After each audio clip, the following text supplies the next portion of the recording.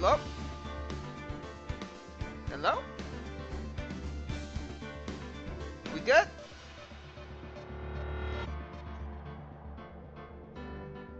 Hey guys, what's going on? What's going on, Destiny? What's going on, Stargazer? Or Quill? Wait, Quill, you want me to call you Stargazer? Or Quill?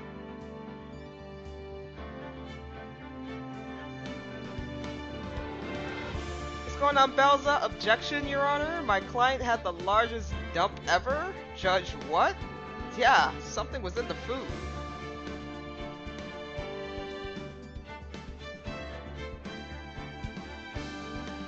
Huh.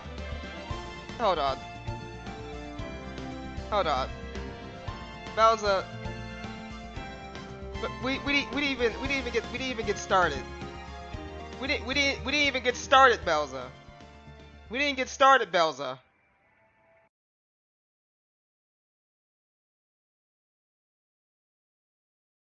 We didn't get started, Belza.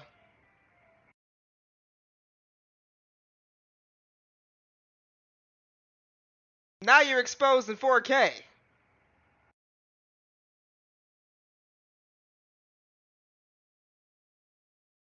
If I remember.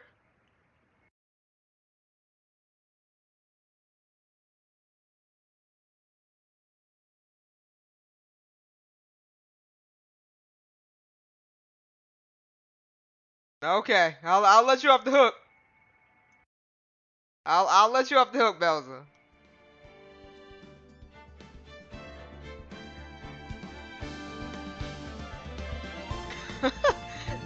Quill is fine? Alright. Excuse me. Alright guys, everybody welcome to the stream. We're doing Phoenix Wright today. We are doing Phoenix Wright today. We're doing case 4 and episode 4, Farewell My Turnabout. I don't know what any of this is about, so we're gonna just figure that out. But yeah, we started out with the exposing Belza in 4K. Real fast. How you guys been doing? It is Friday. It is Friday. And now the moment you've been waiting for. Who will be this year's Grand Prix champion? Who will be our hero of heroes? Oh, they just started right out the gate.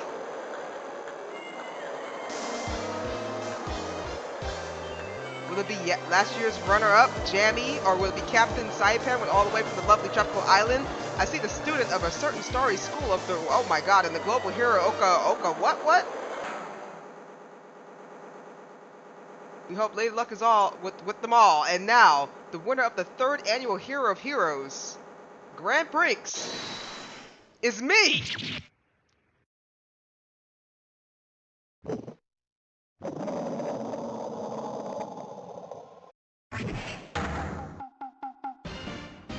Whoa, the true hero of the night has appeared in our midst!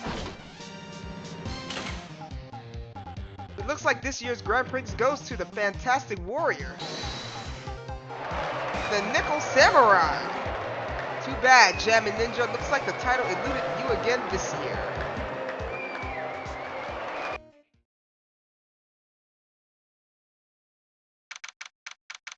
March 20th, 7:42 p.m. Gatewater Hotel. Viola Hall. Remember the McDonald's shutdown? Belza, that was several episodes ago. That was when we were streaming a Fold Apart. That was when we were streaming a Fold Apart.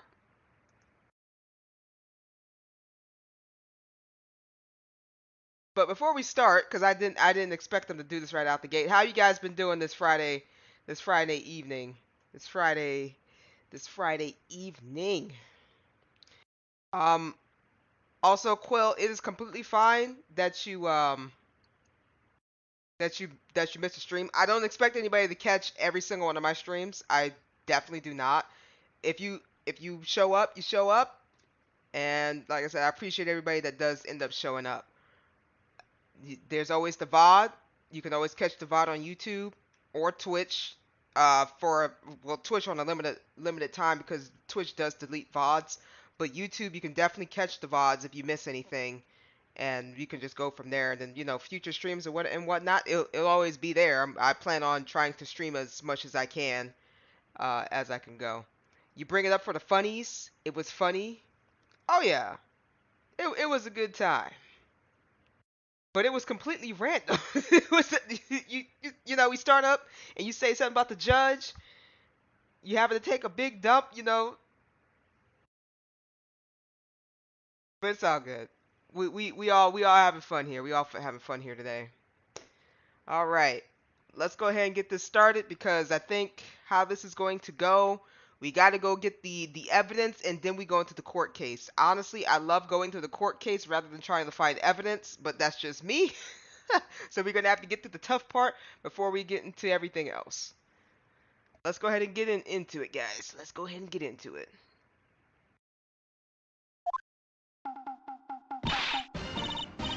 All right, yes. Did you hear that, Nick? Did you? The Nickel Samurai, he did it. Yeah, he sure did. I'm getting too old for this. I'm proud of the guy for doing the series justice.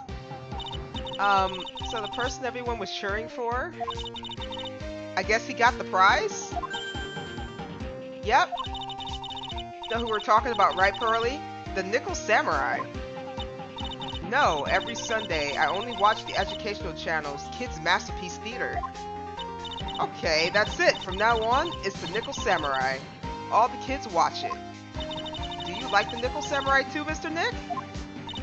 Nah, Nick's an old fart, so he's not allowed to watch it anymore. What do you mean I'm not allowed to watch it anymore? I'm sorry, I thought I was... Okay, you know, that's alright, Maya. That's cool. That's right. But I do like the Kids Masterpiece Theater. Hey, I didn't know you were so young at heart, Nick. Mr. Nick, you're a grown-up. You're not allowed to watch it anymore. Oh, okay, so I guess my TV watching rights is just taken away. That's cool, guys. I'm just not allowed to watch anything, I guess. You're supposed to act your age and have some interest in that match. What? And have interest in that match. But, what if I like it? That's like, okay. So, okay. You know what? You know, we're just gonna keep going. I'm not even gonna say nothing. It's very important. Give it a rest, Pearly. Looks like I made the right choice inviting everyone here.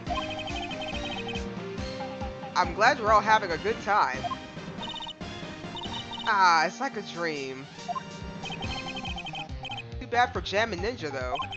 Last year, he lost to the Pink Princess, warrior of Oldie Tokyo. I thought this might be his year. Yeah. Oh, hey, did anyone else think that the Jammin' Ninja looked a little different today? Different? What do you mean? Well, he wasn't carrying his bright red guitar. Hey, you're right. Strange he walk around without his signature guitar. I will never understand these people on their shows. Anyway, Mr. Powers, thank you very much for tonight. That was nothing. I owe you one. So it's just my way of saying thanks. Hey, Nick, come on. It's time to get going to the lobby. There's a post-ceremony stage show that's supposed to start real soon. And then I heard there's going to be a press conference after that. A press conference? Is he going to make a speech about the winnings this year's prize? Well, not exactly. Something about the Nickel Samurai confessing something. Confessing? Sounds pretty serious. Nick, come on! You don't want to be the last one there, do you? Yeah, Mr. Nick, do you? Why me? The show doesn't even start for another 20 minutes.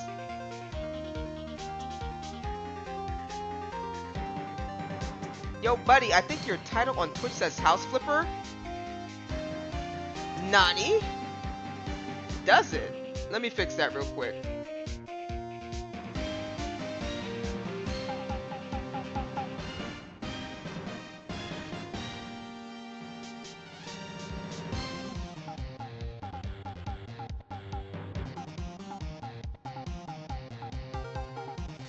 Hold on a second, guys.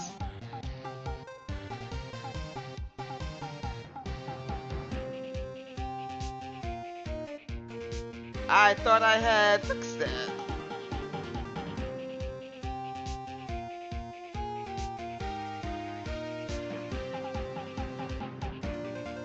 Alright. That should be fixed. I appreciate Destroyer. How you doing? Welcome to the stream. No more TV for you? Nah, Pearl doesn't understand. Pearl doesn't understand.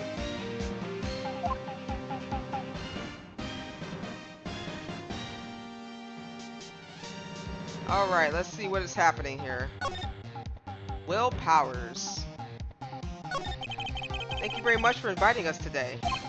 Oh, it was nothing really. Guys like us don't come to a place like this often, so I thought I'd invite you all. Hey, Mr. Powers, what have you been up to lately? Well, since the Pink Princess successfully wrapped up last month, I've been on a kids' exercise show while wearing a rabbit mask over my face. Oh, I see. I'm still really sorry about all the headache I caused you that time, Mr. Wright. Well, what's done is done, so let's forget about it. This is Will Powers. He's an action star. His popularity exploded when he was the Steel Samurai. Oh, right! He was the Steel Samurai, wasn't he? Okay. I see him. He looks like an absolute tank, though. And he was the first case Maya worked on with me with. Too bad you look scary or people know you're a real softie who's good with kids. Thanks. I'm doing good, how about you? I'm doing fantastic. It is Friday. We're playing some Phoenix Wright. We did some House Flipper earlier. So we're just trying to get through this case. Is Derry more funny? What do you mean?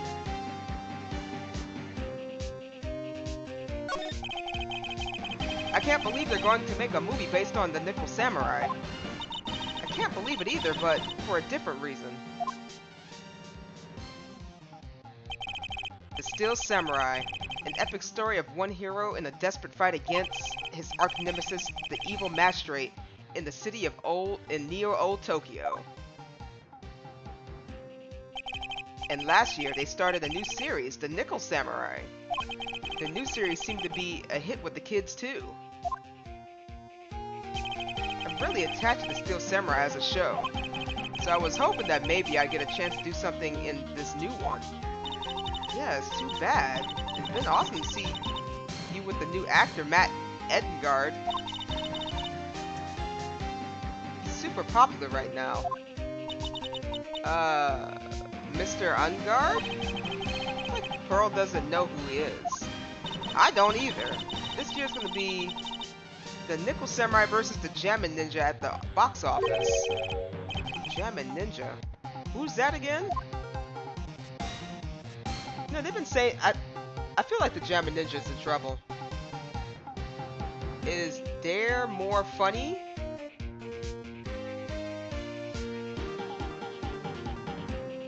Huh? What do you mean, is there more funny? I have no idea.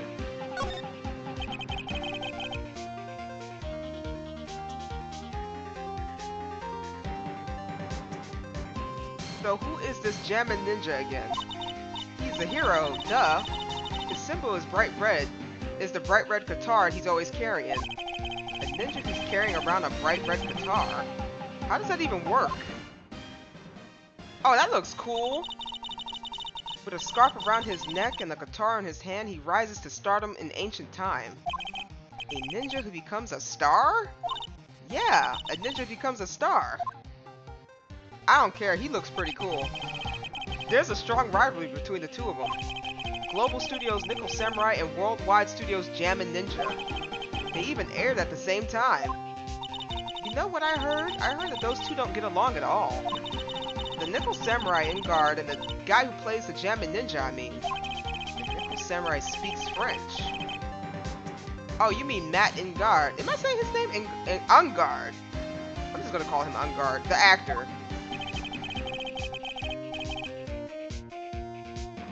I guess even the world of heroes isn't a sparkling happy place. Yeah. This really is a monologue-based game, huh? Oh yeah. It's a lot to read through. But we're gonna get through it. sure is one luxurious hotel. Almost to the point of gaudy, with how it blends together with everything fancy imaginable. Speaking of fancy, didn't that bellboy give me something like that last year? Alright, let's see. Where are we going here? Back. We're moving to the hallway. March 20th, Gatewater Hotel hallway. Wow. What is with this place? Looks like I've stumbled onto Oz or something. Way in the back, there's a sign on for the bathroom. Maybe I should go visit it while I can before the show starts. Help me. Please don't let me find no dead body in the bathroom. Please don't let me find no dead body in the bathroom. You know what? I'm going to be positive about this, and I'm going to just pretty sure make sure that there should not be any dead body in the bathroom. I'm just my courtroom dead body sense is just tingling. I hope there's no dead body in the bathroom. I don't think there is though. I think I'm just tripping out. Shall we witness an event that I may believe is good to make me laugh? Is there more funny? Fellas, I'm not understanding. I'm sorry. Wait, he said the bathroom though. He's going to the bathroom. Am I supposed to... There's a piece of paper taped to the door that says Juan Corrida's room. Juan... What? Juan? I know the J is silent, right? Juan? Juan? Or was it... Is the J silent or is it an H? Juan Corrida. His name sounds like a star's name. I heard it before, but I don't know anything about him at all. There are toilets in each room in this hotel, but since all sorts of events are held here, there are bathrooms for people who aren't staying here to use as well. Perfect for people like me, who can't afford to stay here in the first place. Legit. Okay, what is this one? To Mr. Ingad, from the Global Studio staff. It'd been nice if a lawyer's got flowers too. Something like, to Mr. Wright, from all your grateful clients. Yeah, we need somebody to be grateful to us. I can understand flowers in front of the dressing rooms, but what are the stuffed bears doing here? Could it be that there's an action star with a soft spot for teddy bears? Nah, can't be. Okay, so how do we go to this bathroom that you guys are talking about? Okay, so I pretty much examined everything and... Oh, okay, I guess I wasn't supposed to go. Sounds like the post-ceremony show is about to start. Alright, I'm so pumped. I wonder if he's going to show off his special move today. Nickel Samurai Smelting. Smelting? Actually, what I'm interested in is in the press conference. You mean the big confession the Nickel Samurai is going to make after the show? So what is it? Don't you know what it's about, Mr. Powers? Well, I'm not the Steel Samurai anymore, so I don't have any idea. Sorry. So I guess you are all going to the press conference then. I thought we all have said this multiple times before, Mr. Powers. Yeah, of course. If that's the case, then here, take these tickets so you can get in. Cool. All right, we got the tickets to get into the conference. Huh? I explain what that means in detail. Okay. Thank you very much. Let's get going to the lobby. It looks like it's over for this. It's over this way, Mr. Nick. Okay, for great justice. Okay, let's go.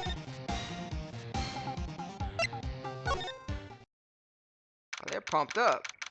March 20th, Gatewater Hotel lobby. Only a real gaudy hotel would have such a large gaudy lobby to match. I think they're going to have a post-ceremony show over there. They're using a compact stage, I see.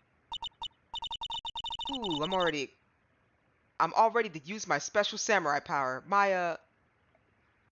Girl, let's calm down. What, you don't have... Oh, wait, she does have powers. Rain check. Never mind, take it back. Rewind.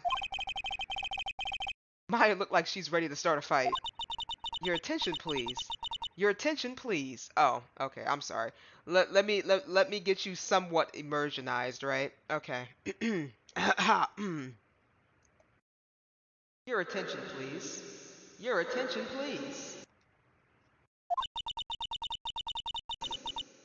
The Nickel Samurai's post-ceremony stage show will not be held tonight due to unforeseen circumstances.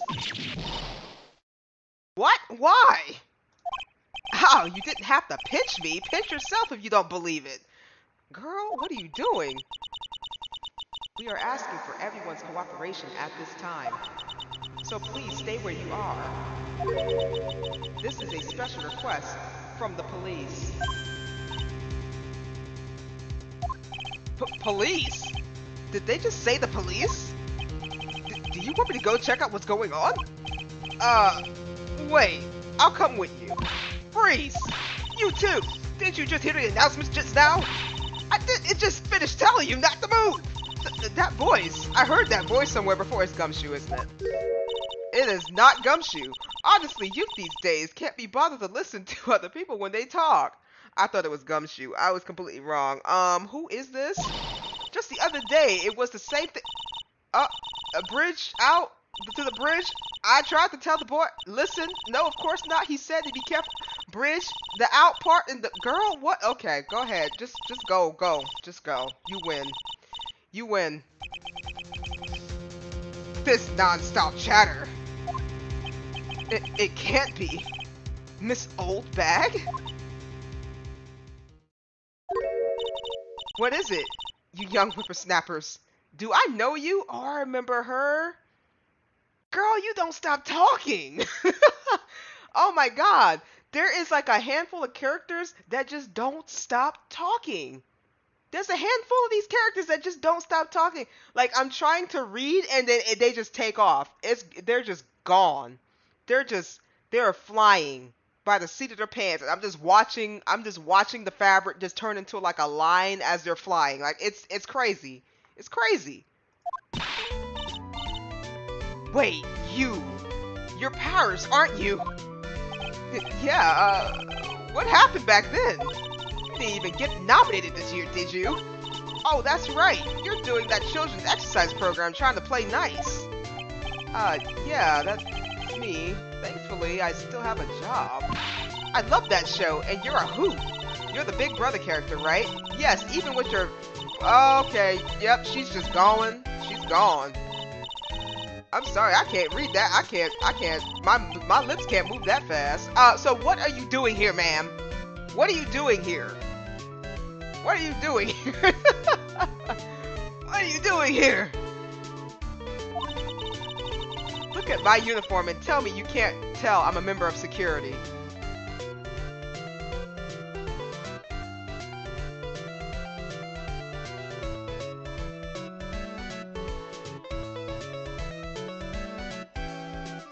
Can any of you guys tell that she's a member of security? I thought she was an actor or just a space astronaut. I mean, you know what? Let's go. But that outfit. Annoying, nosy brats. Get the blaster.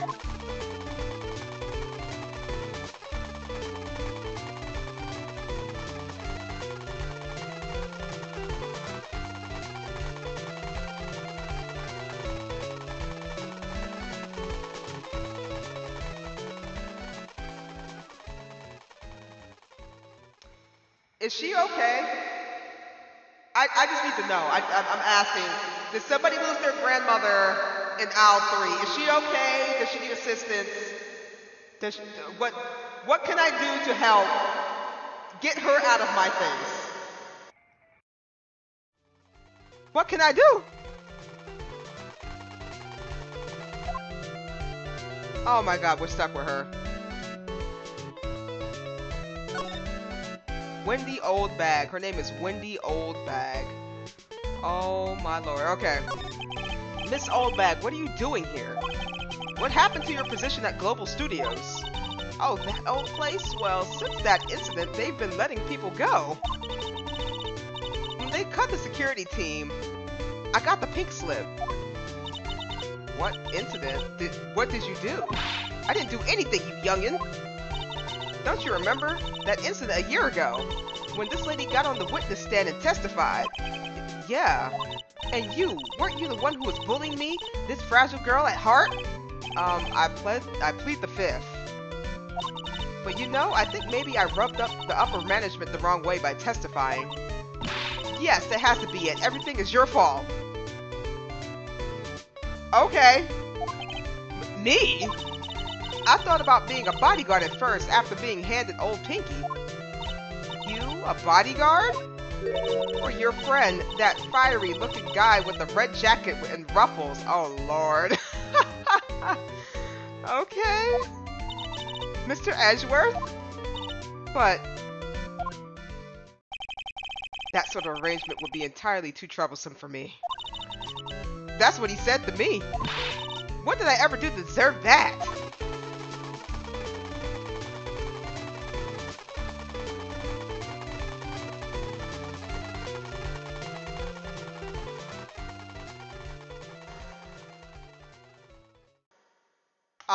Again, did anybody lose a grandmother wearing a astronaut suit with a space helmet with some sort of weird toy gun? If there's any way that I can assist getting her out of my face, please let me know. I will help you to the best of my ability. That or I'm going to dive myself off of a cliff and fight Wally. Thank you. Thank you. Thank you for your understanding.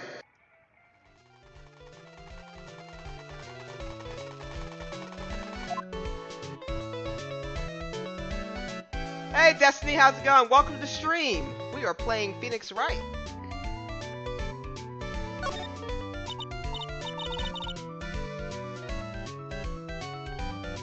So did something happen? I don't have all the details, but it looks like another one of those incidents happened again.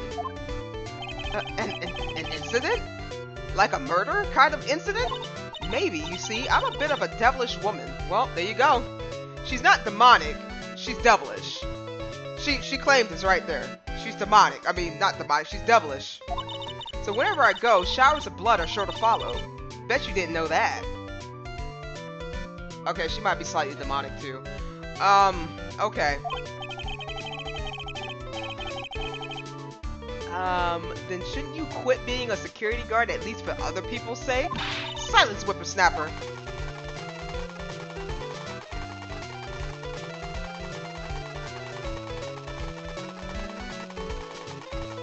I'm just gonna put this out there.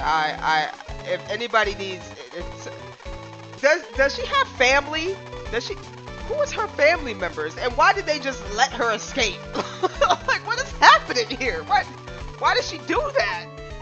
Hey, Nick. What is it? I don't like that devilish smile playing on your lips. Let's make like we're going to the bathroom and check things out. Maya, I need you to sit down and reevaluate that sentence that you just told me. Let me make sure I read that correctly because I could be dyslexic. Let me see. Let's make like we're going to the bathroom and check things out.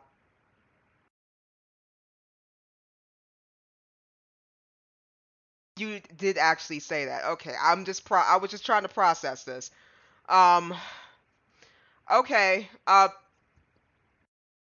Ladies, please beware that this sentence is very, you don't ask a grown man to let's make like we're going to the bathroom and check things out.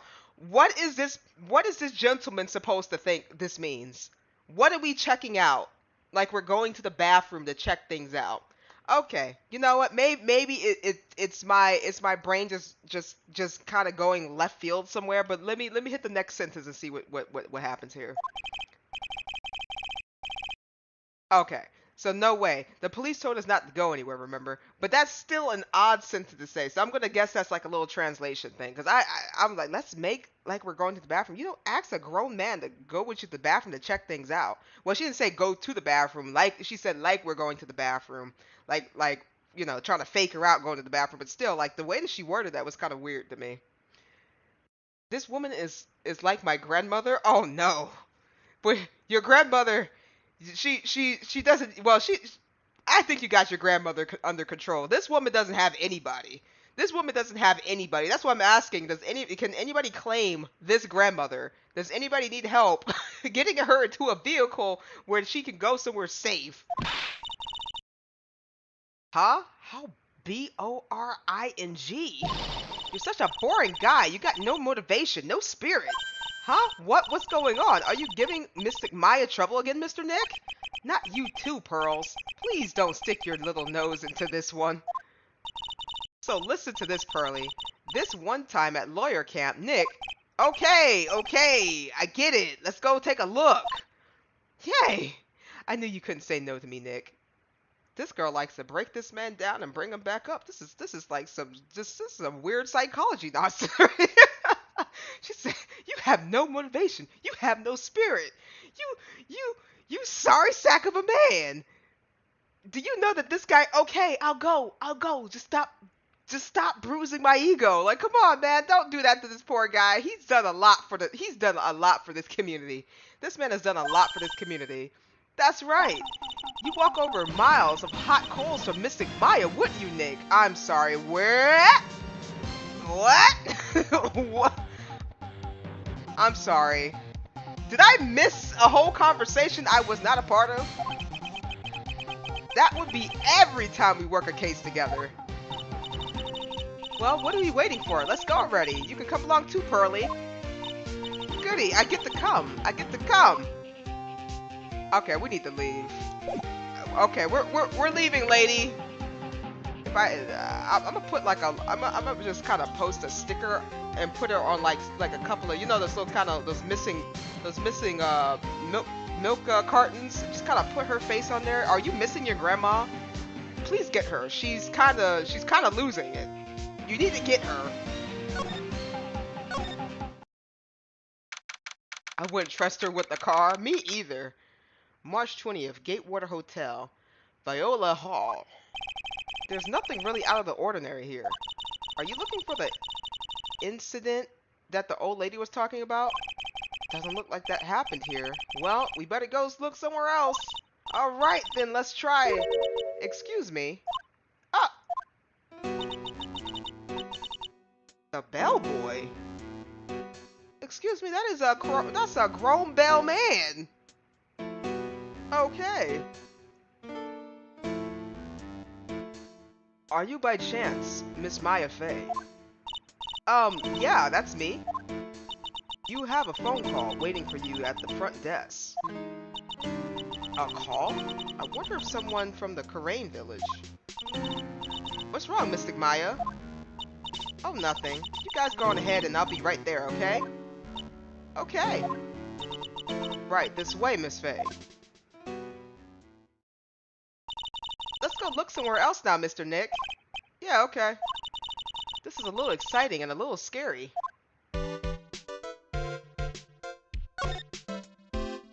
The hallway, the hotel lobby. I guess the hallway would have to go to the hallway. March 20th, Gatewater Hotel hallway. I told you! I get people the info they want, which means I've got the right to know. Nope, don't care who you are, pal. We're still investigating, so you can't go in. What's your problem? Just you wait. It'll be over the morning paper. Scruffy detective secret scandal revealed. You'll see. I'll get you back. Why does that sound like that country lady? Those two sound pretty serious. This southern accent can only mean, yep, that's what I was thinking too. Hey, right. Hey, Lotta. God dang it, it is her. I'm sorry if I have a horrible country accent and I offend a whole bunch of people.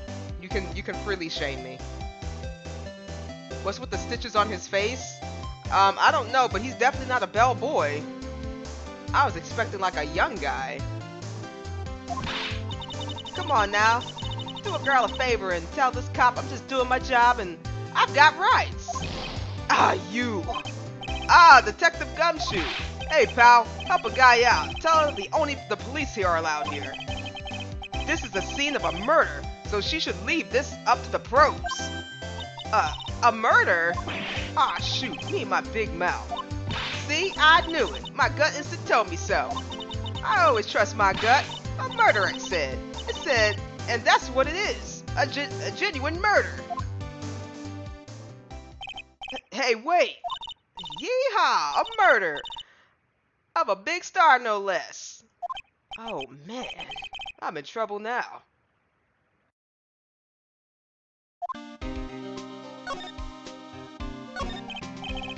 So, Detective Gumshoe. A murder?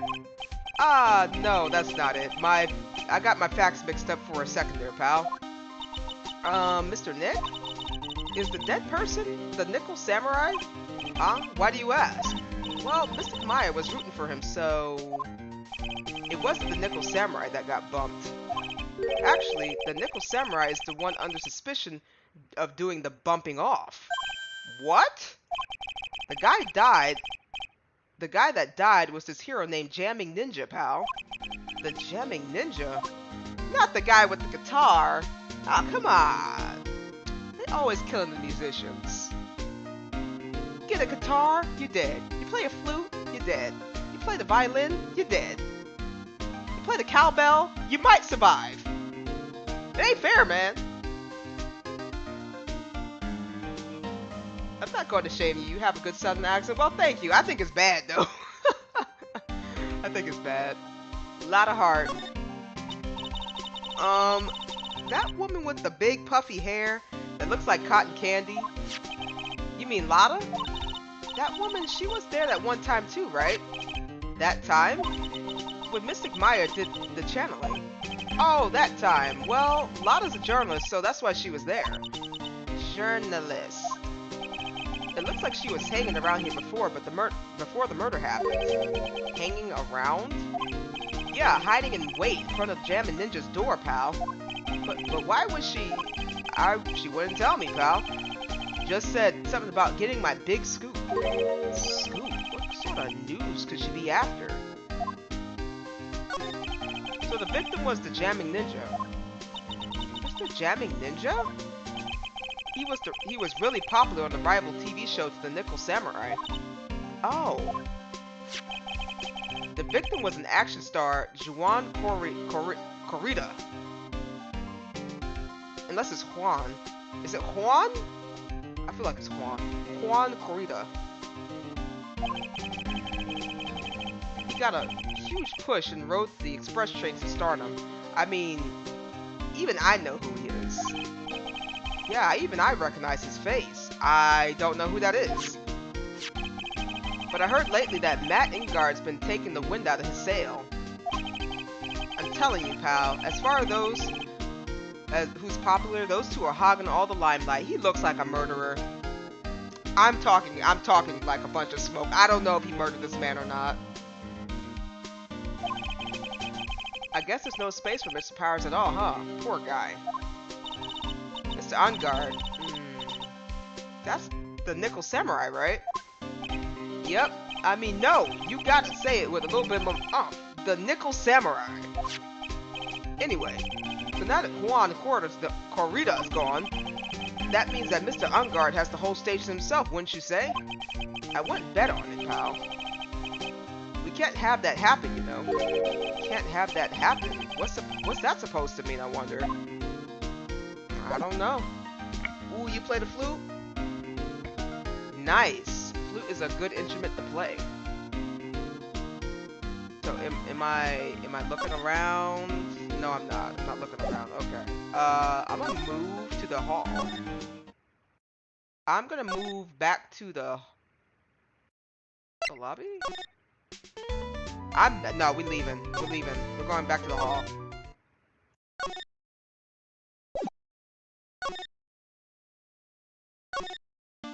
Okay, so what am I supposed to do? I talk to him. I don't know. Do I give you a right ticket? Would you take a look at this for me? Listen, pal. I'm not leaking information about the evidence to you this time. If I do, my salary's really gonna get. And then I won't even be able to get those instant noodles down at the discount market. Oh, I'm sorry, dude. So what do you expect me to do?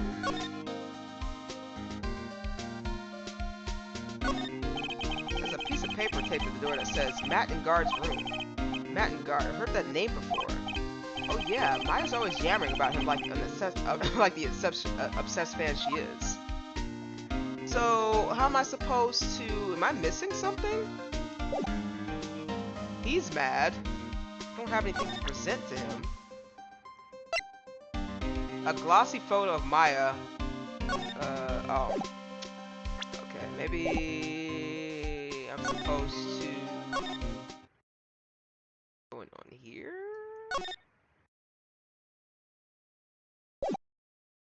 Oh. Okay, maybe I gotta go to the hotel lobby and talk to her. No.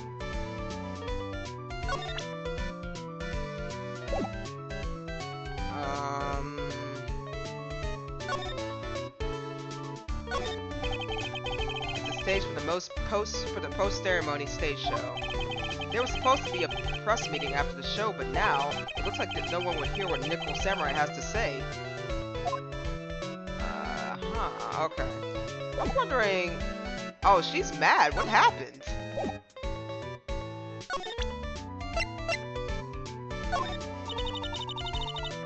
These eyes of mine are real pros now. Pros? Pros at doing what? At doing police work, of course. My eyes are like a hawk. And my professional eyes spot a messy bloody incident. That's why I don't have time for you meddling kids and your petty little things. Okay.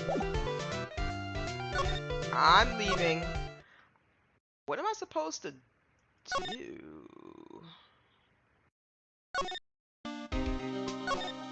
Okay, Gumshoe, you're not really helping me, so can I don't know, I guess I'll just click around until something happens.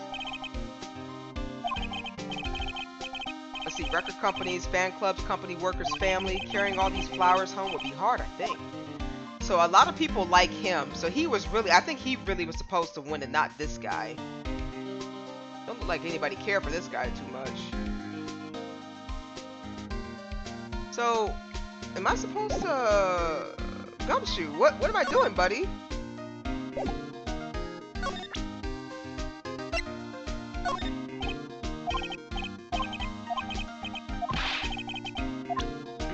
Okay, can I flash my badge at you?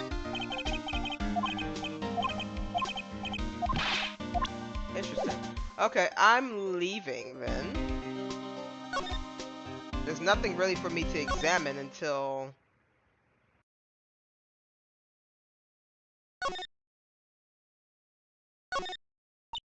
So that's called a chandelier, right? Yep. What is that for? What does that do? Well, it's for lighting up a room, Pearls. Mr. Nick, can I look down now? My neck hurts. There's a grand set of doors over there.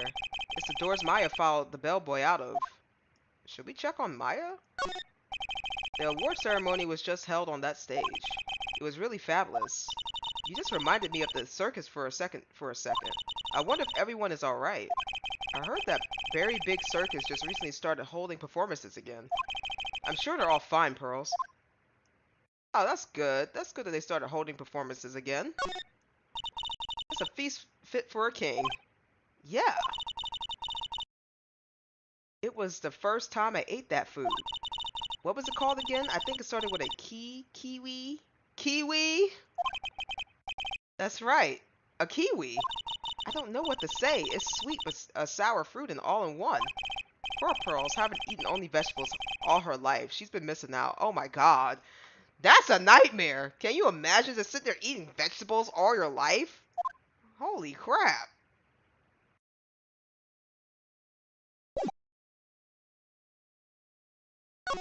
Okay, I don't really know.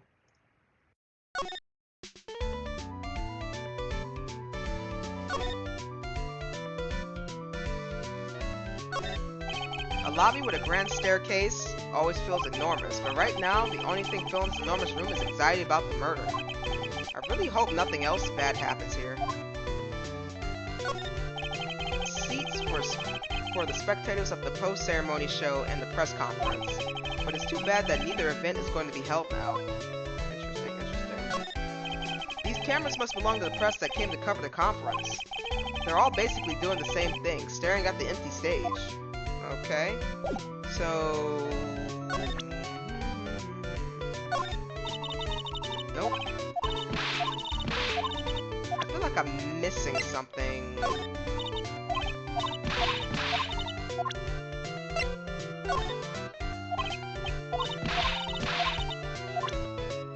Okay. So we need Maya.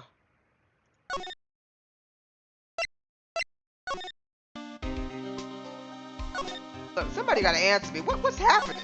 Are you gonna talk to me or?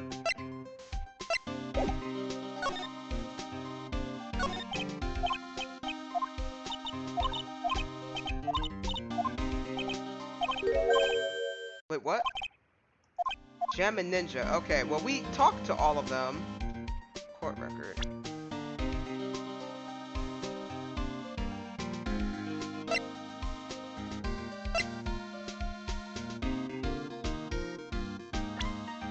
Oh, maybe I need to ask. Wait, can I do that?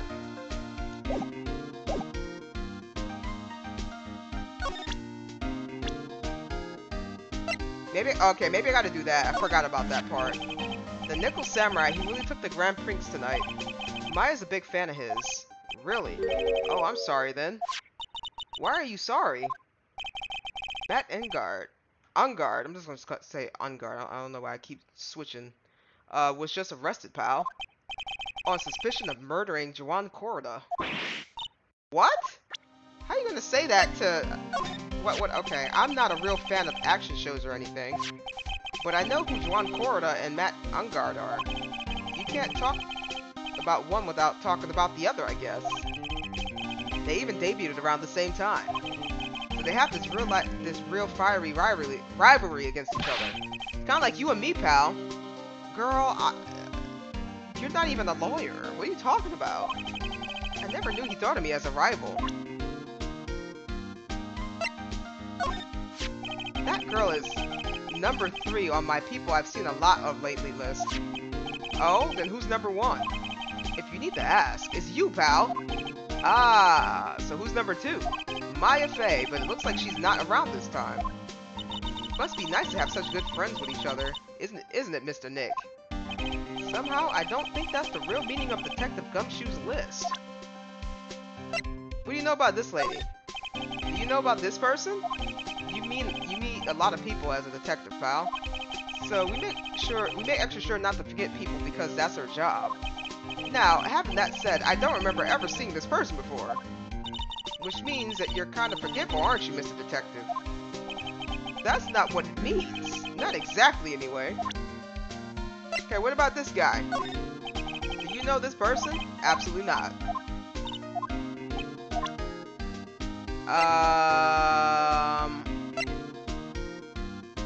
I shouldn't even ask, but I was really shocked by what happened to her in that one case. I didn't know she had such an awesome power. Awesome power? I thought maybe I should do some self-improvement and take up a hobby. So I went out and bought some morning glory seeds and planted them all, pal. That's a good way to improve yourself. Huh. Well, it's nothing really. Okay, so I got no evidence out of him. Oh, arrested? Why was Mr. Ungard arrested? Sorry, pal, but that's not something I can tell you. We just started the investigation, so we don't want any leaks. Looks like yet again, Steel Samurai Hero is in the hot water. Mr. Nick, if Mr. Maya knew about this. Yeah, I know. She made me take this case. I know. Is that all we got? I can leave now?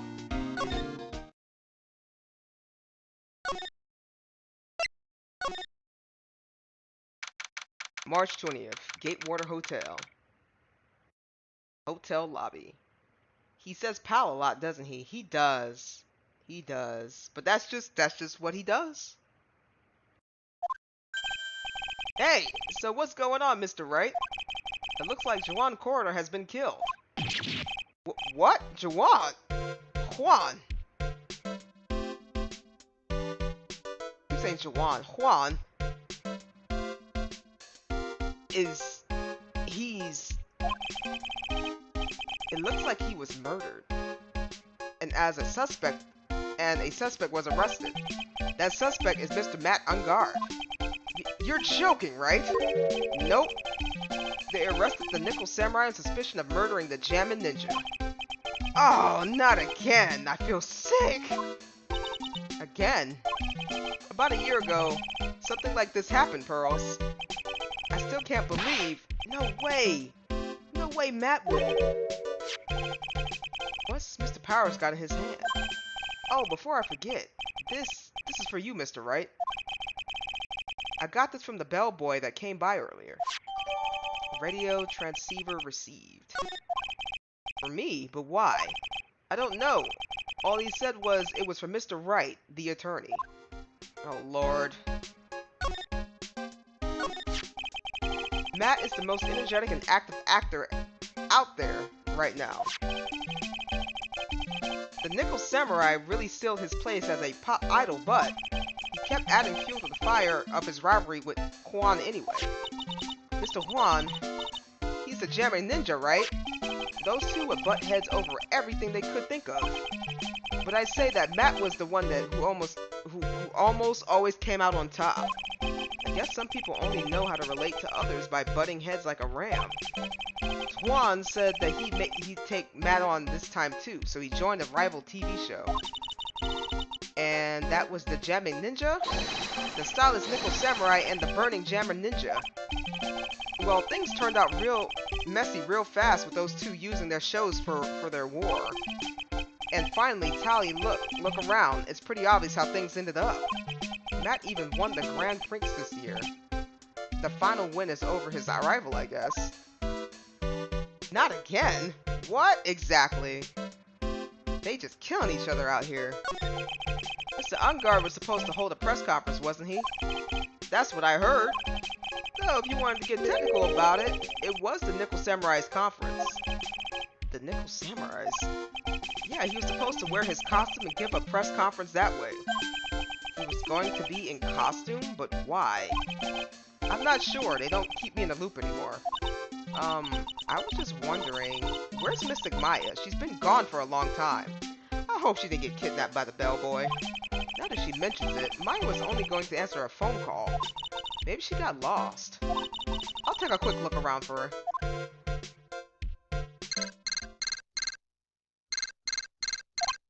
Ugh. What is it, Mr. Nick? Huh? I'm not even sure. It's coming from this transceiver. Yes? Hello? Right here? Is this Mr. Phoenix Wright? The attorney? And you are? You don't need to know who I am. What do you mean? You call me, you don't tell me who you are. I hang up. But that's not gonna happen here. I think you have other things to be concerning yourself with, such as help, Nick! Oh my gosh, you got kidnapped. God dang it. God dang it. God dang it, Maya. God dang it, Maya. Oh my god. I can't believe she got kidnapped.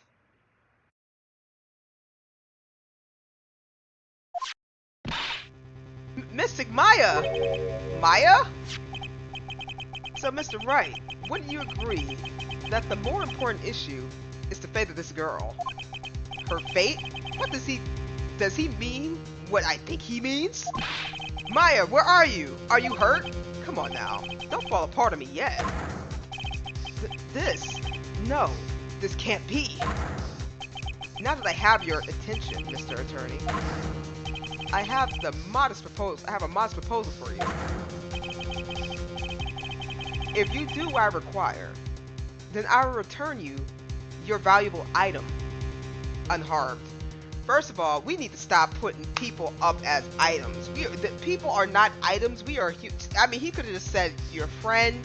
He could have said your partner in crime. He could have said your secretary. He could have said anything. But item kind of bothers me a little bit. But you know what? We'll keep going. What is this called again, in your fancy lawyer terms? Kidnapping for ransom. Yes, that's it. This is a kidnapping. Ah, Mystic Maya! Ah! My sight. Everything's fading away. Maya. Maya. Maya's been kidnapped. You there? Mr. Attorney? Are you there? How much? How much do you want? Very good, Mr. Attorney. I'm glad you have such a good grasp of the situation. Hurry up and state your condition and then return Maya. Money is not what I seek. What? What I want is a certain verdict. I would like a complete acquittal. Complete acquittal? What in the world have you done to need? I am not the person you will be representing. What? You are currently at the Gatewater Hotel, are you not? And I know that a murder has just taken place there. Juan Corder was killed, and the suspect is Matt Ungard. You are, as expected, quite on top of things, Mr. Attorney. Now then, what I want is very simple. I want you to obtain a complete acquittal for Matt Ungard. Matt Ungard? Why? He did not kill anyone. I can attest to that. However, what? However, someone is framing him for the murder.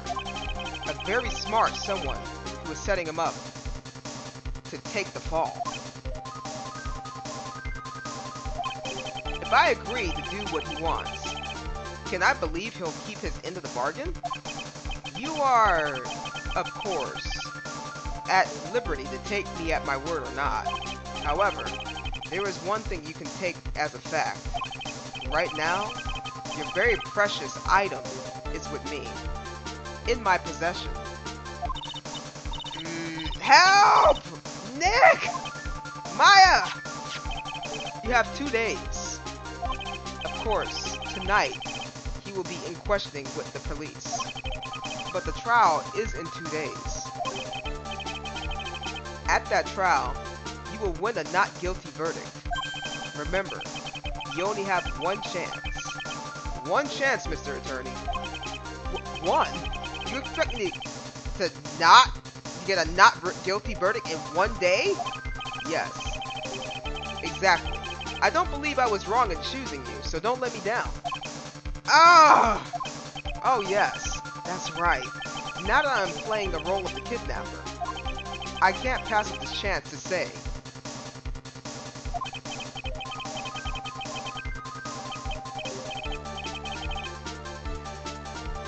and don't even think about calling the cops. Not great, but you get the idea. Dang it! Who the heck are you? Very well. I'll tell you that much. My name is the Killer. I'll be back in a little bit. Bye, Chaos. Alright, I'll be here. We still got a long ways to go.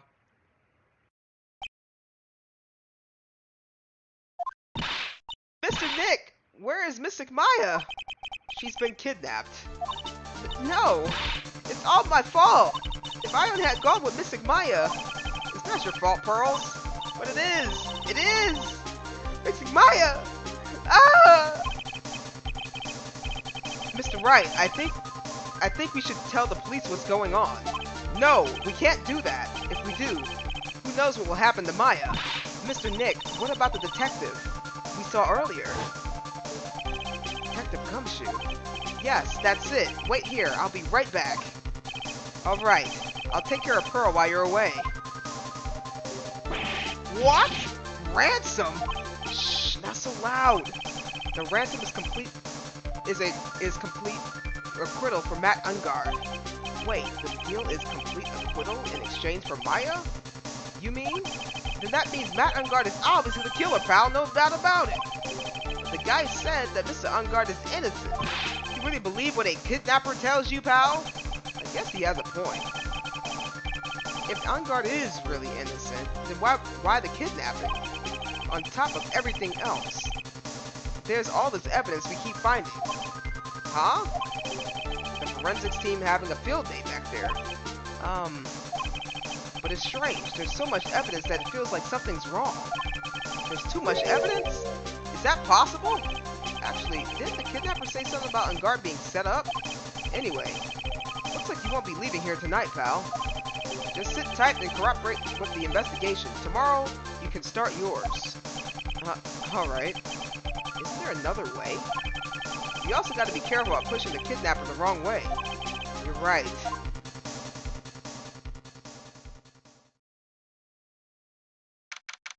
Date? Time? Location? We have no idea what's going on, essentially. We have absolutely no idea what's happening.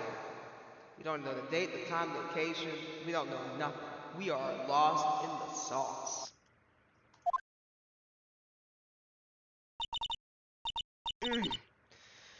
Ow, my head. Where am I? I wonder if I'm still in that hotel. What happened to me? Nick, Pearly. Come on, you guys. This isn't funny anymore. I see. You have awoken. Ah! What? Who are you? Me? I am known as Day Killer. Day Killer? You mean like an assassin? I am too young to die. Don't worry.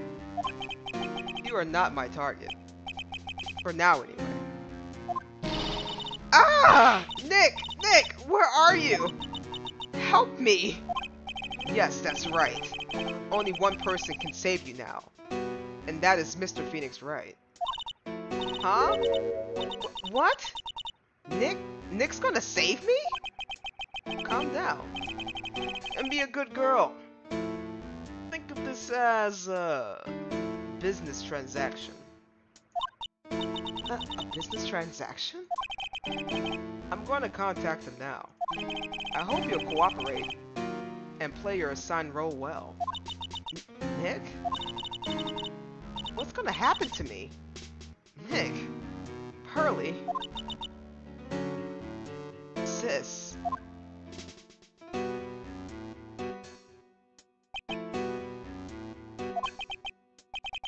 Is this Mr. Phoenix Wright, the attorney? You don't need to know who I am. I think you have other things to be concerning yourself with, such as...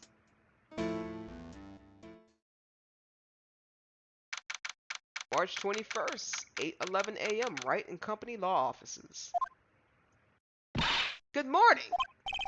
Morning, Pearls. Mr. Nick, come on, let's hurry and go and see Mr. Ungard. We have to wait a bit, Pearls. Visiting hours don't start until 9 a.m., so... Oh, I see. Miss Maya. If only I had gone with you. Poor Pearls. She's been like this since last night. We managed to get home somehow yesterday evening. Thanks to Detective Gumshoe gently holding her by the hand and leading her here. But by the looks of it, I don't think Pearls got any sleep at all last night. Mr. Nick. Mr. Maya. She's alright, right? Yeah, she's alright. Either way, I'm gonna save her. You can trust me on that. Please, help her. I'm only able to stay this calm and collected because Pearls is doing the crying for the both of us. I have a thought. Huh? You're going to represent Mr. Ungard, aren't you? Yeah. I don't really seem to have a choice. But what if he is the real murderer? What would you do then, Mr. Nick? Would you fight to get a not guilty for a murder to save Mystic Maya? Pearls, let's talk to Mr. Ungard first, okay? We can think of all the bad things we want, but it doesn't change a thing. Yeah, you're right. I'm sorry. I can't stop thinking about it. Pearls, you're really worried about Maya, aren't you? I don't really have anyone else left in this world. What do you mean? My family's all gone. Family? My father? He left my mother and the village behind and went away. Oh, I'm sorry. And my mother, she did that thing all for me. Mystic Maya, she's like a sister to me. She's all I really have left in this world. I feel that. I'm sorry, man. Alright, well, let's go ahead and get to work. You know, standing in silence isn't gonna really help us too much. You know, the quicker we move, the better, right? Right, Pearls? March 21st, 8:57 a.m. Detention Center Visitors Room. We couldn't wait for the visiting hours to start, so Pearls and I came down here early to visit the one nickel samurai charged with the murder of Jammin Ninja. On guard. Good morning. How are you today? I know the situation might be a little tough for you. Where... Oh, sorry, dude. I already signed up. Excuse me? I already have life insurance. I signed up a long time ago, because my job is, you know... Oh, no. We're not an insurance salesperson. Really? Dude, I don't need that right now either. What? Fire extinguishers, I mean. This building isn't my house, so...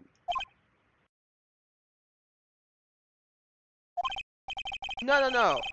We're not here to sell you fire extinguishers either. I'm a lawyer. My name is Phoenix Wright. A lawyer?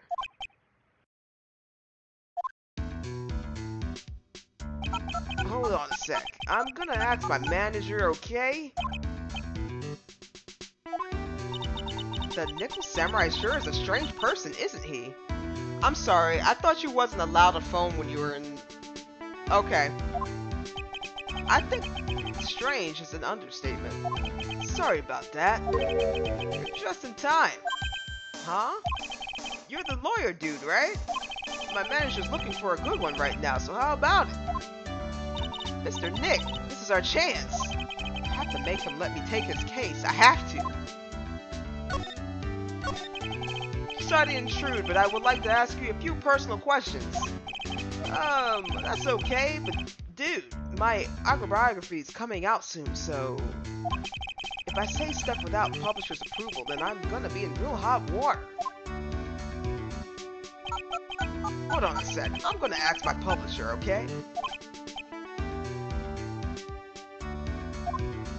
Mr. Ungard is so lucky he has so many people he can talk to. I don't think he's supposed to be talking to these... Okay. I don't know if he can actually have anyone he can really talk to.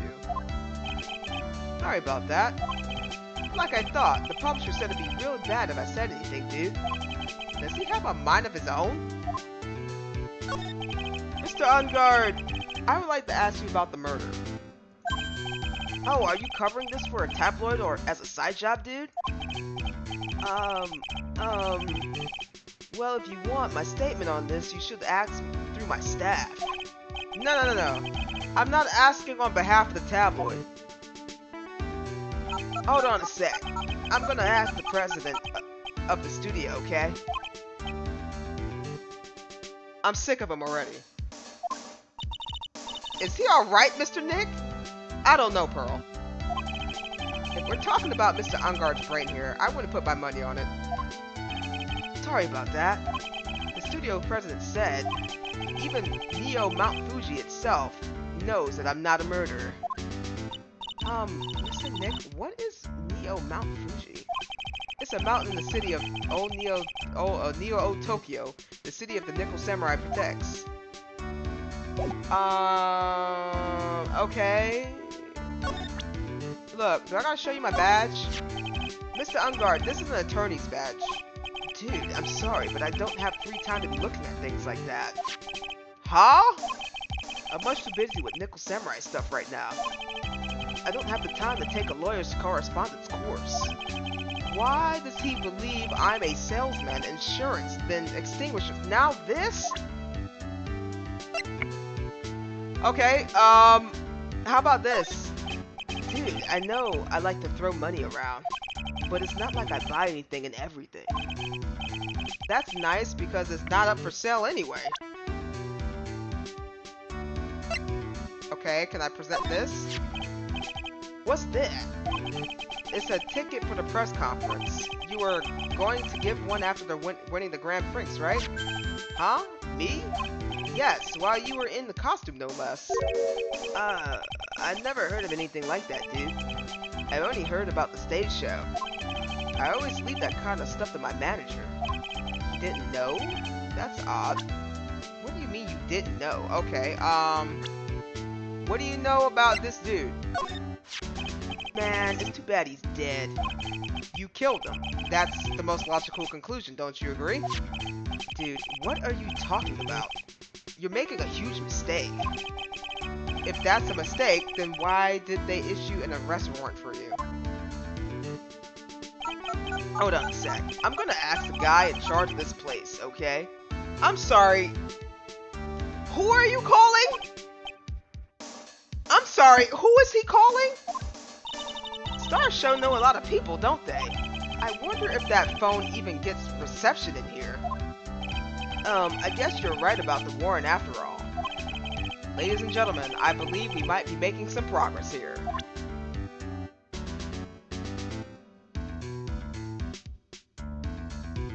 Okay, I don't think he's gonna... Nope.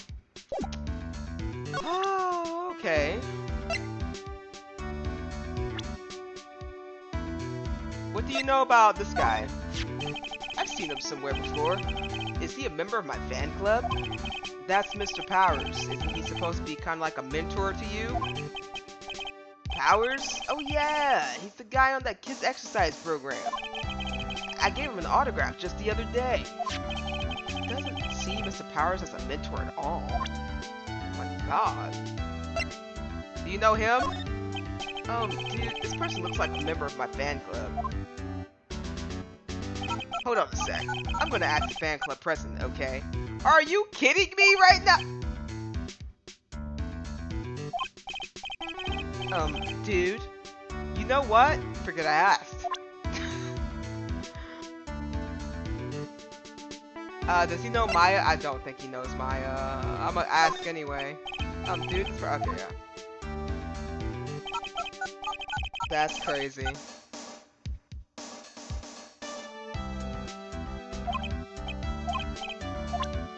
So what is it that I'm supposed to be? Where?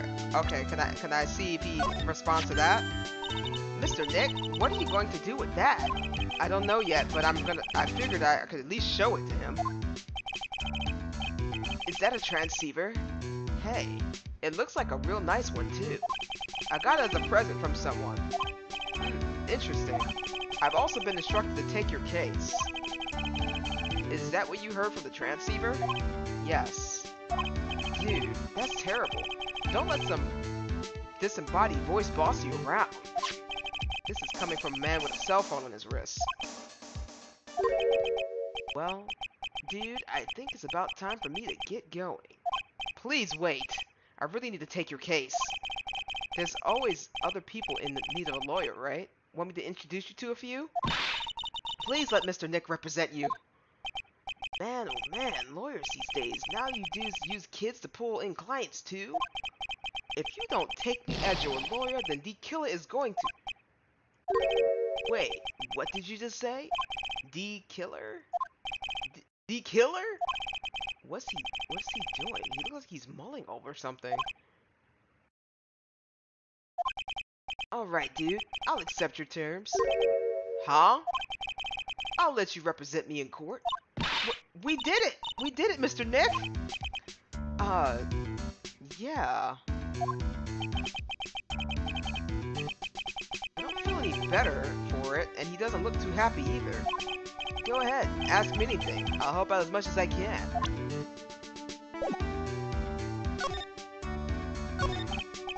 Man, I thank my lucky stars that people know my name. Well, you're quite the hero and you're in the national spotlight. I didn't know who he is. Does that mean I'm not a good citizen? It's really great to be the Nickel Samurai. Dude, lately I just keep on getting more and more popular. True enough. The Nickel Samurai is very popular among high schoolers and secretaries right now.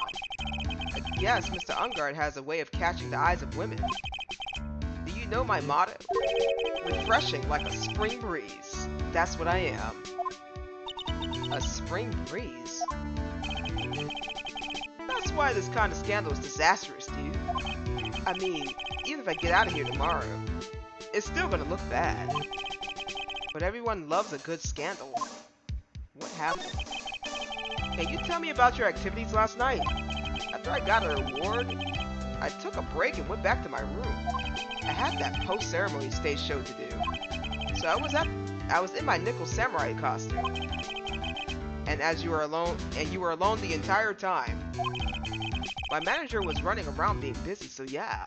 Because of the press conference you were supposed to hold after the show, I told you, dude, I have no idea about any press conference, alright? That's strange. I thought Nickel Samurai was going to confess something. Anyway, when I was leaving my room, that's when I noticed it was kind of noisy. Mr. Korra was already dead at that time? Yeah, that's what I gathered anyway from my manager. I'm beginning to gather that this guy can't do anything on his own. And that's when the detective in the green coat showed up. He searched me, and then out of the blue, the dude arrested me. About you and the victim, Mr. Juan Corrida, what sort of... That's got nothing to do with anything, dude. Man, with that face of his, you can't even tell he's the same age as me.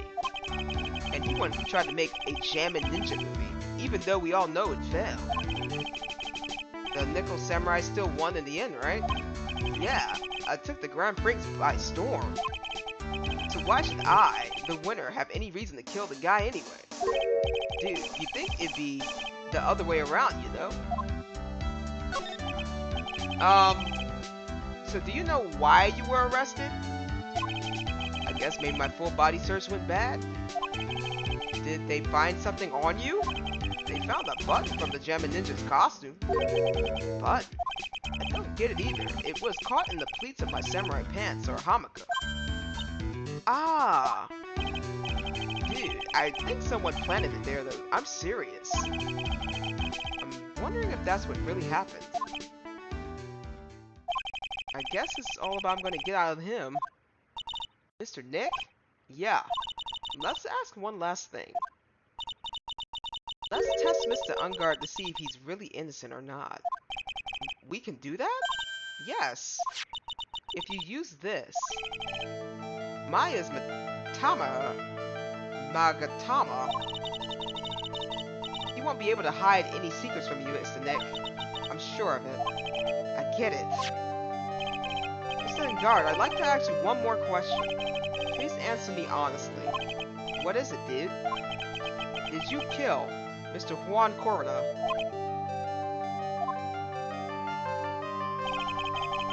Please put the phone away and answer this question yourself. Alright, just so we're clear, dude. I didn't kill anyone.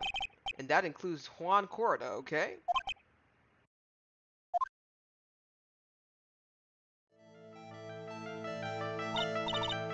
Well, Mr. Nick? Nothing. Not a chain or lock in sight. Which means it's alright to trust him. Yeah, it does appear that way. Well, at least I can breathe a sigh of relief knowing my client is innocent. The trial's not tomorrow, right? I'm counting on you, dude. Be continued. Oh, okay, that was a quick be continued, but we don't have no evidence.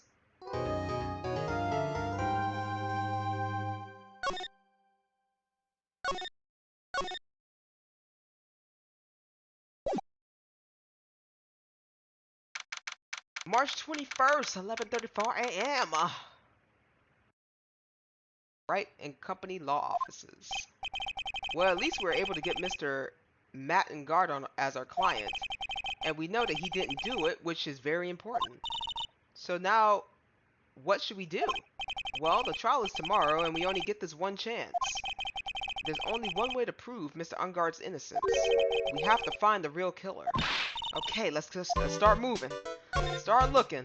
What to do? Since there were no psychic locks, then that means we can trust Mr. Ungard to be innocent. I really feel much better knowing that. Ever since last night, I was worried. I kept wondering, what if he's the real killer? What then? Hey, I have something I want to ask you, Pearls. Okay, what is it? Why are you so interested in how Maya and I get along? I mean, she and I don't have anything special Huh? What do you mean? But I thought you and Mystic Maya were... I've been mistaken all this time? No way! Ah, she really wasn't kidding. Pearls actually believes Maya and I are... Maybe I should have just left it alone. Mr. Nick, stop it. Don't hide your true feelings from me. Girl, what? Ow, she slapped me! She what?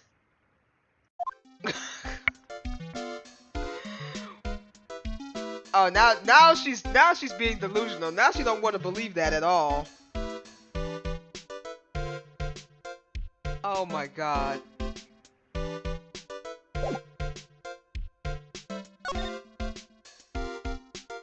Alright. Let's get to the detention center.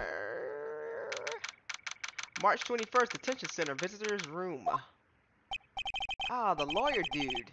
So what did you find out? Well, I'm still in the middle of investigating. I see. But I've already told you everything I know, dude.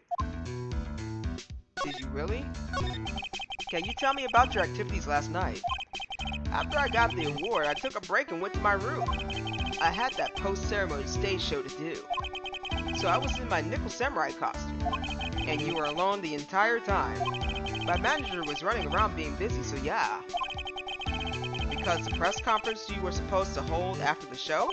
I told you, dude, I have no idea about any press conference, alright? That's strange, I thought Nickel Samurai was going to confess something. Anyway, when I was leaving my room, that's when I noticed it was kind of noisy. Mr. Corrado was already dead at that time. Oh, that's the wrong voice. Yeah, that's what I gathered anyway from my manager. I'm just gonna have this dude talk like that. I'm beginning to gather that this guy can't do a thing on his own. That's when the detective in the green coat showed up. He searched me, and then out of the blue, the dude was arrested me. Okay, so we already went through this. About you and the victim, Juan Corrado. What sort of? Okay, okay. So we basically this is the same thing we talked about yesterday. Okay, cool. So we need to leave. Go back to the the office, and then go to the hotel. March 21st, Gatewater hotel lobby. That was almost a mouthful. I'm not gonna lie. Gatewater hotel lobby on the 30th hotel floor. Hey, what do you think you're doing? You can't come in without. Good morning. Hold on, it's you. What's going on around here?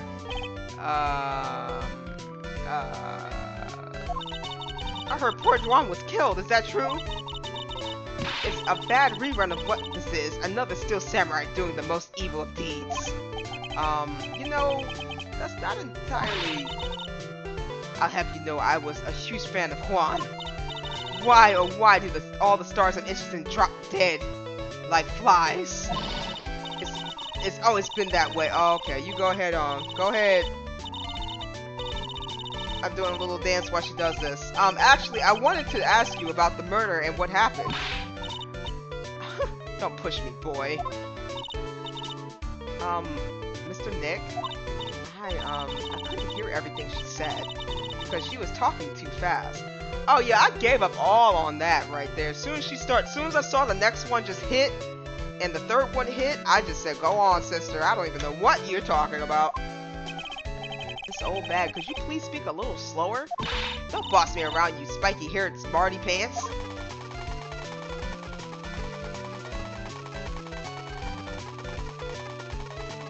Somebody please get this woman. My dear Hammer died a year ago in that dreadful murder. And only recently did I finally find a star that makes this heart go ba-dump again. I don't know what to say. I ask you, why does every star I cheer for always end up kicking the bucket? I'd watch your words. No one's gonna get away with saying anything bad about my Juan. But I haven't said anything. Like, literally, I haven't said anything at all. Well, I don't believe a word that woman says. Huh? What woman? That irritating backwater girl with the afro and the horrible country accent. Hey, look, now you can't be dissing on people's afro, okay? That's not respectful in the slightest. You don't. Her afro, it's a little funky, but it got a little bit of a unique style and taste to it, okay? We can't be dissing somebody's afro like that. That is so disrespectful. I mean, what is the matter of speaking? What is that manner of speaking supposed to be? And why does she never stop? Why do you talk so fast? Honestly, women these days, they don't know the meaning of the word. And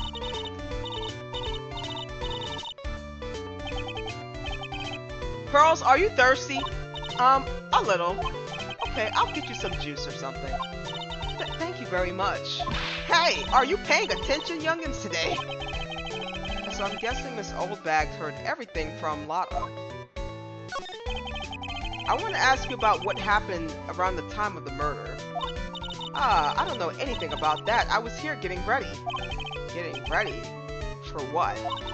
The show, of course. Well, and the press conference afterwards. Cue mysterious music for the magical press conference.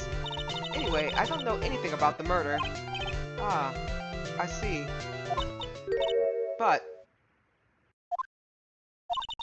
if you're talking about what I saw, that's different.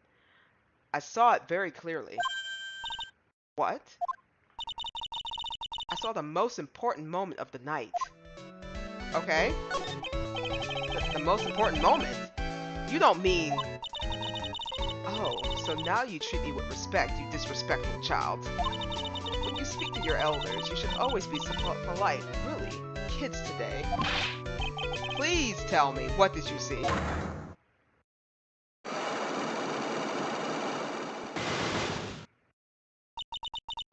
The murder last night was gruesome, wasn't it? But then, what murder isn't?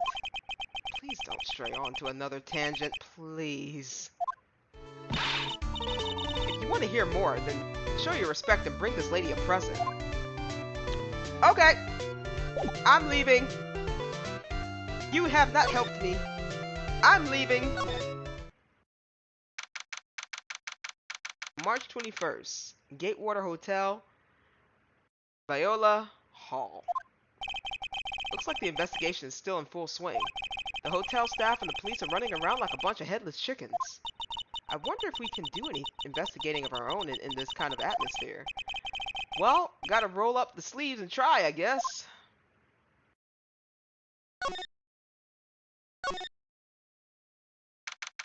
March 21st, Gatewater Hotel. Hey there! Been waiting for you, Mr. Lawyer. Lotta. Hey, Mr. Cop fella. The thief showed his face. What? Arrest him. Put him on trial. File him guilty. Give him the death penalty. Whoa, wait a minute. Hold on, wait a minute. What thief? What are you talking about? Hold on. Pause. Hold the phone. Pause. Pause again. Pause a third time. Comma, exclamation point, question mark. What's happening? Why am I guilty? Why am I being put on the death penalty? I just got here. What's wrong, Lotta? Are you feeling alright? Look here, and there, and up and down the mountain, but it ain't there. So why don't you hurry up and give it back to me, you creep? What are you looking for? My camera! C-A-M-E-R-A! It's my lifeblood. I'm gonna die without my $700 camera. Your camera? Look, don't lots of people say the criminal always goes back to the scene of the crime? And looky here. Yeah. Yep. Here I am. Faced with a lot of trouble. Huh? So you lost your camera. It ain't no ordinary camera. You buy it in the store and it's $1,600 brand new. Huh? But didn't you just say you bought it for $700? I had a nice long talk with the guy at the store, about 5 hours, I reckon. I made this itty bitty scratch on it, and the manager got all huffed up in the face. He gave me his talking to, and was real mean about it too, that he done made me cry at that. So when did you lose your camera? Last night, after the murder happened. It must have been when I was busy running around looking into things. That's when I lost sight of my dear, darling, expensive sweetie. Lotta, what did you capture with that expensive camera of yours? I don't rightly know. I snapped a shot of anything that caught my eye. So I don't remember. And besides, I couldn't get anything from my big scoop. I wonder if Lotta's missing the camera is even connected to the murder. Okay. Lotta, please tell me what happened. Please tell me what you know about what happened at the time of the murder. Well, from before the ceremony last night, I was hanging around here in this area. Yeah, actually, I was here until around that time. This unguard was arrested. What were you doing here? You sure went to school, city? You sure you went to school, city boy? Whenever Lotta Hart goes, there's a story to be found, a big scoop to be had. A big scoop. I told you before, I'm gonna be the best tabloid photographer the world's ever seen. Second, of course, that means I'm always looking for the perfect shot. I wonder what scoop she was after this time. Although I was also on the lookout for other stars that were here. So maybe I wasn't here the entire time. Lotta, are you sure you weren't here the entire time? So you could take a picture for your big scoop? Well, maybe I was. But that's what real journalists do. I got some juicy inside info, so I thought to myself, why not get a picture for proof? What kind of story was it that you would hang around here?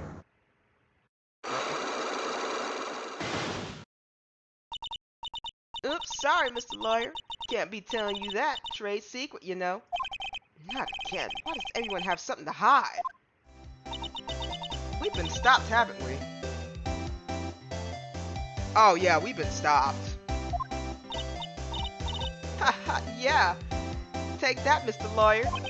I'm glad someone around here is happy, Miss Lotta, in your eye rule smile. Alrighty, so let's go back to... Oh, that's new. March 21st, Gateway Water Hotel and Guards Hotel Room. Where are we? We're in Matt's Unguard's dressing room. This is our client's room. May I help you with something?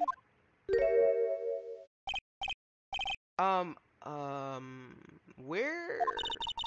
You're Mr. Unguard's lawyer, correct? I gather as much. I also looked for lawyers on my end, but to no avail. Oh, how did you know I'm his lawyer? You were just saying that he was your client. In a situation like this, the only person who would use such word would be his lawyer. Wow. It's a simple deduction, really. The trial is tomorrow, and Mr. Unguard's situation is looking rather grim. So you came here, one stop, in your mad dash to find clues to build his case, correct? Well, you're not totally right, but you're not totally off either. It's really not the time to be showing off, Mr. Nick. I'm Adrian Andrews. I hate to waste time, so let's get down to business. Alright. She may be a small stature, but appearances can be deceiving. So why are you just kind of chilling in his room? Isn't this a crime scene, or is the crime scene the other way? I assume the first thing you need to know is what everyone was doing that night, correct? Yes, that is correct. Then I will tell you. Before the award ceremony, I had dinner with Mr. Ungard. In this very room, I might add. Dinner? What did you eat? I told you, I hate to waste time with trifling details. And if you look at the table yourself, you wouldn't need to ask. I bet she's a lot of fun at parties. When the award show was starting, I was headed for Vola Hall. And after the show ended, you came back to this room? No, I had a small errand to run. I helped with the preparations of the lobby. Oh. Preparation for the post-ceremony show, I guess. When it was time for the post-ceremony show, I came back and called for Mr. Ungard. After that, I went to visit Mr. Kuroda. And that's when you found his body, isn't it? You really held strong through everything? Yeah, she does seem mentally tough as nails. to bump you and... Stop right there. You aren't seriously about to ask me how Mr. Ungard and I are related, are you? Sorry? I have no idea how he could choose you as his lawyer. Why does she have to go and say something like that? Mr. Nick, calm down and hang in there. I'll give you a shoulder rub to relieve your stress later, alright? I already gave you my name earlier, but I'll add that I'm Mr. Engard's manager. His manager, okay. Speaking of managers, did the victim, Mr. Kuroda, have one? No, he did not. He didn't. Global Studios has a very different policy from Worldwide Studios, in that Worldwide Studios does not assign individual managers to their stars. I see. This industry is very ruthless and unforgiving. Actually, you look quite ruthless and unforgiving yourself to your poor partner.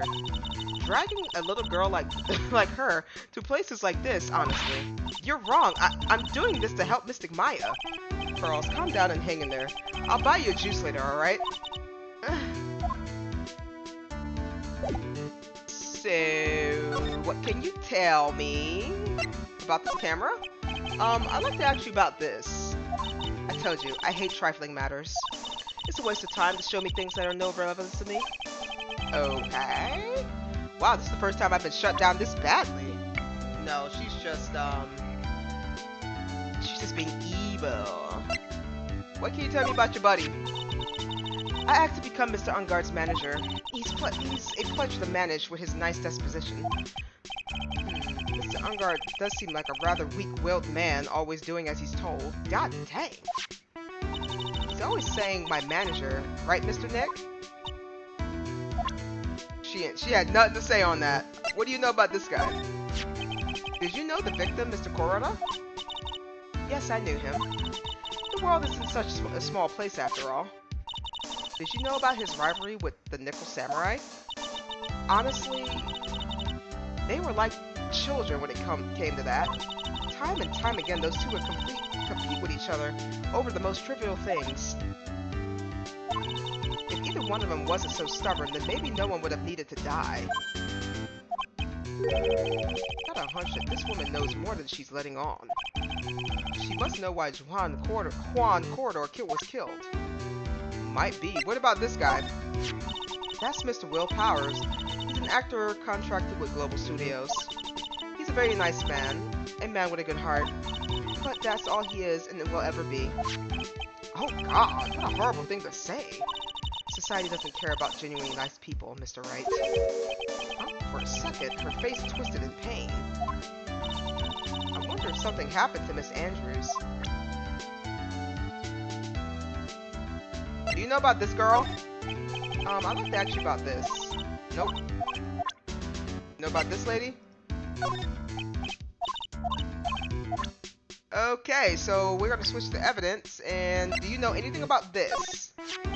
You were the one taking care of the arrangement for this press conference, right? Yes, that's right. But Mr. Ungard said he didn't know about it. Is that what he said? Huh? Actually, I didn't know all the details either. It was a request from the publicity department. All I did was help out and do what I was asked. Oh, I see.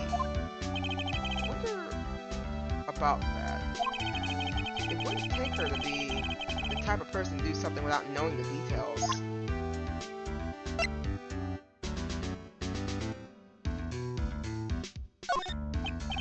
Nope.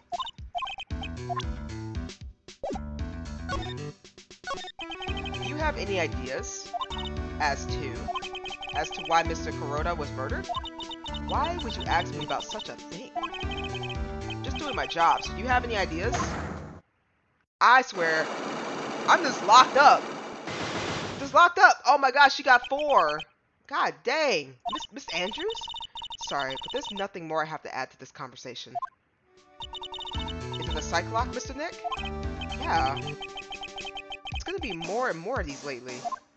God dang it. So she's not gonna say nothing, huh?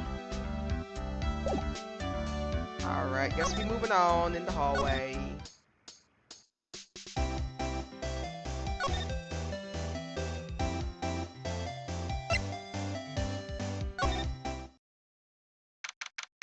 March 21st, Gatewater Hotel, Corroder's hotel room.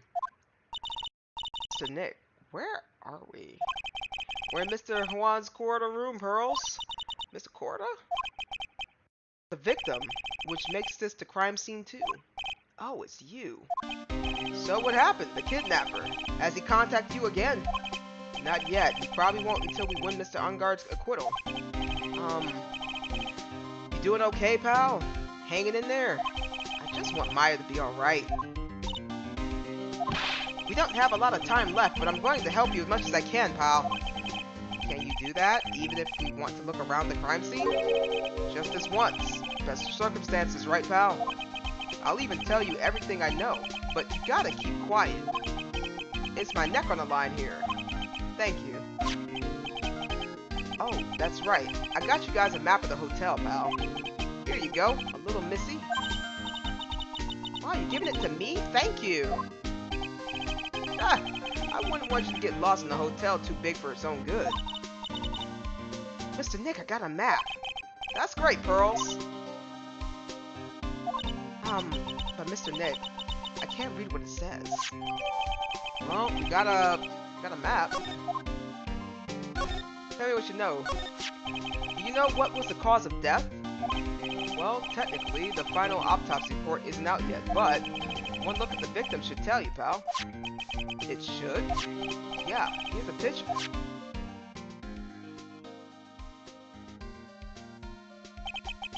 There's a knife in his chest. Yeah, pal. That's the murder weapon. So he was stabbed to death? They're looking at the fingerprints down at the labs right now. There were fingerprints on the knife? Yep. And it looks like they were pretty sure they're Mr. Ungard's prints, pal. That's bad. That's real bad.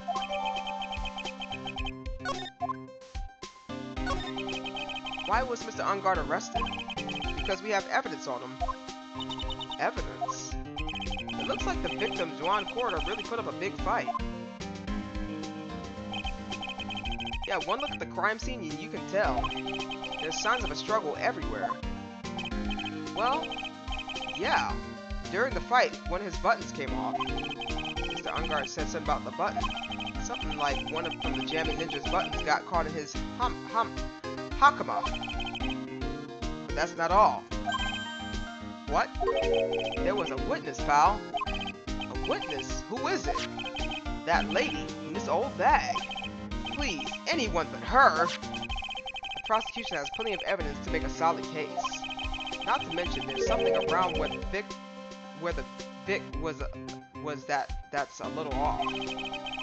Something that's a little off, as in that's for you to figure out, pal.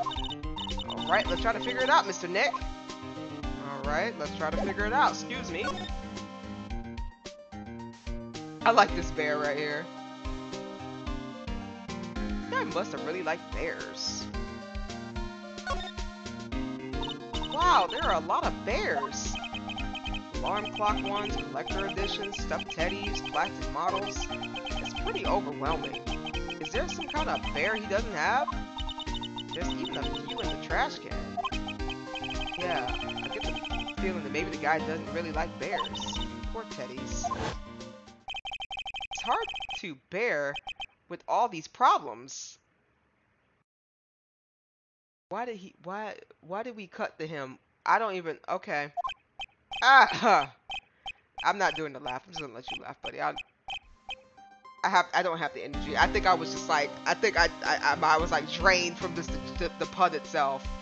I don't think I want to bear with the trauma that last case caused me. What's wrong, Mr. Nick? Oh, Lord.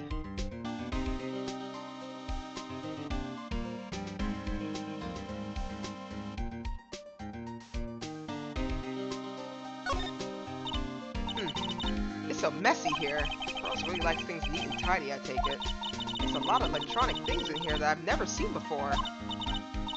Hey, Mr. Nick, tell me what they are, pretty please. Okay, that over there is a watch. You wear it on your wrist. I know what a watch is. Oops. For a second there, I forgot I was talking with Pearls, not Maya. It's a suitcase. There are so many things in it that I bet barely closes. There's his clothes, a dryer, electric shaver, a calculator. Do all stars pack too much stuff like Mr. Corona? Probably. Welcome back. Next slide.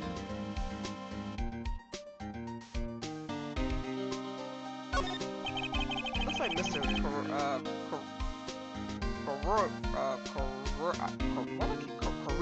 Corita had dinner last night. This bottle is tomato juice.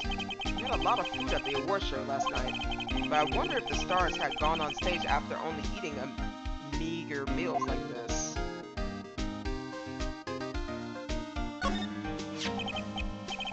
This is a guitar case, I guess. A little beat up, but still usable. That's strange. The guitar is not here. Maybe you forgot to bring it to the show? But Mystic Maya, she said that the bright red guitar was the Jamming Ninja's signature item. True. Huh? This guitar case is wet, but it's only wet on the top of the lid. Yeah, there's still water inside the case. This is water, isn't it?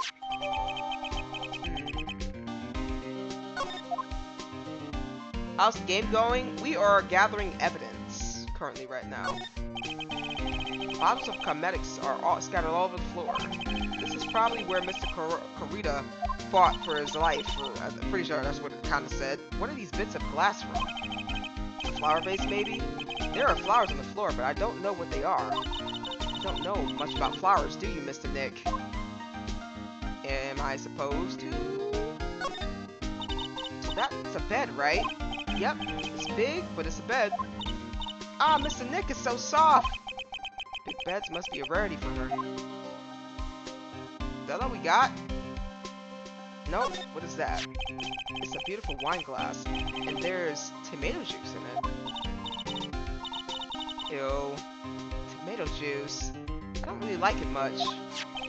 There's a bottle on the table over there. That's probably where this came from. But it doesn't it seem weird?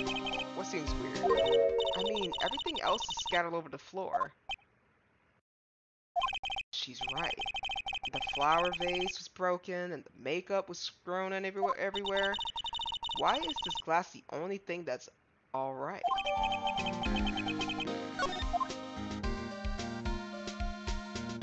Why is that?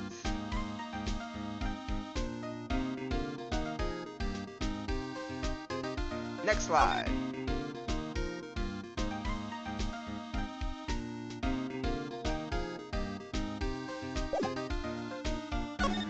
Oh, I can't talk to him. Maybe I gotta present something to him. Hey, I got a question about this. So about this wine glass. Ah, so you noticed it, pal. The whole crime scene was a mess, but this glass was the only thing that was untouched. You noticed that too, Detective Gumshoe? No, actually Miss Von Karma noticed it at first. Yeah, Purge noticed it before me too. Hey, wait a minute. So does that mean Miss Von Karma's here at the hotel? Yeah, she's around. Man, you're gonna be in so much trouble, pal. Especially if she catches you in here. Well, you can bet the instant I see her, I'll be running the 1,000-meter dash out of here. Oh, there you go. What's that beeping noise, Mr. Nick? I heard that sound somewhere before. It's Miss Von Karma. Huh? For some reason, whenever I hear that sound, she pops up out of nowhere and whips me. Come to think of it, that's exactly what happened the last time. Sorry, I gotta make myself scarce. Later, pal. Ah! Oh, and he's out. At last, you reveal your true nature, Mr. Phoenix Wright. I'm sorry. Why did you incapacitate that man? What? Would it be too much to ask you to be nice to me for a change? So you're the type to steal information from my pitiful, hopeless detectives. That's very dishonorable of you. Ah! Hey, don't you dare run away, scruffy McTrenchcoat. Ah! I didn't think the detectives of this country could be this pitiful. Oh! Detective, come over here for a second. Oh, He's gone. Oh, dang. Oh, wow. Woo. Oh my god. Holy crap. Oh my goodness. Yikes. I don't think he's alive.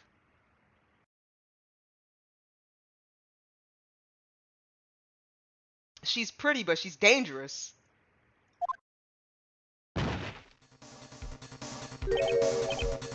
Huh. I feel knowing better that you were man enough to face your punishment.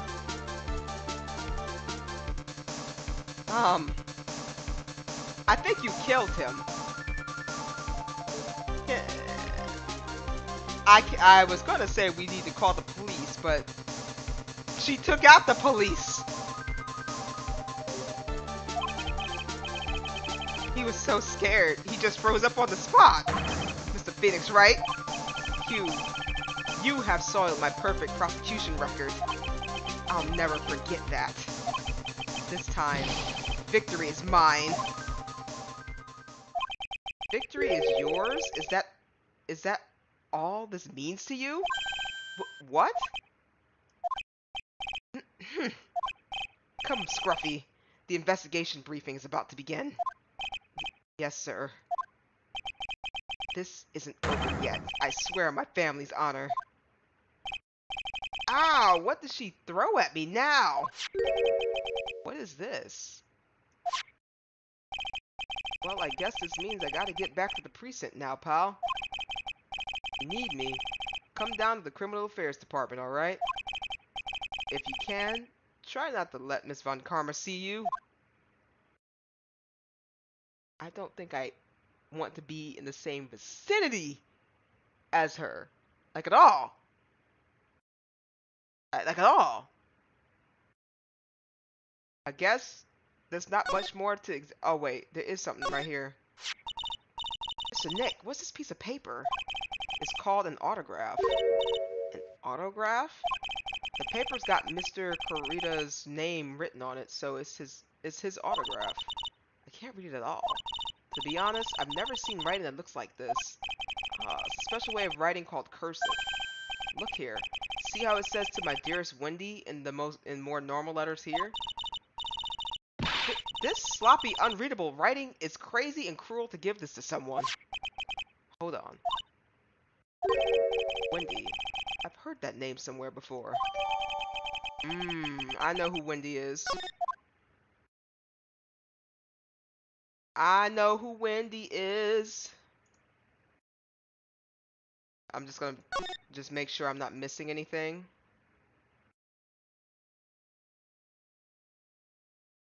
Okay. Now we're gonna leave the hallway.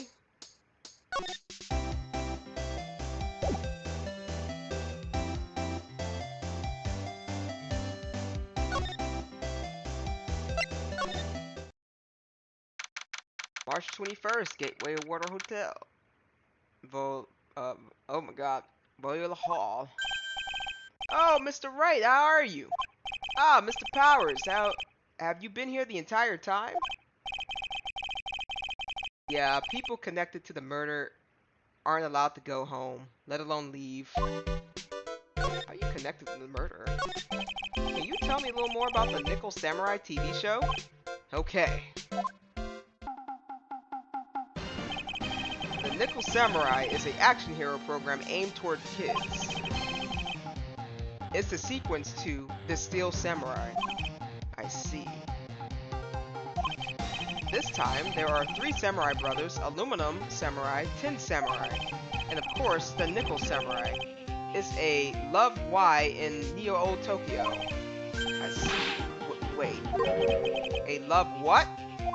A Love Y. This girl, Sayo, works at a tea shop, and all 3 guys fall for her at the same time. Oh. So I guess the Y shape is like the 3 brothers colliding over one girl. Anyway, Sayo is actually the daughter of the evil Strawberry clan leader. Sounds like an unusual situation, like Romeo and Juliet. 3 times. I mean, times 3. Yeah. Strange thing is, this sort of forbidden love story is really big with the office ladies. Yes, Pearl? What happens next? I want to know. Miss Sayo. Does Miss Sayo fall in love? She does, doesn't she? Every Sunday at 8 a.m. I'm going to stop watching Kids Masterpiece Theater starting this week. I can't believe she's really considering it. The bear in the corner is creepy? You think so?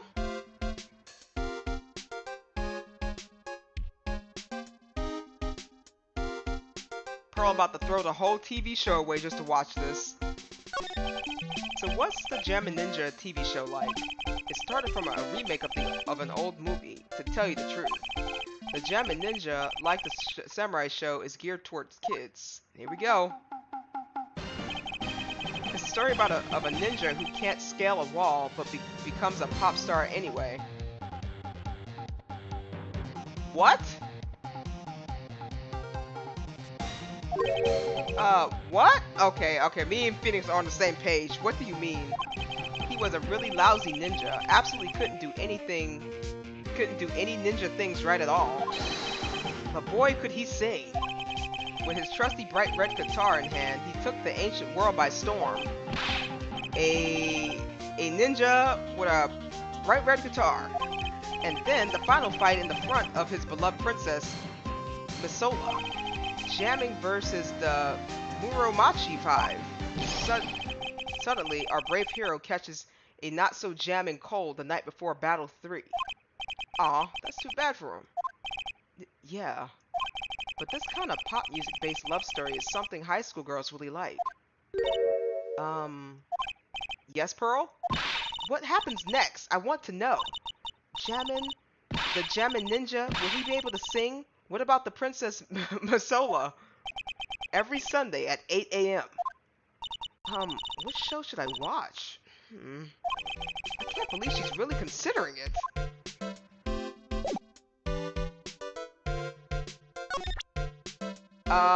What do you know about this?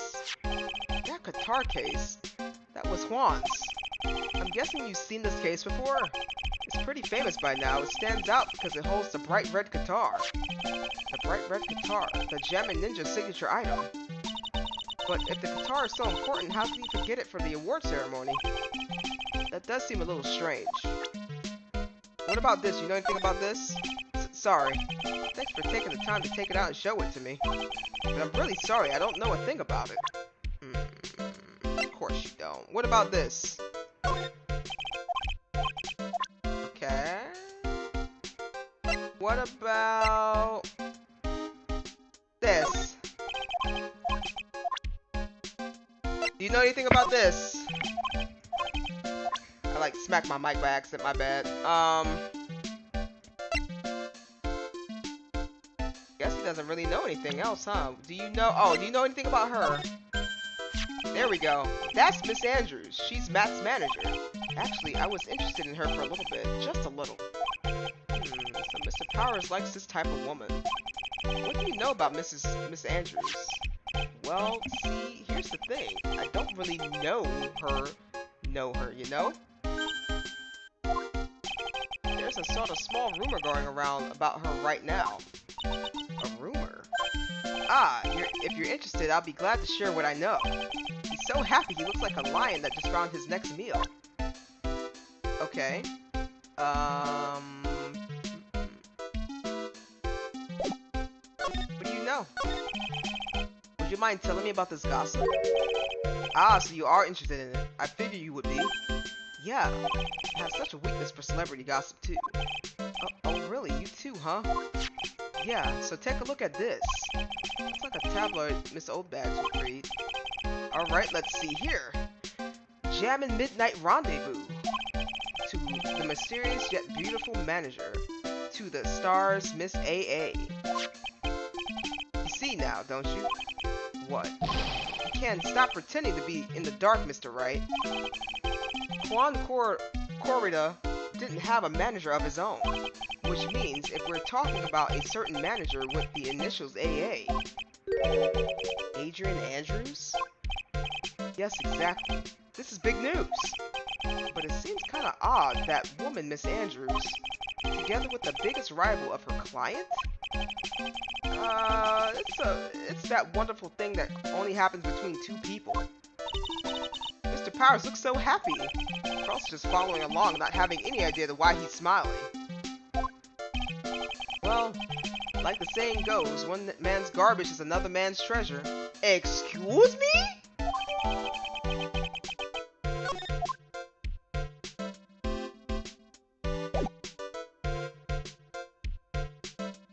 I can't believe he said that.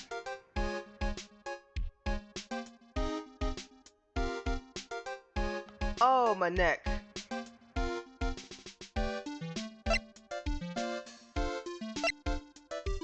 Okay, so we got some gossip on her. I'm gonna move back to the hotel lobby.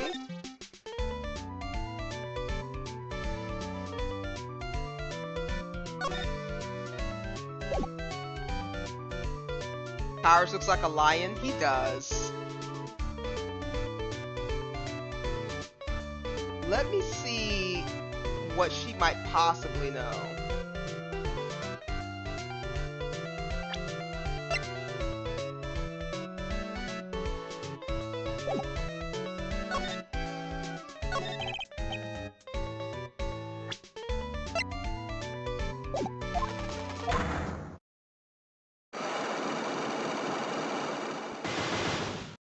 Oh, there's 4 of these things.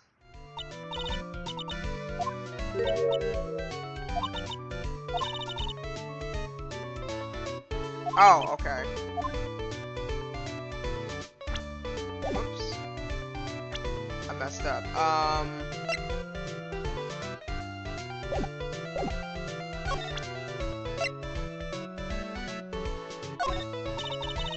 don't have anything to say to delinquents like you. She's clamming up like an old clam, like the old clam she is. Please, anything would be helpful. Well then, how about I tell you my measurements? Oh god, no. No, that's not okay. Really. She really doesn't like you, does she, Mr. Nick? I know, I know. Isn't this the autograph she was asking for?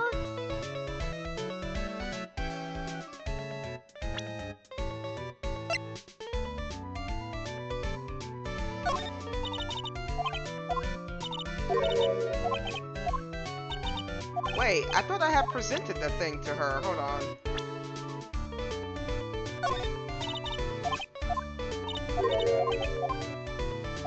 Interesting.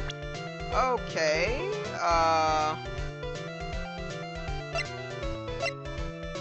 Take that! Okay, I must have did something wrong. That was user error.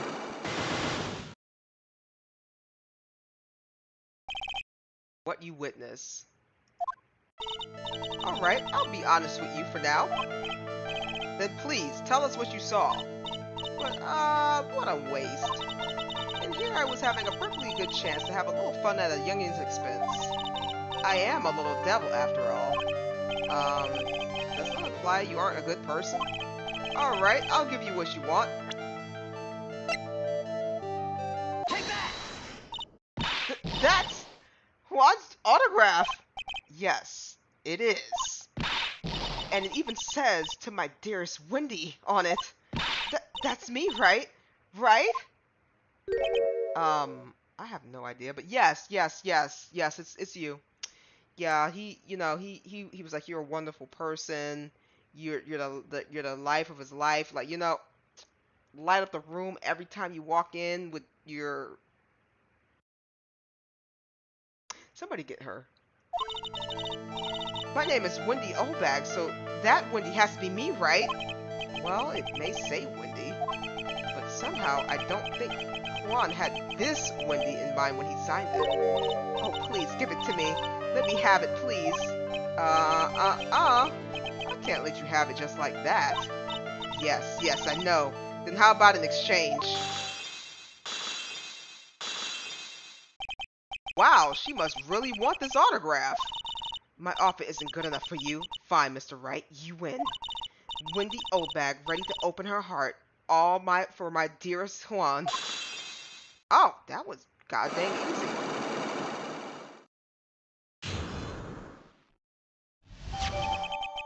Autograph given to Wendy Dearest.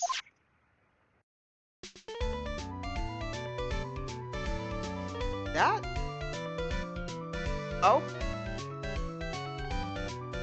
I'm floored, guys. I'm gonna tell you right now, I am floored. I'm floored. I feel bad for you now. Huh? I tell you, I saw him that night. I saw him coming out of Juan's room. You're kidding. Oh no. It was about 10 minutes before Juan's body was discovered. It was just a coincidence. I was on my way to the toilet, minding my own business. And? Did you tell that to the police? Well, of course. I thought I could give a gift certificate or two out of it, maybe more. Gift certificate? I've been recruited again for that part of at the trial. You know, the trial tomorrow. This time, you're gonna get it. I'm gonna work hard to get your client pronounced guilty. But Mr. Ungard hasn't done anything bad. I don't care about the details like that. I know he did my dear poor Juan in.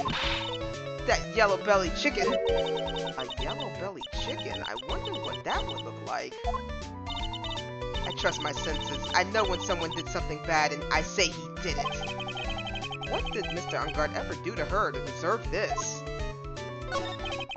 What did Mr. Ungard do to you to make you so... You don't know?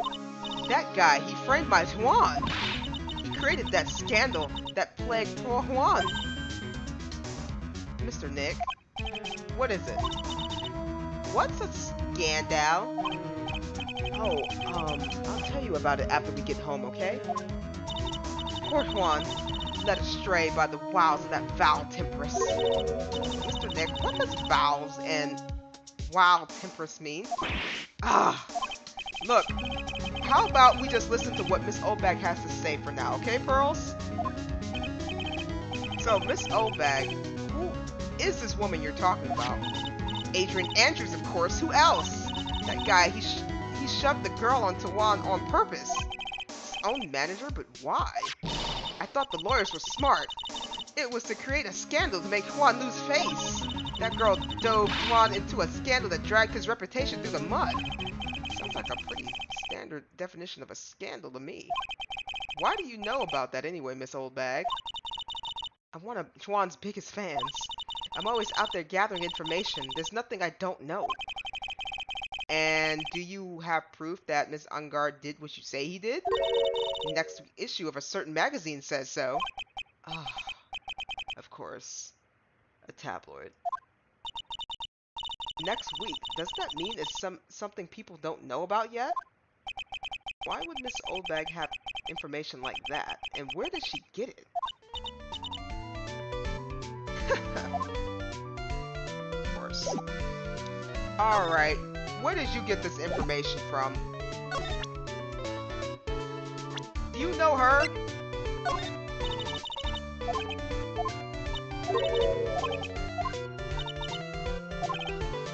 Alright, you know what? She might say something about her, though.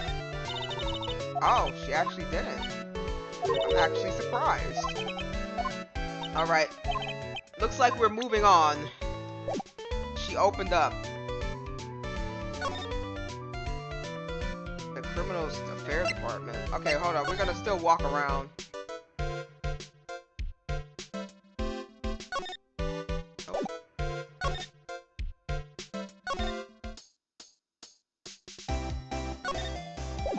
Big scoop. I don't know where her camera went, but we're gonna go ahead and, I guess, get out of here.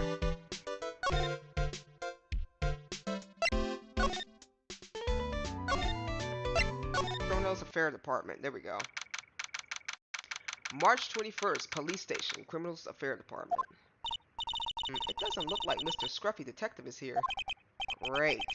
Not even Pearl is calling him Scruffy. Thanks, Francesca. I mean, not Francesca. Franziska. They said something about an investigation briefing earlier, right? Why don't we come back and try again when they're done? Okay, I guess that's all we can do, right, Mr. Nick? That's all we got going for us.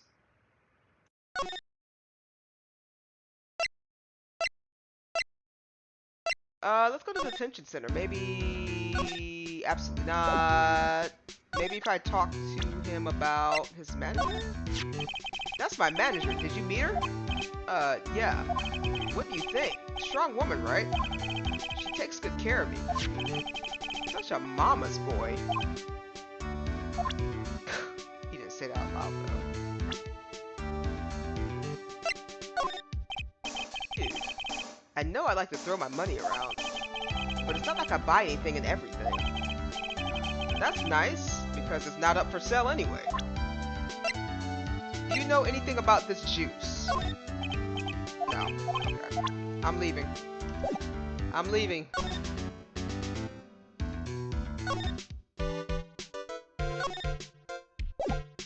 Okay, so that means I haven't done something right. We're gonna go to the hotel lobby. So, let's see.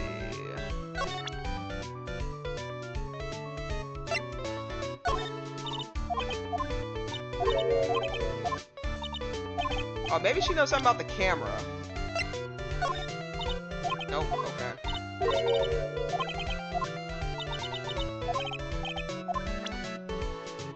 So she's looking for her camera.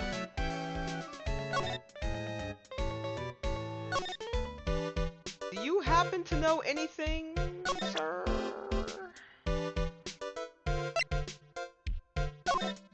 Of course he wouldn't know anything about the camera. So we talked about her. Did you talk to her? No. Have you talked to her? I never would have thought I'd see her here of all places. The last time we saw each other was during that really bad incident, you know. I mean, when I look back now, I think of the good things, so it's not so bad, I guess. Yeah, I would love to go back in time and relieve a few of those good things. That's not funny. Yeah, I guess not. Matt's younger than me, but you can practically see his star potential. His star potential? I got his autograph the other day. Feels kind of wrong now, doesn't it? I don't care what people say. Matt didn't kill Juan. I know he didn't. Do you know this girl? Nope. What about... Okay, let me see. Did you talk about him? He debuted around the same time as Matt and everything, you know? Really? It started out small. First it was singing contests, then swimming competitions, then it was bowling tournaments, and then who could throw the best. New Year's parties, Juan was always trying to up one Matt. But lately those two were escalating more and more to dangerous things. I thought it was no good would come out of it, so I began to worry. Too bad Juan's story ended so soon. Let's see, so we don't really have too much information, so we're gonna go ahead and go to the hallway. And maybe question her on some stuff, maybe? Do you know this girl? Do you know anything? I told you how many times now, I'm a journalist. I got so much info running laps in my head, I forget things here and there. Please don't get so worked up over this. I don't care if you beg me. Be extra tough on kids. That's this gal's motto on learning youngsters. Okay. Do you know this? This old granny? She kept on glaring at me with those eyes of hers. As if it's my fault. Kept blabbing how she won't forgive people who write trash about her Juan. Yeah, we sort of got into a little fight, you know. A little fight? Knowing those two is probably more of a blabbering contest. What you got on him? Don't really care for him, heroes and whatnot. Oh, I see. Shows they got for kids. Those adventures are just plain old boring. Now adults, we get caught up in messy, sticky, real situations. Even me. Oh. Sounds like the type's getting where I'm going with this. Wait a sec. Don't go around getting her all mixed up in things like that. What do you got on him? I don't really care for... Okay.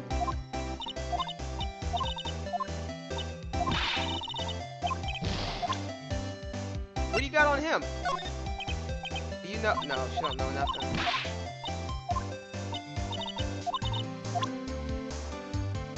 Okay, so let's present some evidence. What about this? Do you know? No. I thought she would have jumped all over that one.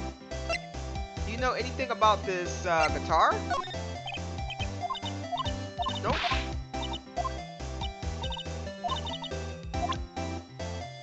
What about the camera? I just brought that camera. Who did it? The thieving rascal. Please don't look straight at me while you're saying that. When I find the bugger who went and done this, they're gonna pay with a bullet. Oh no, and if you do that, don't expect me to defend you.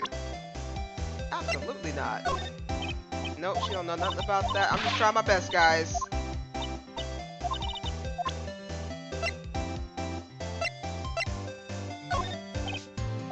Nope, she don't know nothing about that either.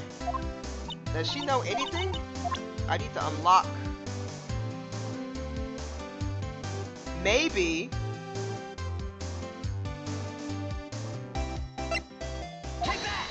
Let me see what her questions are first.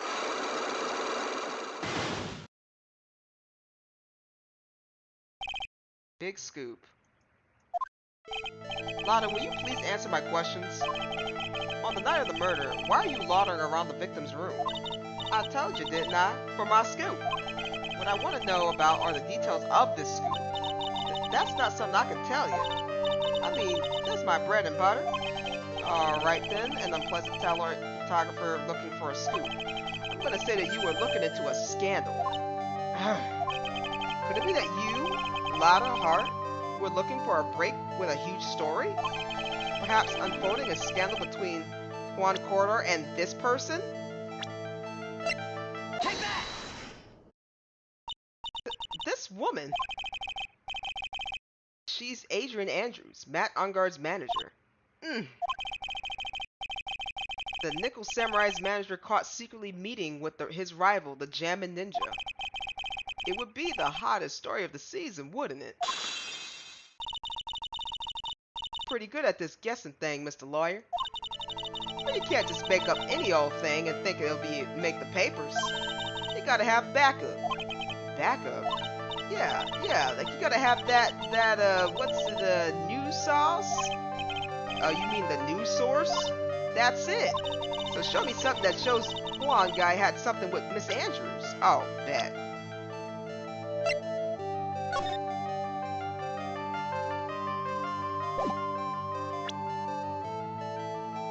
Hi, I'm back. Welcome back. Take that! What now? This is the article from the certain weekly tabloid. Jabbin' Midnight Rendezvous. To mysterious yet beautiful manager. To the stars Miss AA. Ah! Miss Corrida. I mean, not Miss. Mr. Corrida. Corrida. Okay, Corrida. I feel like I've been saying his name in like 5 different ways. Didn't have a manager of his own. What's more, his rival, Mr. Ungard's manager, Adrian Andrews, she has the initials AA. You saw this article and then thought to take some pictures of them as proof. That's why you were lurking around Mr. Corrida's door last night. Ah! Gotcha. Now tell me what you know, Miss Lada.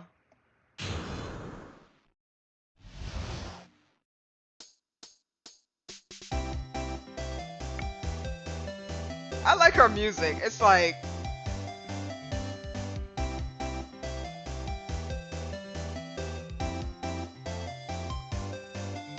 Okay, let me stop. I'm getting dizzy.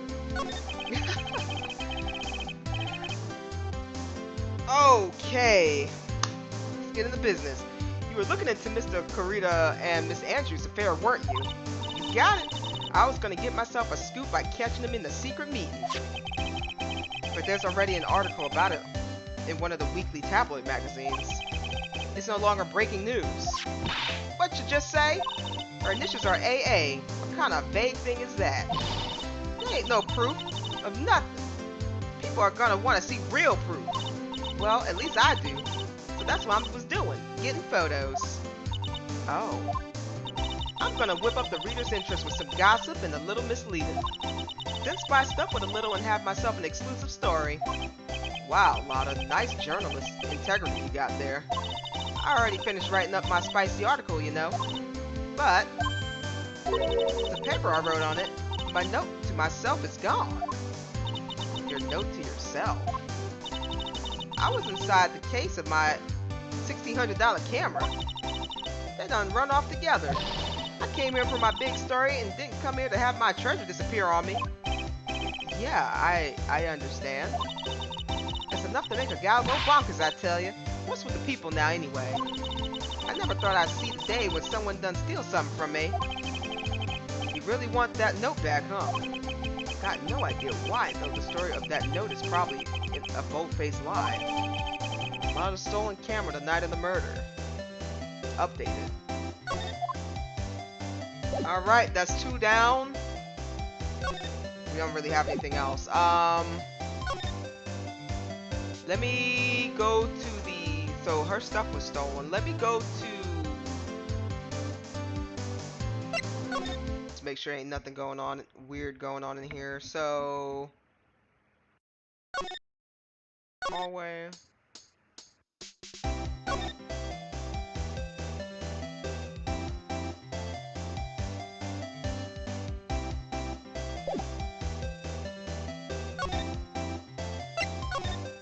Oh, I just ran up in here. My bad.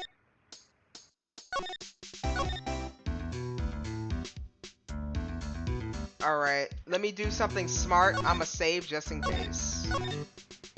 We're pretty deep in this investigation. We picked up a lot of good stuff so far. Can I examine some stuff in this room? Yeah. Looks like dishes left over from dinner. A dinner for 2 at that. I'm sure they're Mr. Ungard and Miss Andrews' plates. Looks like they had a T-bone steak. What's with the Global Studios and T-bone steaks?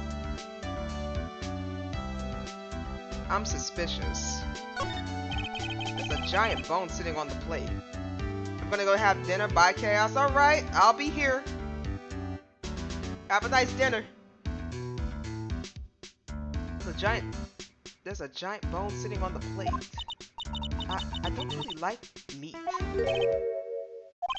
There's something weird about this plate. I just wish I could put my finger on what it is. The knife is missing.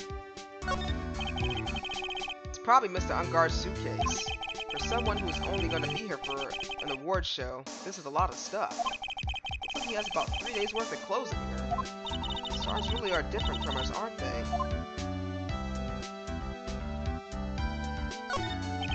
There's some samurai-looking clothes on the sofa here.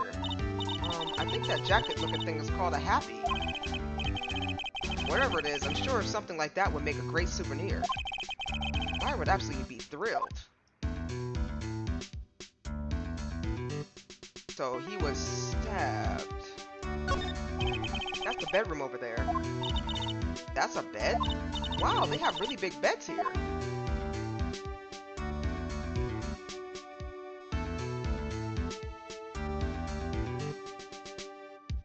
Okay, I investigated the room.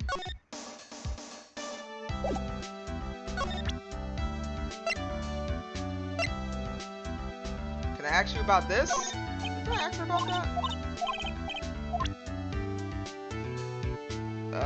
Let me ask her. Take that!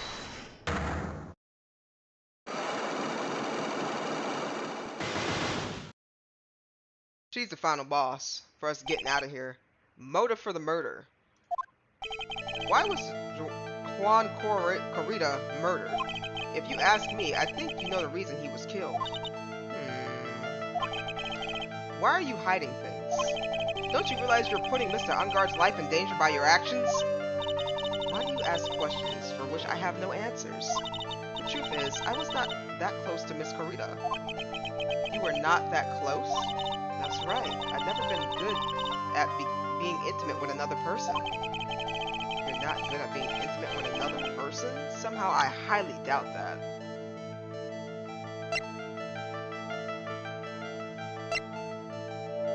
I mean, that's the only thing I got. Take that!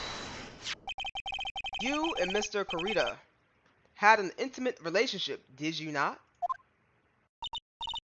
silly third-rate tabloid article.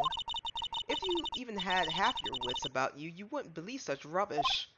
Well, it seems quite a few people have already bought into this story. As to be expected of a world filled of crooks and liars. Note to self, stay on her good side. In any case, I despise interpersonal relationships like that. I see, however, what if there were a need for you to get close to someone? Me? Need to get close to Mr. Kurita? As if there was ever such a need. Didn't you get close to Mr. Kurita for this person's sake?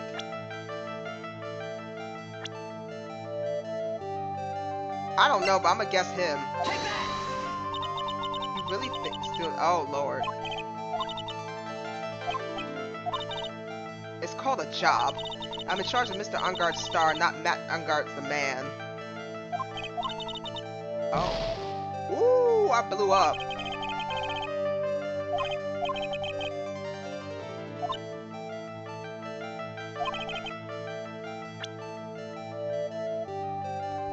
Didn't you get close to Mr. Kurita for this person's sake? This person's sake. She's a tough cookie. I'll come back. You a tough one, but I'ma crack you. We'll be back.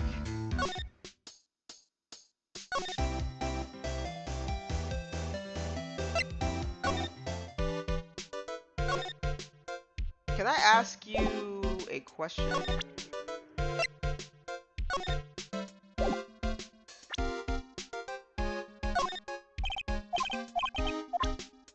He doesn't know.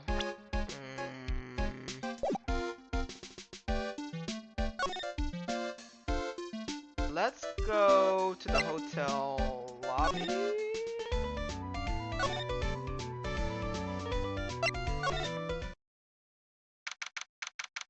March 21st, police station, criminal affairs department. Okay, this is probably where we find the other bit of the information that we need to find. Detective Gumshoe said they had an investigation briefing. Yeah. Oh, he's back. Hey, so you came, pal. Why the blunt greeting? Because there's nothing to be friendly or happy about. What do you mean by that? Well, things look perfect this time around. The evidence and the testimonies are airtight. But we can't just roll over and die. We have to stay positive. So what do you mean the evidence is airtight? I can't give you all the details, pal, but there's two big pieces. Two? And both of them are in this photo. The first is the button that's missing off the victim's chest. That's the button that you found during your body search for Mr. Ungard. Yep, I found it in the folds of Nickel Samurai's special pants. And the second one is the knife in his chest, pal. The fingerprints on the knife in his chest, to be exact. Fingerprints. Whose are they? You didn't even have to ask, little missy. It's obvious. They're Matt's Ungard's. Tomorrow's trial. Talk about being stuck between a rock and a hard place. So what about this airtight testimony? It's that old security lady, Miss Old Bag. I thought so. So what do you mean, you thought so? Did she tell you something, pal? Well... And I even told her not to open her mouth of hers and blab to anyone. Her blab knob is stuck on 10 and there's no turning it down, trust me. Well, yeah, Miss Old Bag saw it all, pal. She saw Mr. Ungard come out of the victim's room around the estimated time of death. No way! Okay, so what are we gonna do?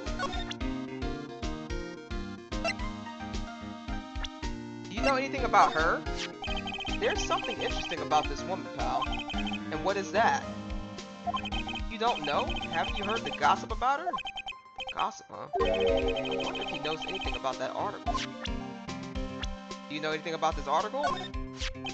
We're pretty interested in this bit of gossip ourselves. The scandal with Mr. Kurita? But why? Well, 2 years ago, a woman committed suicide. Suicide? Her name was Chelsea Impacts, and she was John Corridor's manager. The victim's manager? But that's not all, pal. Miss Impacts and Miss Adrian, Andrew's mentor. She taught Miss Andrews everything she knew about the business from square one. Her mentor? A woman who was both Mr. Corridor's manager and Miss Andrews' mentor? Could her suicide have something to do with this case? Do you want to know more about her, pal? Yes. Yes. How do I ask you that, though? Oh, here we go. She was the victim's manager and also was Miss Adrian's Andrew's mentor. It's been 2 years since her suicide, and now those two are linked again by another death. Or maybe it's just... Oh! I'm getting sick of dealing with one foolish idiot after another. Miss Von Karma! You can't seem to stop allying yourself with the enemy, can you? I don't need a traitor in my midst. You don't mean... I do. Scruffy. You have 30 minutes to get out of here. You are no longer needed. Goodbye. That's... Wait. Please wait, sir. If I don't get this much quiet. If it weren't for traitors like you, I would have won. Is that what you want to say? Who? That voice. Edgeworth? It's been a long time, Mr. Wright. I'm sorry. Wright? This person. This is Mr. Edgeworth? What am I gonna do with you? Still blaming others when things go wrong? You haven't changed a bit, Franziska. She is not amused. You. How dare you show your face to me without a shred of shame upon it? You soiled the Von Karma name, dragged it through the mud. You even ran away with your tail between your legs like the ill-bred dog you are. Are you talking about the Von Karma family creed to be perfect in every way? Then let's hear it, Franziska. How are things going? I heard you having a rough time maintaining the perfection in this country. You seem to be getting crushed under the weight of it all. That's why I came back. Keep your assumptions to yourself. I haven't given in yet. I won't lose. And this case is mine. I'll never hand it over to you. Never. Mr. Phoenix Wright, I will see you tomorrow in court. It will be a clinical lesson on the meaning of total victory. Still the same wild mare she always was.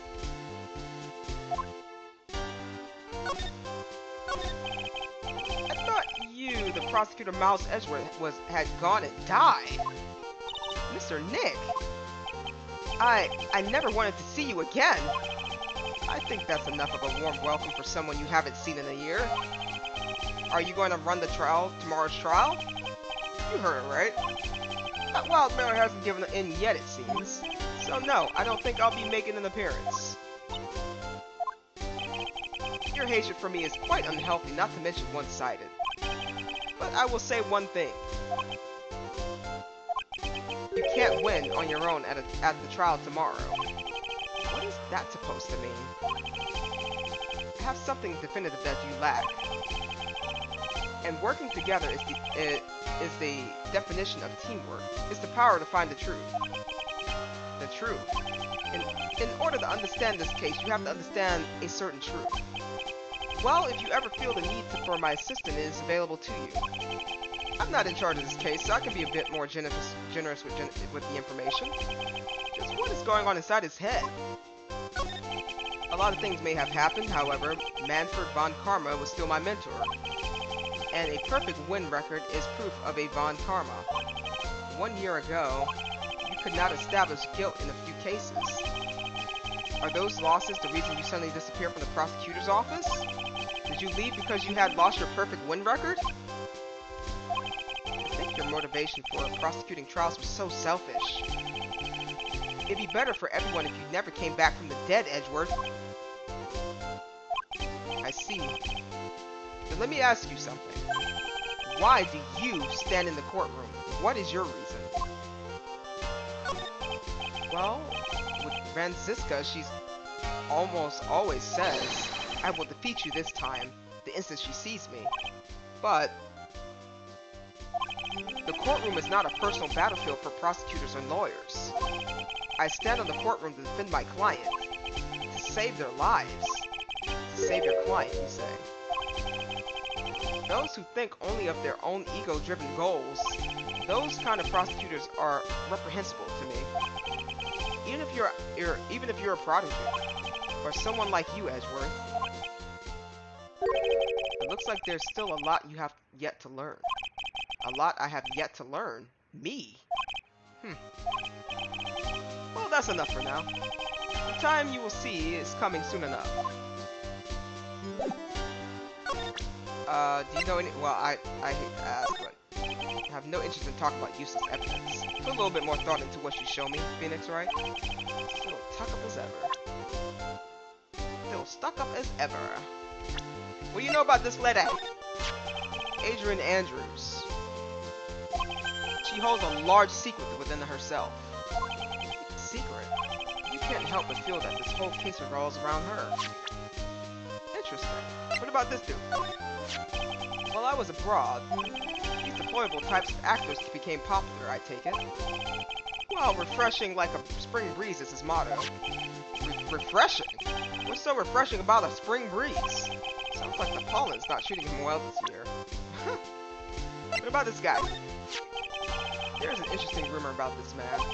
You mean the one about Mrs. Andrews getting close to him? That's pretty common. That's a pretty common tabloid fare, isn't it? I don't take things at face value when there's more to be found. Okay. What do you know about— you know anything about the guitar? Okay. Nothing about the guitar. Copy that. The camera? Nothing about that. Okay, the death scene? Nope.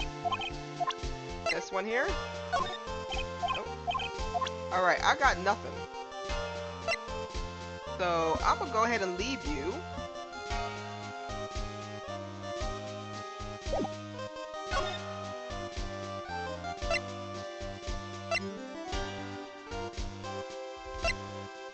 Wait. Why do I not know anything about— okay, her. This woman is another key to solving this case. Do you really think so? She was Adrian Andrews' mentor a long time ago, but she was suddenly called away by a different show and became Juan Corrida's manager. And then a few months later, Celeste Impact died. But her death was ruled a suicide, right? Yes. But there's still one riddle we've yet to solve. A riddle. Her suicide note. It went missing. No one could find it. A suicide note that just vanished, huh?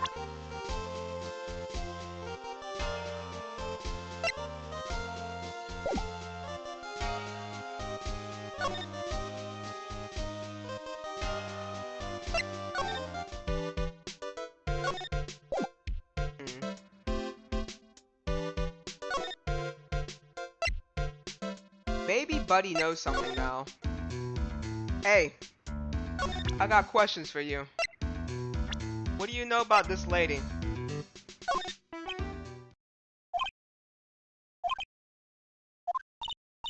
What's wrong? How much do you know? What do you mean, how much?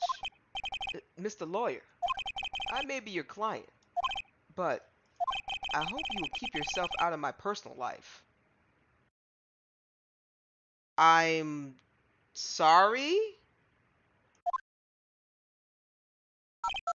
No, I would never.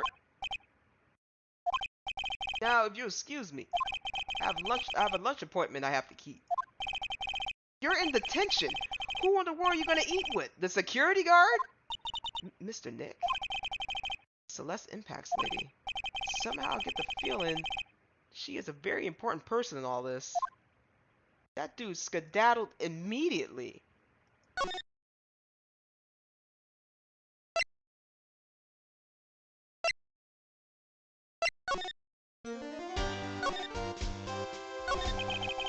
Miss Impact's death was most certainly a suicide. Of that, there was no mistake. However, we could not find her suicide note. That's when the police began to suspect that someone had hidden it. The suicide note? But how do you know Miss Impacts had even written such a note? There was no solid evidence, however. We did find traces of ink on her right index finger, which makes the likelihood of a suicide note is very high. Who would hide such a thing? The police think it was Mr. Juan Corrida himself. The victim?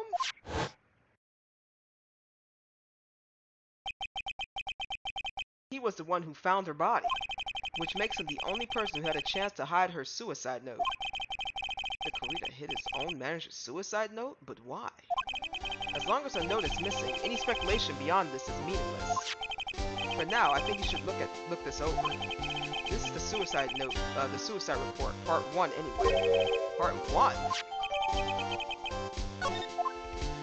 Interesting, okay.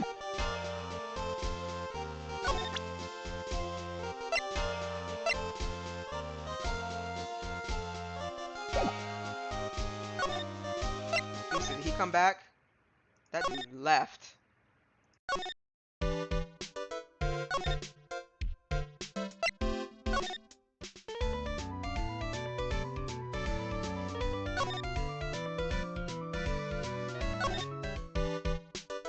Hey, I got another question for you. Do you know anything about this?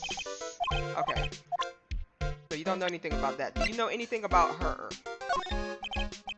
No. Okay. We're moving on. Hotel lobby. You don't know anything about that either. Actually, you might. Do you know anything about this?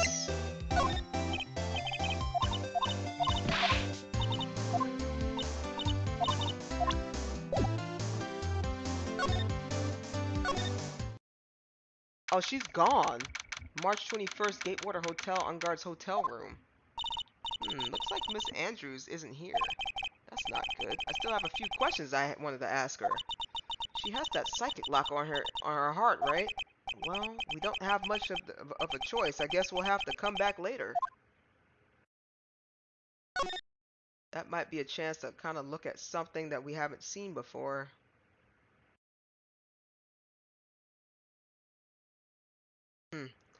That must mean maybe she went to another spot?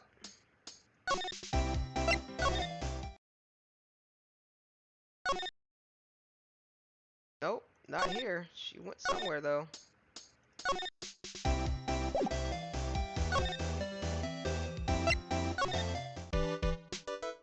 Hey, you seen Girly?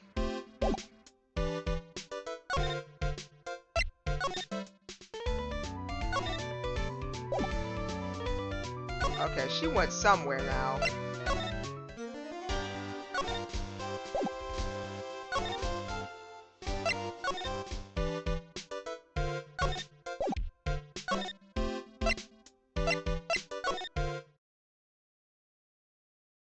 Okay, so she just up and disappeared. So I gotta go find... Wait, she up and disappeared. Maybe I gotta go find that other part of the suicide note.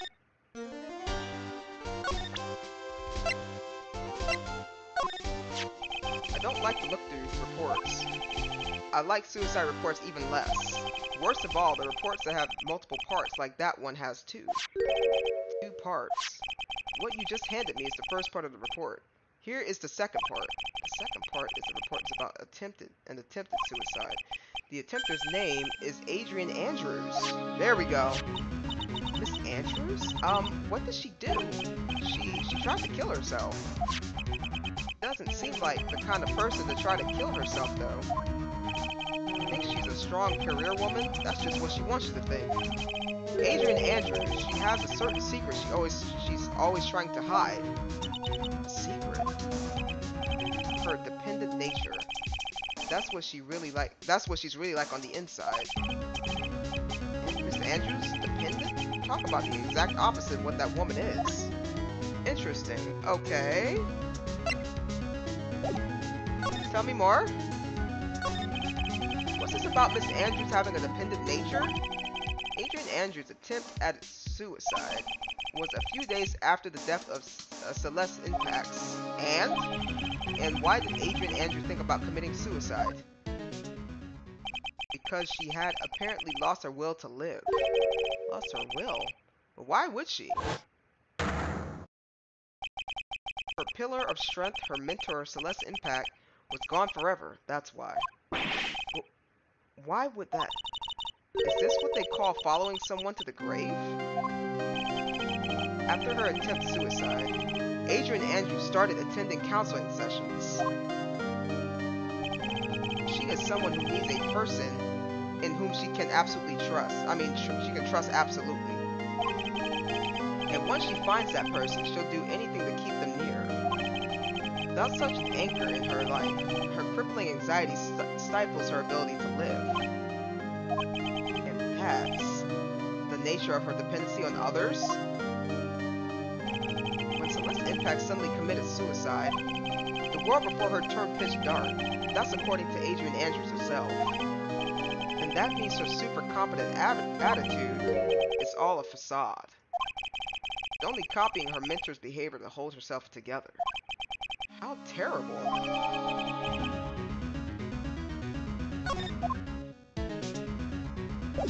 Okay, so...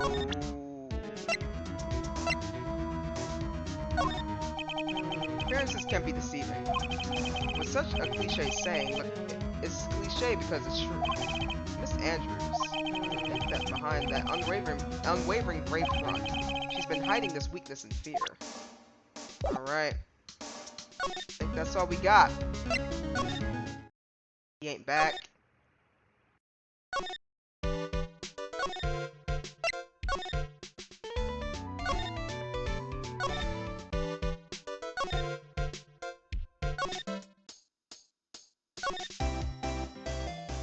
I'm gonna check his room just in case. Next slide. Okay, she gotta be back now, right? There she is. March 21st, Gatewater Hotel, on guard's hotel room. Oh, Miss Andrews is here. But it looks like she's talking with someone. That's Franziska von Karma. Miss von Karma? What are you doing here? Well, you see, I'm his lawyer, so... You've got some nerve following me around. Following you? That's you, Miss Von Karma. You're the one doing the following. Pearls. You're always following after that Mr. Detective with the little beard. Me? Following after Scruffy? Don't make me laugh. Let me show you something interesting. Little girl. What is that? An electromagnetic receiver. I planted a tracking device on that detective. And with this, I know that fool's every move. So that noise we heard was this receiver. I feel really sorry for that poor Detective Gumshoe now. Now then, let's stop wasting time. Adrian Andrews. Yes? Think hard about what we just discussed. Understood. Alright. What were those two talking about? Miss Andrews, she seemed a little dazed, doesn't she? Okay, well, I want to get into this, so let's go.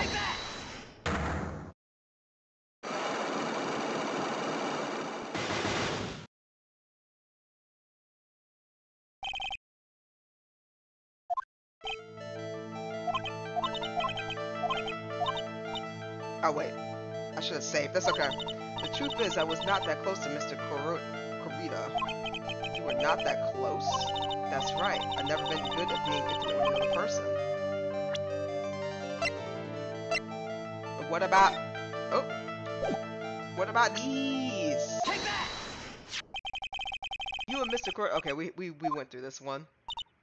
A silly third-rate tabloid article. However, see, what if there was a need for you to get close to someone? Me? Need to get close to someone? Mr. Kuroda? If there was ever such a need. Did you get close to Mr. Kuroda for this person's sake? Oh, I got you now. Take that! Celeste Impacts, your mentor. How do you know about Celeste? Miss Impacts. She committed suicide, didn't she? But it looks like no one knows why. Right before her death, she was Juan's Corridor's manager. So I believe you got close to Miss Corridor so you could find out more about her suicide. You have a great imagination. You may have a future yet as a slimy mudracker for a future third-rate tabloid. Miss Andrews? There's no mystery surrounding her death, none. It would be pointless for me to force myself into a relationship for nothing. Is that really true? Was there really no mystery at all? I believe you were completely at ease with the way her suicide was resolved.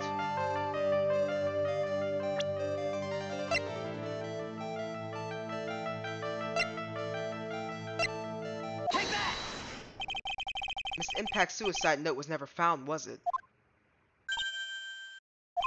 It looks like the police were under suspicion that someone had hidden it. Like maybe the person who discovered her body? Mr. Corrida? Juan?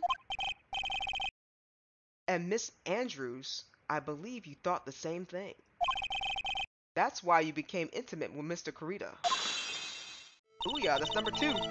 I've sat quietly and just listened to you insulting ramblings long enough. It's true, Celeste was my mentor. However, allow me to say this again. It had nothing to do with me. I didn't even know her suicide note was never found. I'm a person who doesn't care about what goes on in other people in the lives of others. That's an impression that you'd like to give, however. I don't think that's who you really are. What? I have evidence that says otherwise. This is proof Celestial Impacts was someone very special to you. Wait, I have proof of that?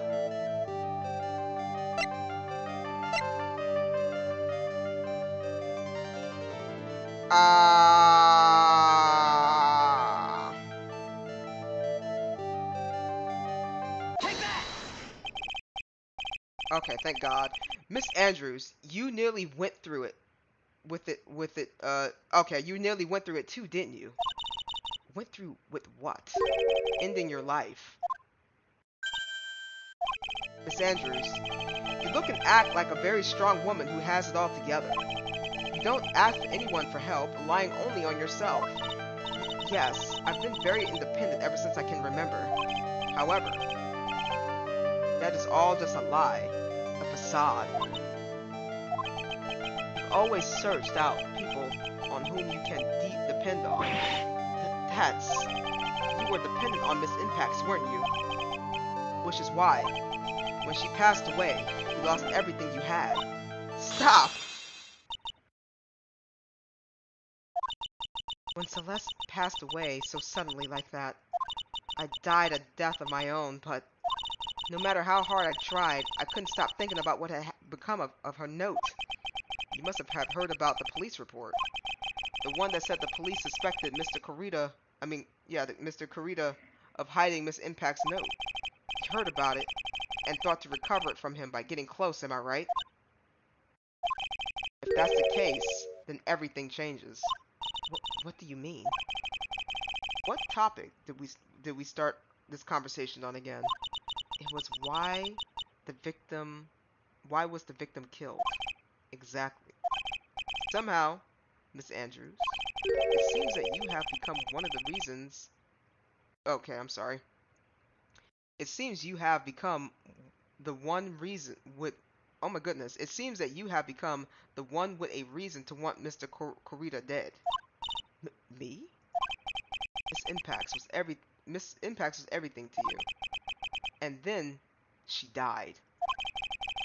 And you would do anything to find out why she killed herself. Even commit murder. Murder? Booyah!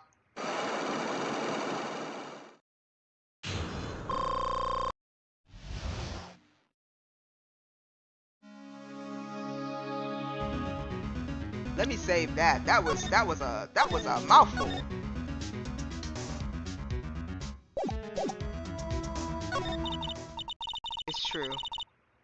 I'm a woman who can only live in insecurity. I'm physically small, and I don't have a lot of self-confidence. I pushed against all that, though. I tried to live strongly. I never wanted anyone to find out the truth. Sanders, this one thing is the one thing I wanted to take with me to the grave. It was my secret, mine and mine alone.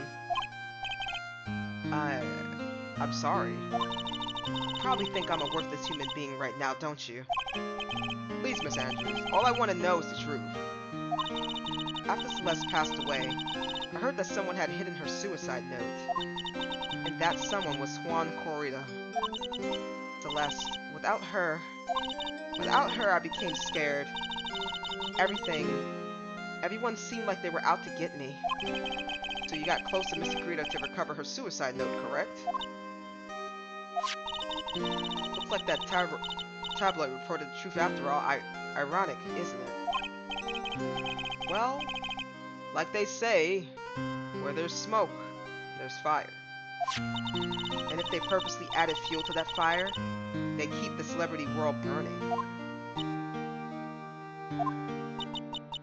But as for the suicide note, I didn't and wouldn't kill anyone for it. It just doesn't suit me, that's all. Well, that's enough for now. I still have work to do, so... I understand. Oh, I have one small favor to ask. My attempted suicide. I'd like for you to keep it a secret. Miss Andrews, if people found out about my weakness, I would sooner choose to die than live. Alright, I understand. We'll keep it a secret. Miss Andrews, I guess she's the overthinking type. She probably never says anything about without carefully thinking it through first. Thank you for your discretion. Mr. Nick, can I ask you something? What is it? Miss Andrews has been playing with that card in her hand since a while back. That card? Yeah, I guess she has. Miss Andrews, what is that card you're holding? Huh? Oh, this? I don't know. It just suddenly appeared in my handbag.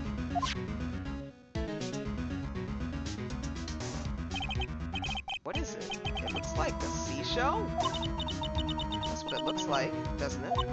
I honestly don't remember owning this card. I wonder where I picked it up from. Her not remembering something clearly sounds like it would be a rare occurrence. Well, I must be off. I leave Mr. Ungard in your capable hands.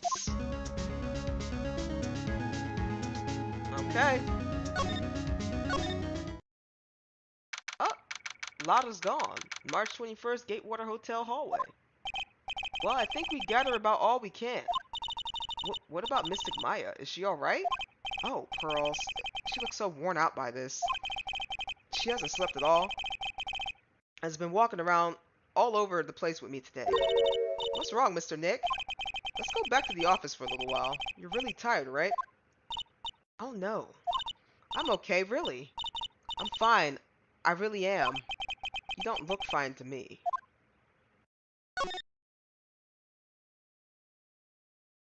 Are we sure that we gathered all the information that we need? Next slide. Okay, I guess we did. Get the heck out of here then. Hey, what's going on? We're leaving. Nice talking to you.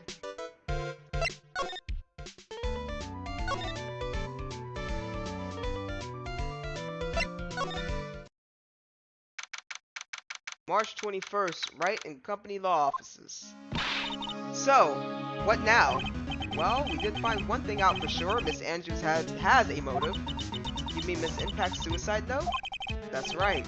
She was also the one to discover the victim's body. Clever. What is this? Ah, Mr. Nick, the transceiver. Hello? Wright and Company Law Offices? Mr. Attorney, you're not answering the phone. Maya? Where's Maya?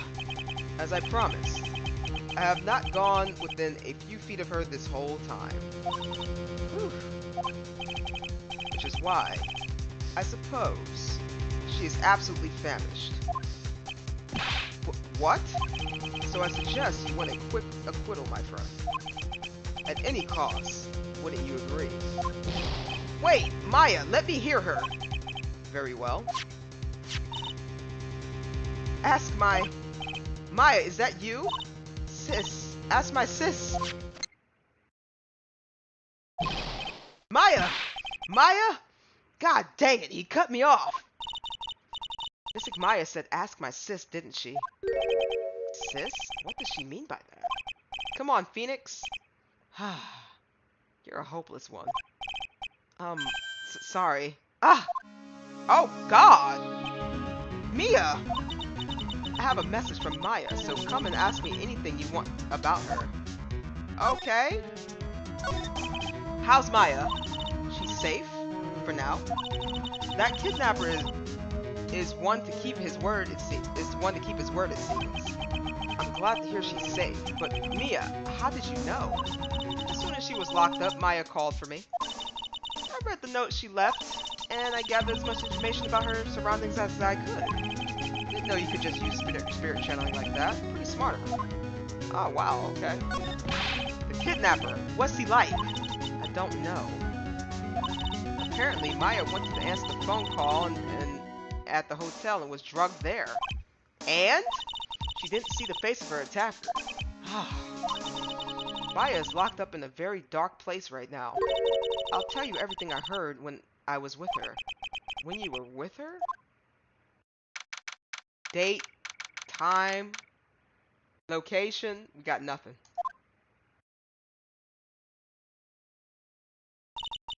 Ugh. I'm starving. I could really go for some apple pie. Oh, that sounds so good, Maya. Why did you say that? Man. Why did you say that? Like, now I got a craving for apple pie.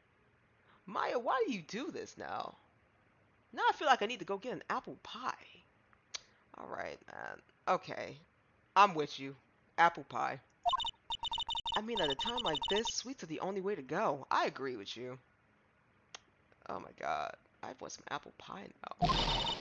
I have to stay positive. He promised he wasn't going to kill me. I'm not going to die. Sis, I wonder if you're with Nick right now. What's this? It feels like there are a lot of glass bottles here. And these, they feel like barrels. I'll pass. Too bad I'm really hungry, not really thirsty. There's all sorts of things piled up here. But it's too dark to see. Drat, it's locked. This door lock seems easy enough to open. On TV, the hero always uses a plastic card or a stiff piece of cardboard. Then click, and magically open the door. I wonder if there's a card like that around here I could use. Huh? Someone dropped a card here. Kinda looks like a business card. There's no name on it.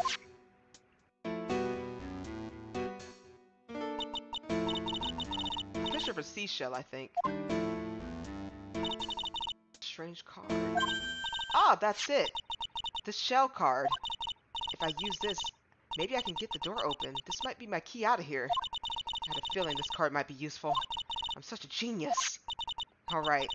Now if you excuse me, Mr. Kidnapper. I did it. Okay. Now I'm getting the heck out of here. I shouldn't keep Nick waiting. Or worried. Continued.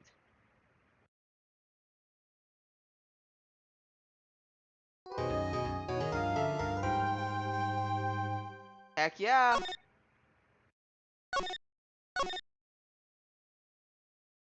Alright! So, I think we're gonna be doing the trial. I'm not sure how long the trial is going to be. So, I'm thinking... I'm trying to see. Part 1 of the trial, right?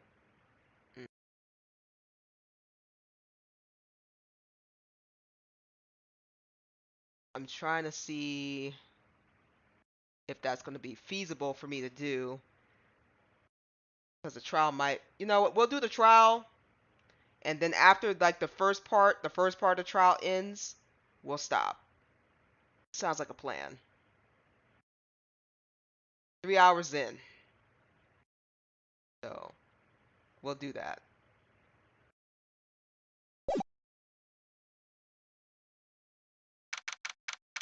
March 22nd, 9:47 a.m., District Court, Defendant Lobby number 3. Adrian did it? That's what it looks like. Dude, no way. That woman couldn't do anything like that. In court today, there will be a mountain of evidence that will implicate you. A mountain of evidence? I'm certain there is someone out there trying very hard to pin this whole thing on you. Please, Mr. Lawyer, dude, like I said yesterday, I'm refreshing like a spring breeze, alright? I can't let that sort of scandal ruin that. I understand. Well, it's almost time. Mia, you must get a complete acquittal today. I know, but I can't focus on Maya's situation right now. Or Pearl's either. No matter what, I have to focus on winning this case by the end of the day. Indeed. Well, let's get going. God dang it. It's him! This is Wright. Good morning. This is it, Mr. Attorney. The day of the trial. Maya, she's unharmed, right? Well, when I checked on her earlier this morning, she seemed a bit, how shall we say, tired. Don't worry. People don't die that easy. Besides, what you really should be concentrating on is winning today's trial. For my sake, and as well as yours, you must win today's trial, which is why I sent you a little present this morning. Present? What in the world would you want to give me? You'll figure it out once the trial starts. And even if you don't like my gift, I expect you to graciously accept it and win the day's contest, if you please. Wait! Kidnapper sent me a present? Mr. Lawyer dude? Who was that? No one. It has nothing to do with you, so forget you heard anything. Dude, did your nose just get longer? March 22nd, 10 a.m., District Court, Courtroom number 3.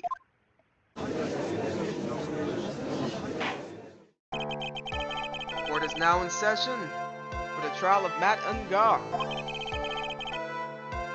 Are the prosecution and defense ready? The defense is ready, Your Honor.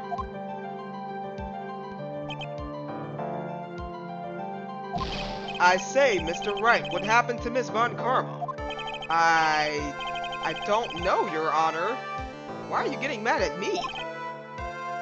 Your Honor, please be quiet, bailiff. Court is in session.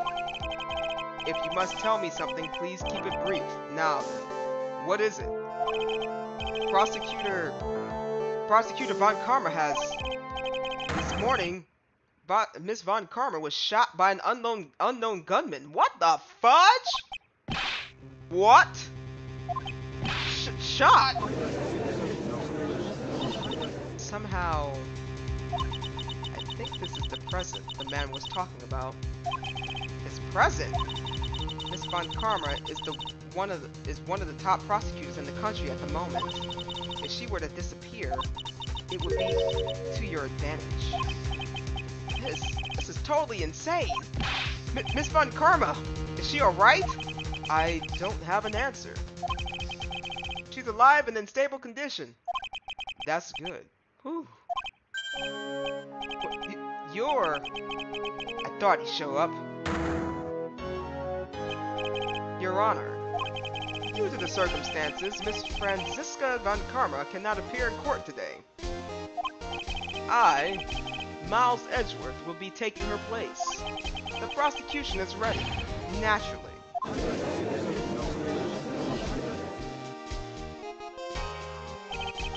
Miss found Carmen was shot in her right shoulder and is currently undergoing surgery. Luckily, I have looked this case over and am familiar with the details. The prosecution seeks to prove the guilt of Mr. Matt Ungard. The court acknowledges the prosecution. Right. I finally found the answer I was struggling for my long journey this past year. By the time this case comes to an end, you too will know the answer. Now then, the prosecution would like to call its first witness. Please bring Detective Gumshoe to the witness stand. Witness, your name and occupation. My name's Gumshoe, sir. I'm a detective down at the precinct for now. For now? After this trial's over, I'm supposed to turn in my badge, sir. Detective Gumshoe. The prosecution has no need for a press witness. Lift your head up and face forward like a proud officer, Detective Gumshoe. Yes, sir. Now, let's have your testimony. If we want to explore the various facets on this case, we must start with that. Get ready, Phoenix. This is going to be one very rough fight. Yeah, it would have to be with Edgeworth as my opponent. The answer he was struggling for. Interesting. Show me this answer you finally found, Edgeworth. Bare facts of the case. This murder happened after the Hero of Heroes Award ceremony, sir. The victim, Juan Corrida, was found dead in his hotel room. After looking into the cause of death, we believe he was definitely murdered, sir. At first, we thought there was something suspicious about the empty guitar case. However, we later found out that the guitar case had nothing to do with the murder.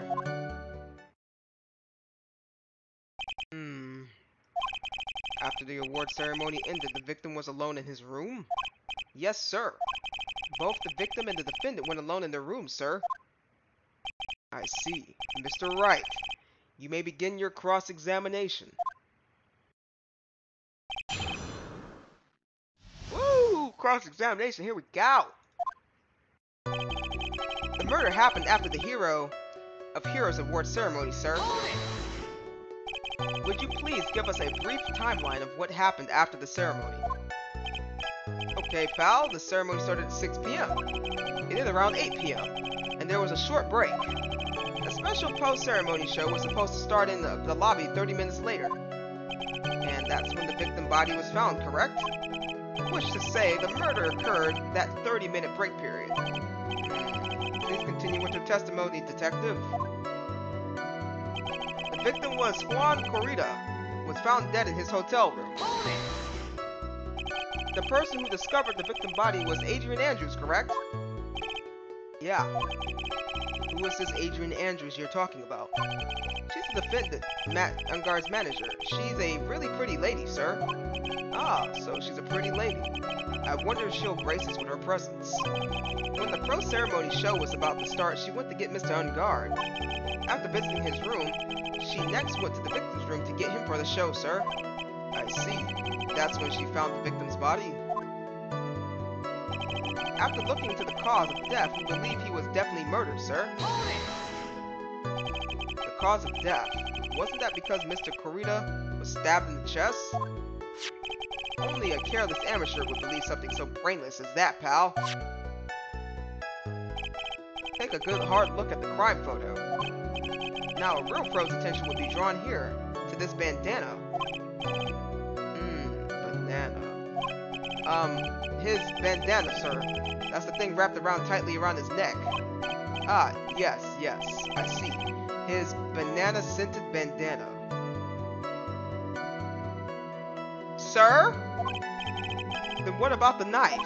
It seems like it seems to have been stuck in the victim's chest on purpose after his death. So we have a crafty murderer on our hands here. Strangled with a scarf, then stabbed with a knife. God dang, somebody really hated that guy. At first we thought there was something suspicious about the empty guitar case. Why did you think that? Because it was empty, pal. The Jammin' Ninja doesn't go anywhere without his bright red guitar, and we couldn't find it anywhere after seeing the crime. Oh, then how about this theory? A fan really wanted the guitar, did the crime to get it. How's that? We thought of that too, but the only fingerprints on the guitar case were the victims. Only the victims, huh? I see. So much for my theory then. Guitar case updated in the court records. However, we later found out that the guitar case had nothing to do with the murder. What convinced you it had nothing to do with the case? The guitar wasn't at the Gatewater Hotel that night.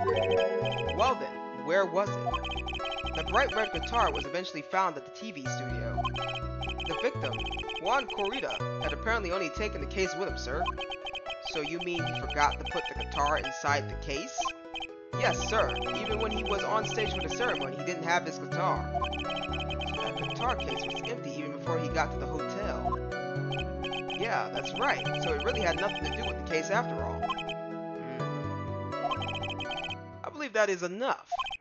First, the victim was choked to death with his bandana.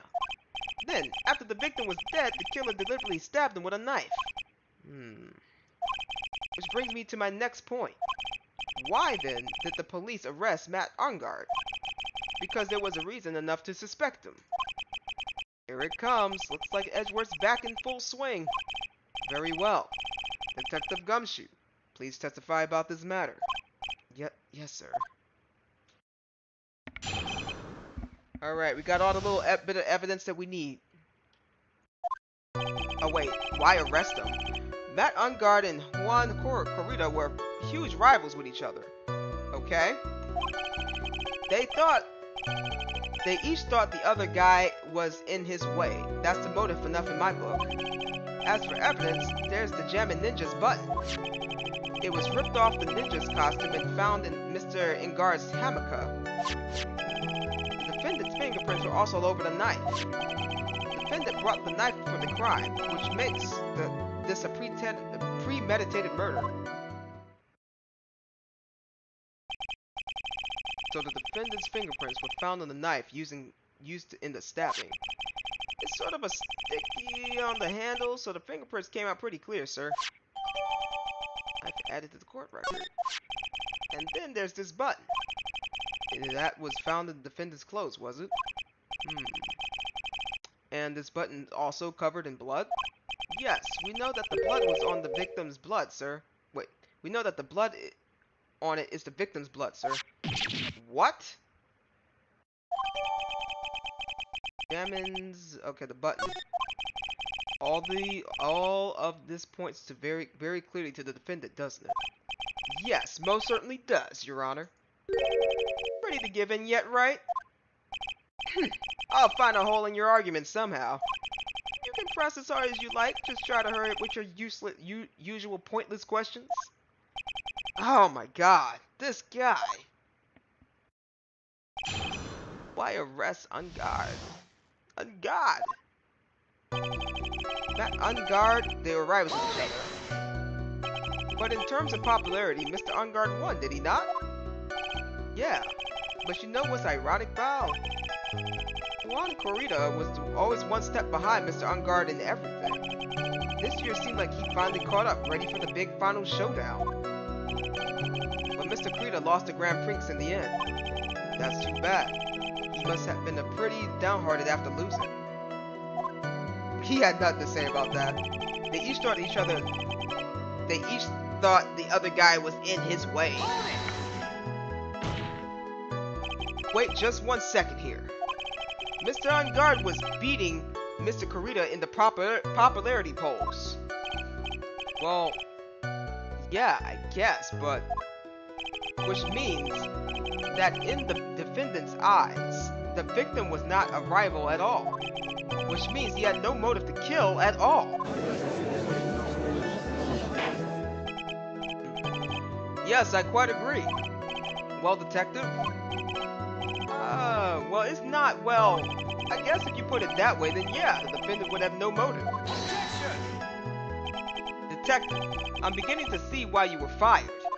Huh? No, not you too, Mr. Edgeworth. Sir, that's... I look forward to your pension negotiation. No! Now, Detective. Let's continue with the testimony. No. Not my poor pension, too. Detective, if you value your money, I suggest you proceed. Yes, sir. Can we talk about my pension later, sir? What was about what I was saying? Hello? What about what I was saying? Hello? Anyone? As for evidence, there's the jamming ninja's button. Do you have any proof that the button belonged to the victim? Huh? What do you mean, pal? Oh, let me put it this way. I'm asking you if you had any evidence to back up your claim that this button was ripped off the Jammin' Ninja's costume. Huh? But can't you tell by just looking at it?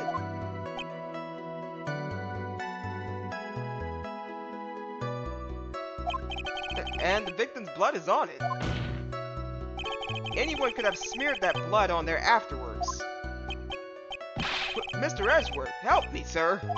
Alright, I knew it had to be this piece of evidence. Now to reel this one in. Thread.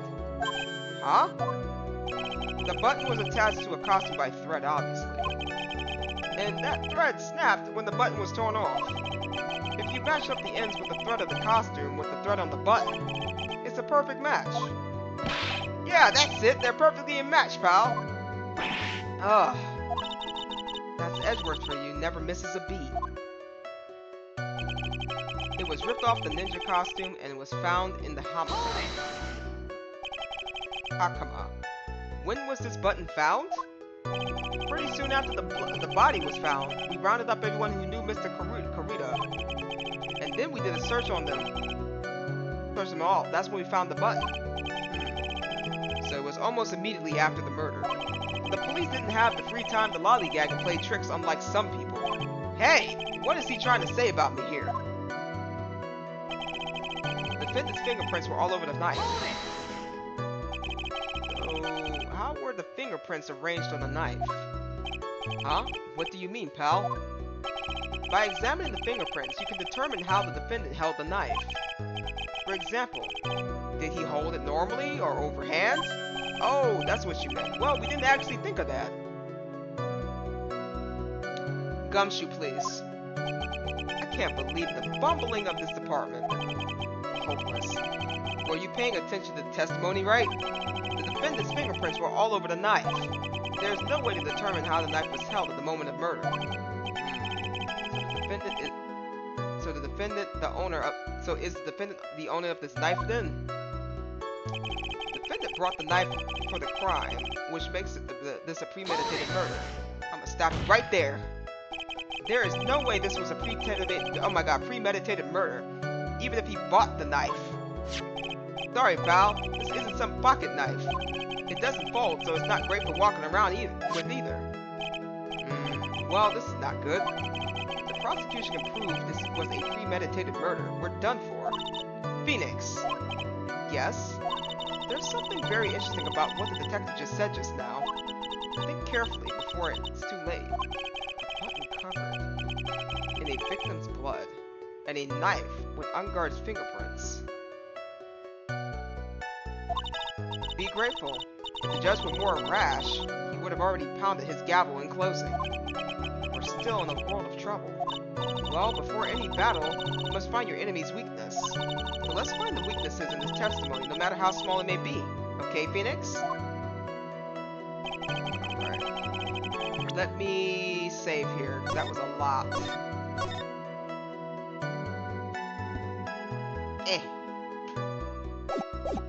Okay.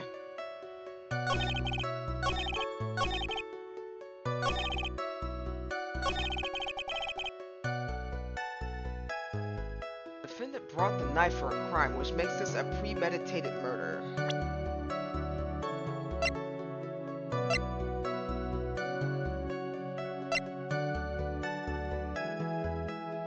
How would they know that he bought the knife, though?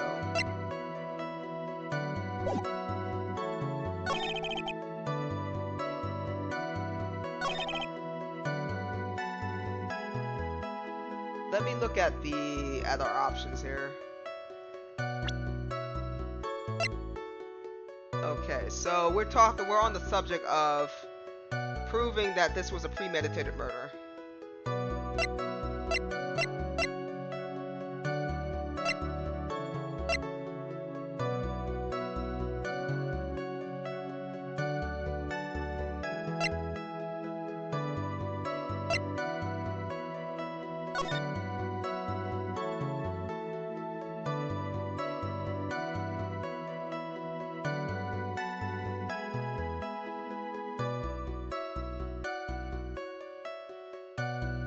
What is this thing? Oh, that's just tying to his thing right here.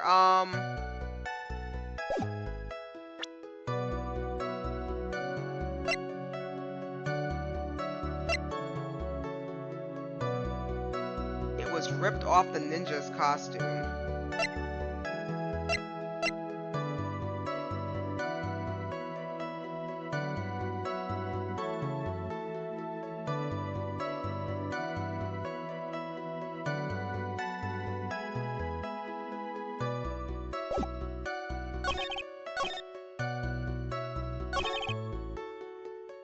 Huge rivals, that's nothing. If they each thought the other guy, okay, motive enough in my book, okay. As for evidence, there's a German ninja's button, okay.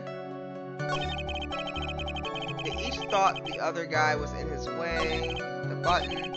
It was ripped off the ninja costume and was found in his hamaka.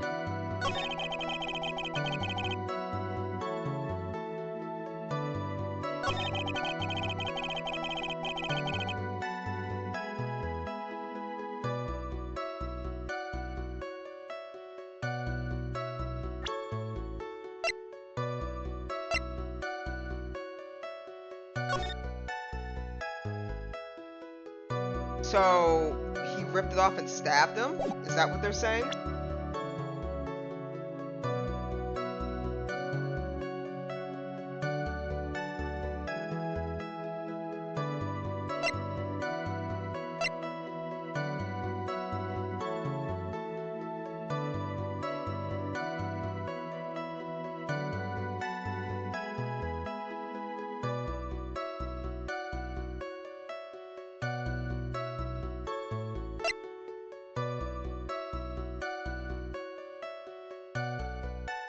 Time of death is 8:15. Cause strangled a scarf, then stabbed with a knife. The defendant brought a knife for the crime, which makes this a premeditated murder.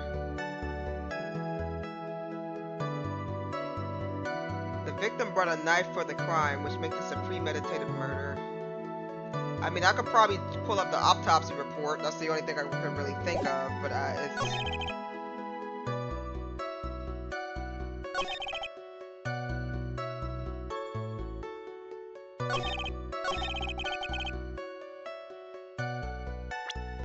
Let me try that route. Objection! This evidence. Objection!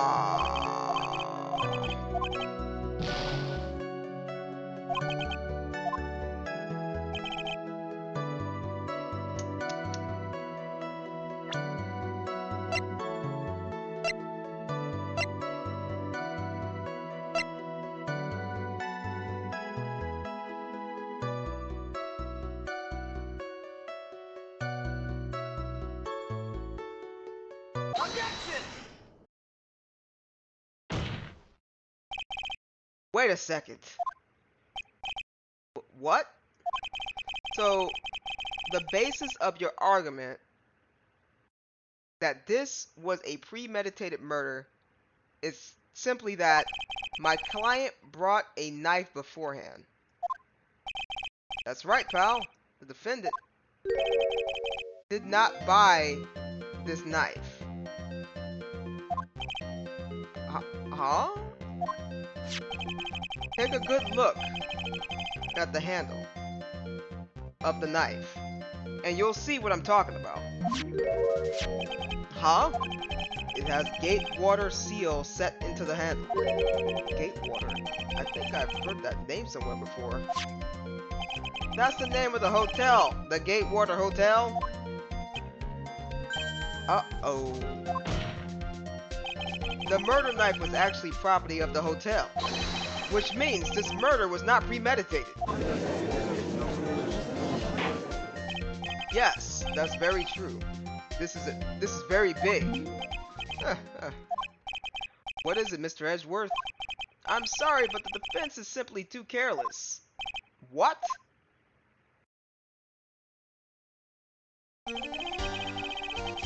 I think whether the crime was premeditated or not has already been determined. How so? I admit this knife is hotel property.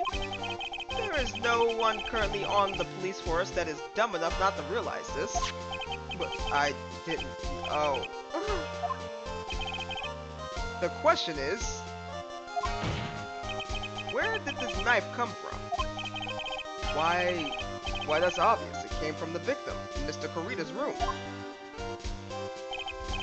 Sorry, Your Honor, but that is incorrect. The victim ate a last meal before he was murdered. With that being the case, I would like to draw the court's attention to what is on top of the table. There's a knife and a fork on the table. Then, where in the world did this knife come from? If it pleases the court, I would like us to recall the room of the defendant, Mr. Matt Ungard. Especially what was on top of his table. There's something missing, perhaps. It is a single knife.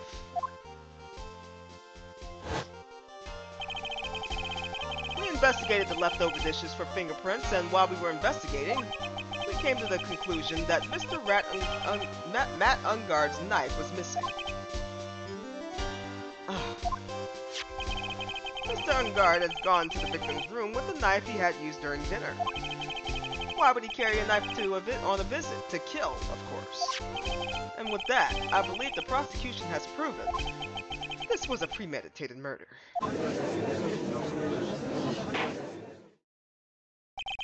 Amazing, Mr. Edgeworth. Absolutely brilliant. A brilliantly clear deduction. It seems like Edgeworth had this plan from the very beginning. This must be one of those traps that I just walked headlong into. Yeah, we kind of walked into that one, Phoenix. We tried. We definitely did try. A murder weapon with fingerprints and a button from the victim's costume. There is quite a sizable amount of evidence here. I can safely say that any further deliberation is a waste of your Honor's time.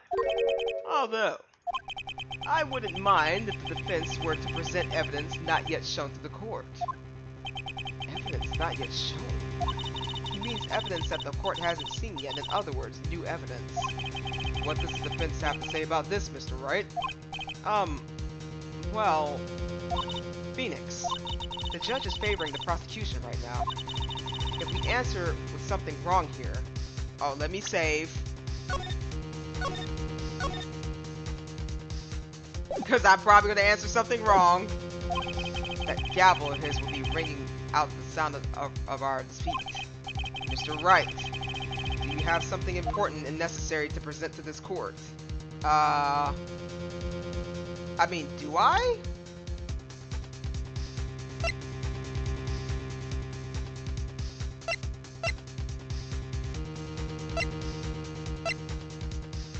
I mean, other than the suicide report, I guess that's all I got.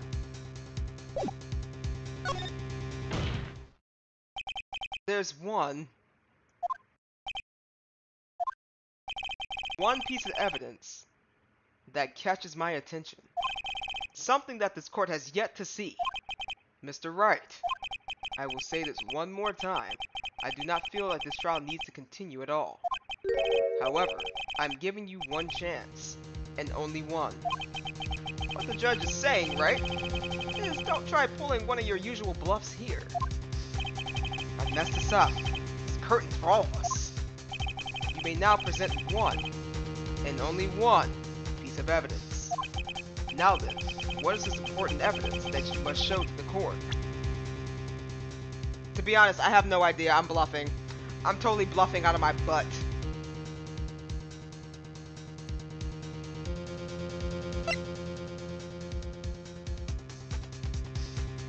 It's none of this. It's definitely none of this. Oh, the judge ain't playing. He's actually gonna destroy me.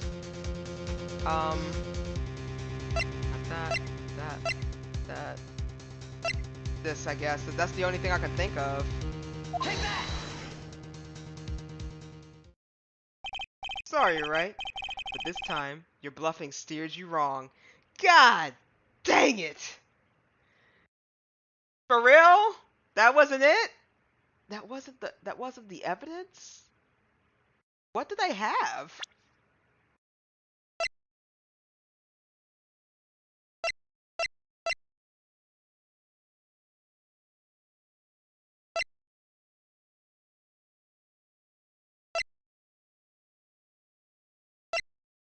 Like, I don't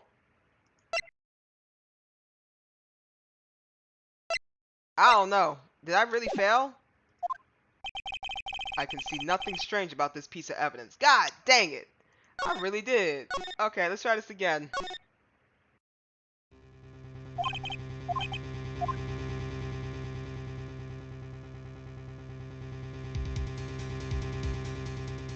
Honestly, I don't... What evidence do I have that I haven't presented? That was presented. That was presented. They presented that.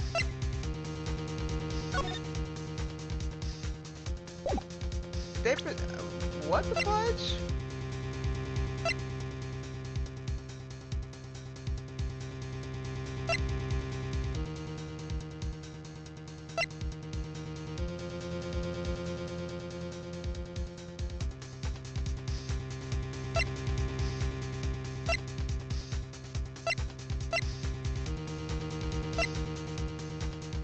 Honestly, I don't know.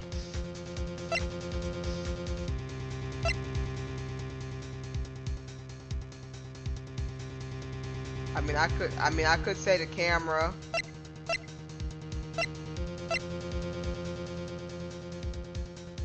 Honestly, I'm gonna say no, because I don't. Not right now, I don't. This has to be another trap.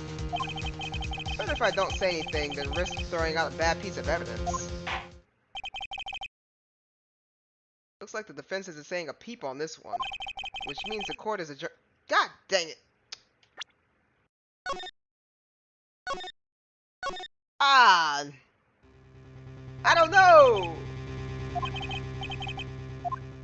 Bro, I don't even know what piece of evidence I'm supposed to have!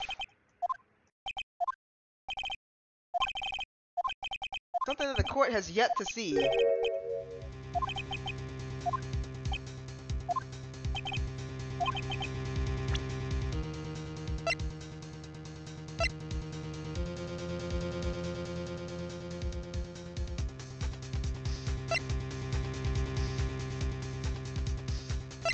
Okay, so it's not that.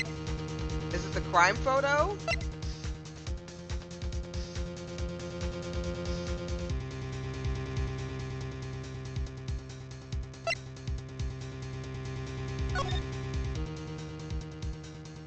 Is it the hotel map?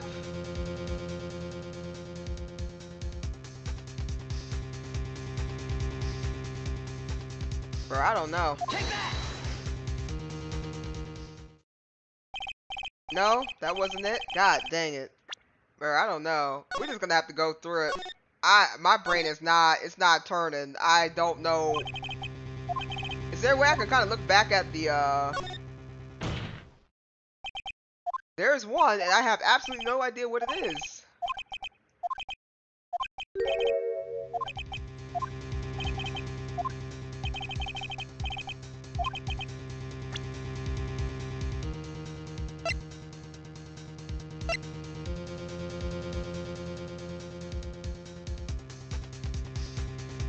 I mean, I don't know. No, sorry, right? But this time your bluffing steered you wrong. You can see nothing with this evidence. Wait! No!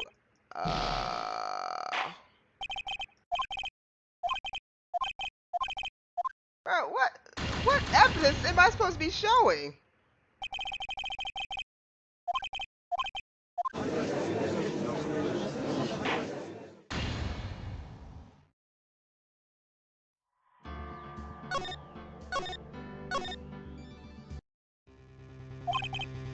Honestly, I don't know. It's gonna be the most stupidest thing because I'm not getting it. It's one piece of evidence, and I thought it was the report that we got, but it might not be that.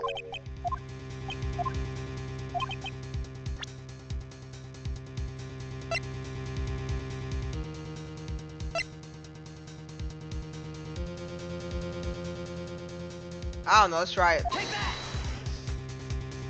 Nope, that wasn't it either. Yeah, because they presented that to the court. So something that they did not present to the court. What did they not present to the court?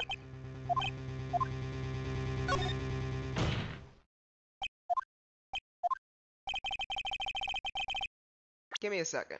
What did they not present to the court? They did not. There's a couple of things they didn't present to the court.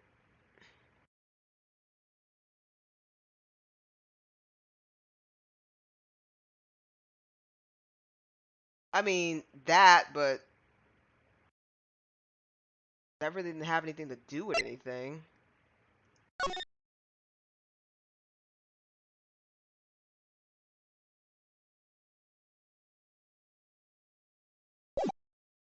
No.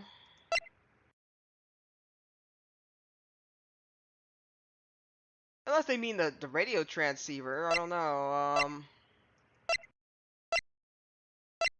Might be what that is. Let's try it.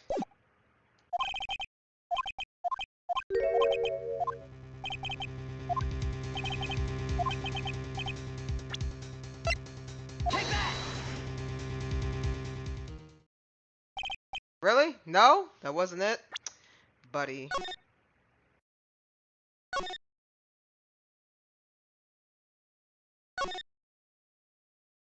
I am actually confused.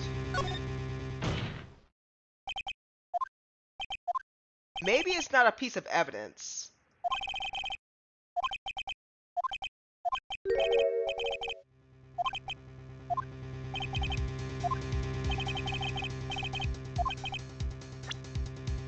Maybe it's a person.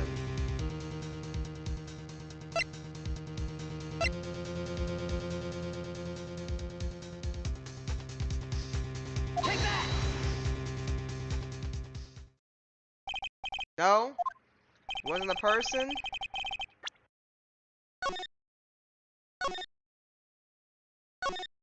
Dang it. What is the answer here?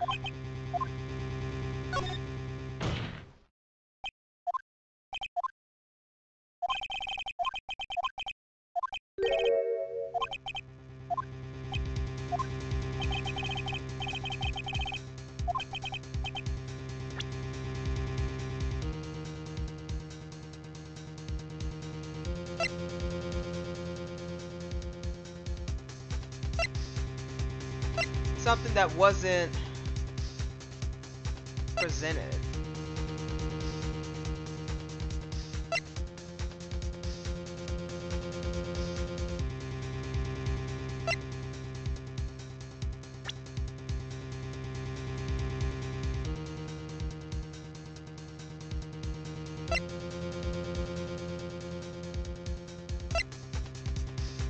Something that was not presented to the court. Something that was not presented to the court.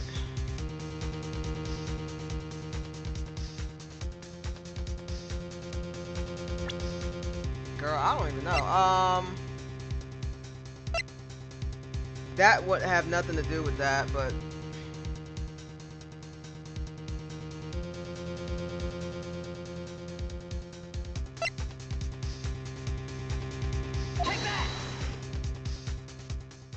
no.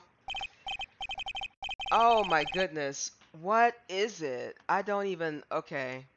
Is there a way I can kind of look back at the...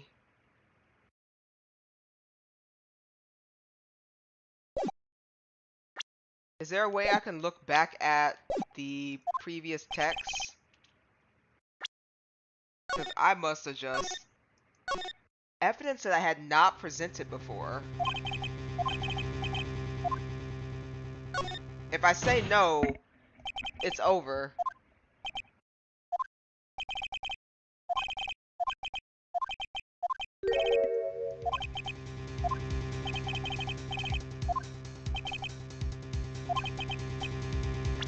Huh. No.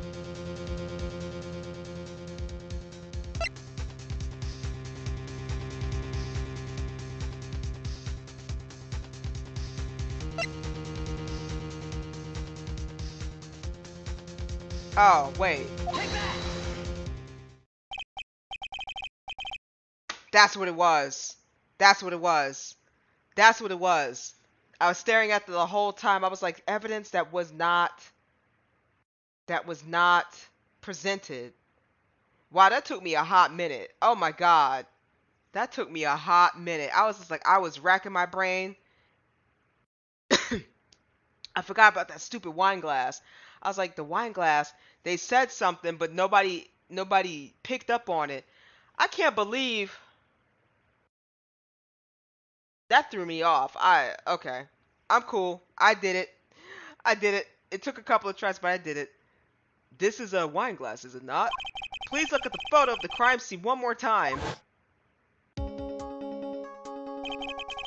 The scene is a mess because the victim struggled against his assailant. The vase was broken, and his makeup is all over the floor. These were things that were on point. I'm sorry. These were all things that were at one point sitting on top of the dresser. Well, yes, I see your point. However, the glass that's sitting on the top of the dresser is mysteriously untouched. And the only thing that had not fallen over along with everything else is this wine glass. This piece of evidence is more than strange enough to warrant further consideration.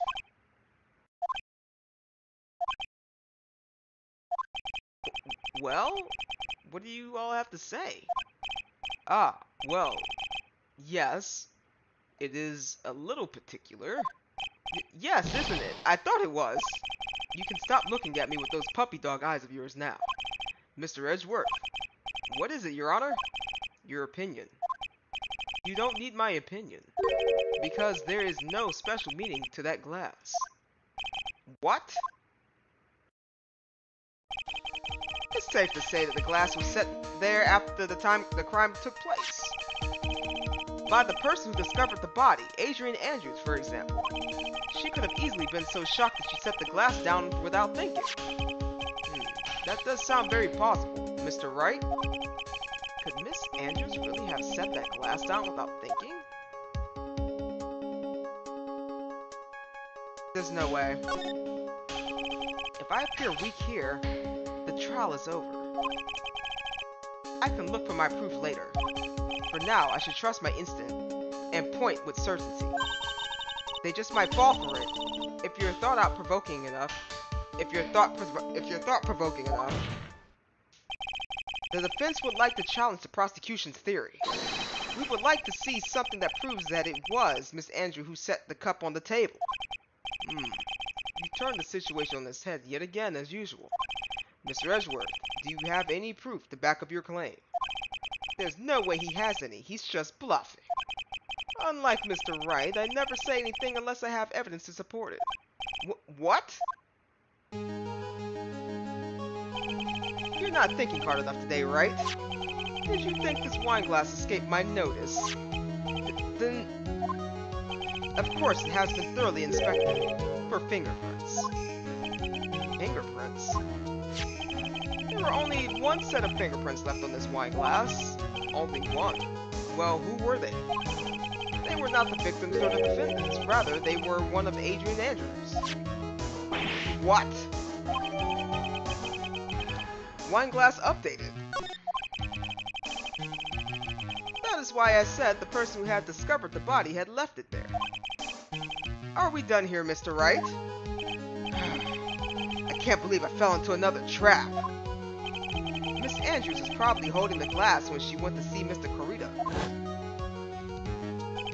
But upon seeing his dead body, she was stunned and set the glass down on the dresser. What you just said makes a lot of sense. Tis, tis, tis. Now do you see, right? You can't change any part of my scenario, as it explains everything all too well. Ugh. I thought long and hard this past year about what it means to be a prosecutor. And from here on out, I will show you the answer I have come to discover. Wait a second, Mr. Edgeworth. I think the prosecution has provided enough evidence for me to enter my verdict. Unfortunately, I cannot allow you to pass judgment yet. The prosecution has yet another witness we would like for the court to hear. Another witness? Oh God. Yes. Bailiff, please bring the next witness. What in the world is Mr. Edgeworth thinking?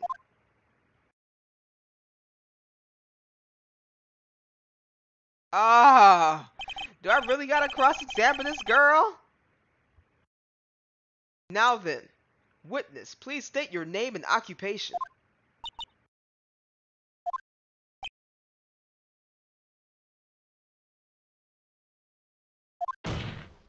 Witness, your name and occupation.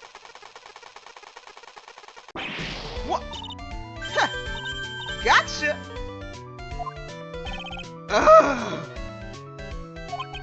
I wonder what happened to that calm composure you had earlier. Oh, Edgy boy, it's been, what, a year since we last met, hasn't it? You should be more happy to see me. I saw the report with her testimony, but who knew that under that helmet, it was the Wicked Witch of the witness stand? I tell you this time, I know what I'm supposed to do. So today I'm going to tell you anything and everything. Even things that don't have to do with that terrible crime. Miss Witness, that terrible crime is all the court needs to know. Oh, shush. I'm talking to my dear Edgy Wedgy right now. Don't interrupt us, Gramps. Yes, madam. No. Please, by all means, interrupt her, please. Anyway, witness, your testimony, please. It's true what they say, now that you are hot-headed nowadays. Not that I mind at all, Edgy. Now then, what should I start with? The witness was on the security detail at the hotel the night of the murder. Is this correct, Miss Oldbag? It was a great job at being able to see my dearest Juan. It was almost too much for my little heart to handle. You mean you were a fan of the victim? Look, everyone is crazy over and guard saying he's cute in a fresh way or something. Not me. I wouldn't say anything so silly. After all, I have no interest in a little child like him. I'm only interested in the real man, Juan Corderita.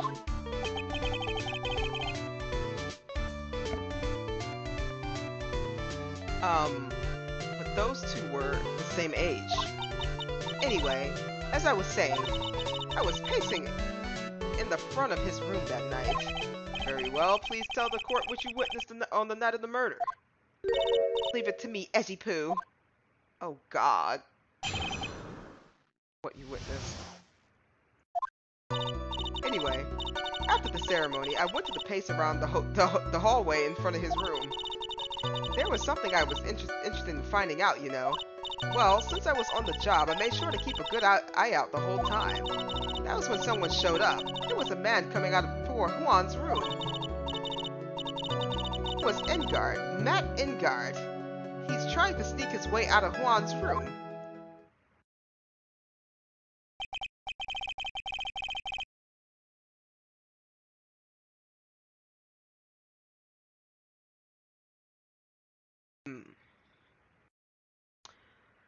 So, Mr. Engard came out from the victim's room.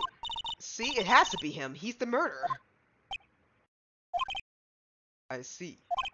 Well, Mr. Wright, you may begin your cross-examination. what you witnessed. Anyway, after the ceremony... Oh, I hit the button. I'm like, wait a minute. Miss Old Bag, what was your post on that night? The lobby. I was supposed to help set up the stage for the trifling show. But I refused to help. I'll have you know. It was for that lead-headed samurai show. Heh, I even took out a few of the nails. Maybe it was a good thing the show didn't go on. Besides, that manager with the glasses seemed to be working hard at it without me. So I thought I'd take a break and spread my wings a little. And that's when you went to hang around the victim's door? There was something I was interested in finding out, you know. And what was that? Something you were interested in. And just what was that? It's not some little thing I can just go around telling everyone, you know. It's top secret between me and Juan. Ah, and Edgypoo, of course. Mr. Edgeworth. What is this thing she was interested in? I have no idea. I despise gossip, Your Honor. Awesome. But, should it prove relevant, we can always have it appended to her testimony later. Looks like we shouldn't force it right now. Gotcha. And did the witness stay in the vicinity of the victim's door the entire time? Well, since I was on the job, I made sure to keep a good eye out the whole time. Oh, then would you tell us the number of people who went in and out of Mr. Corrida's room? I have no idea. I wasn't born so I could count things for those who didn't pay attention in class. That's why ever since I turned 20, I quit keeping track of how old I really am.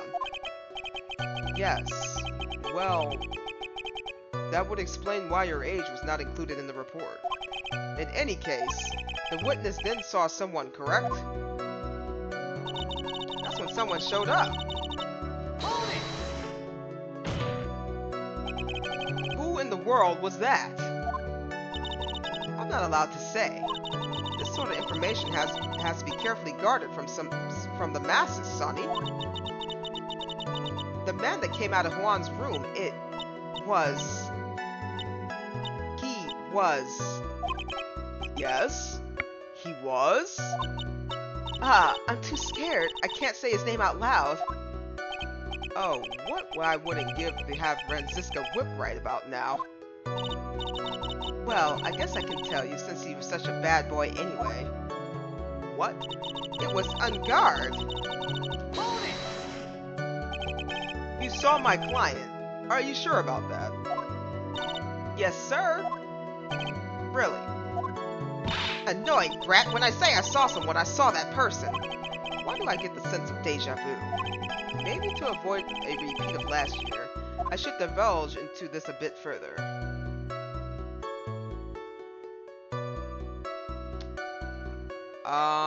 What was the person carrying? The person's face, the person's clothes.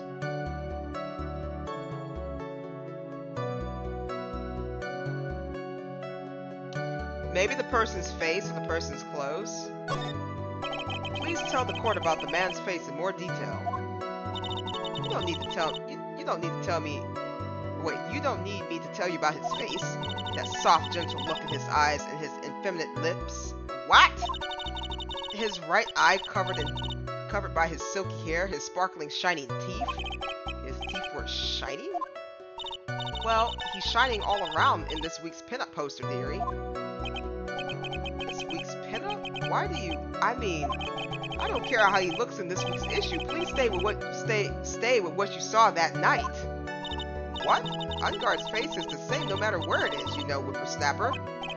So, Mr. Wright, was his testimony just now more important or relevant in any way?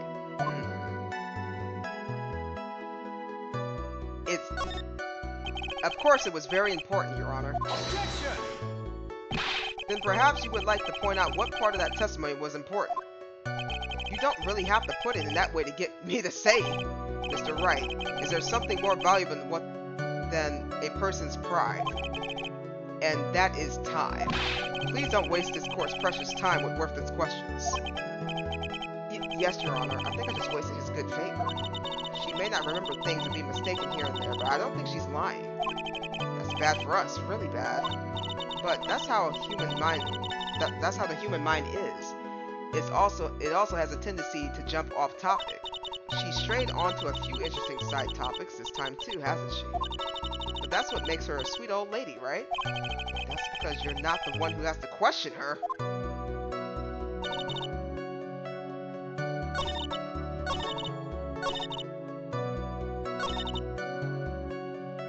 Question her again.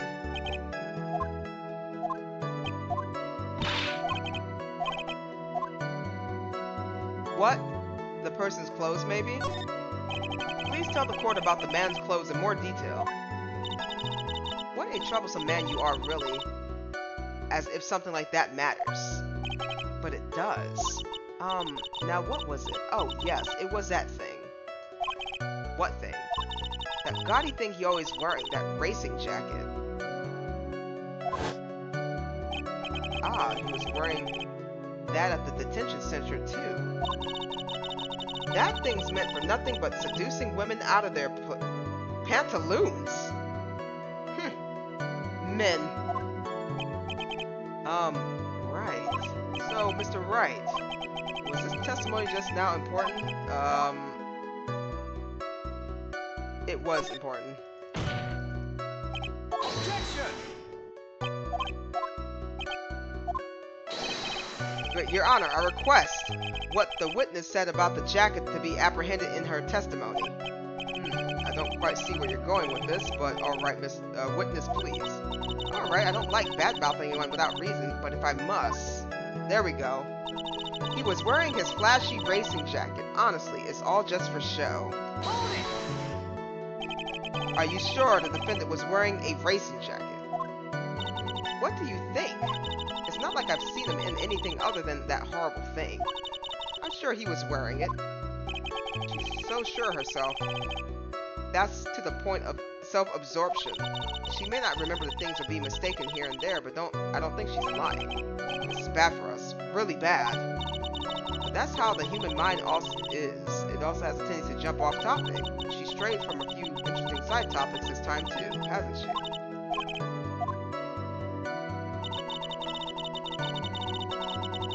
Okay, let me save here.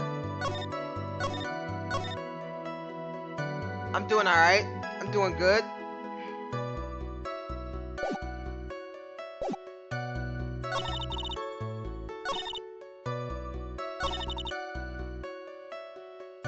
Oh.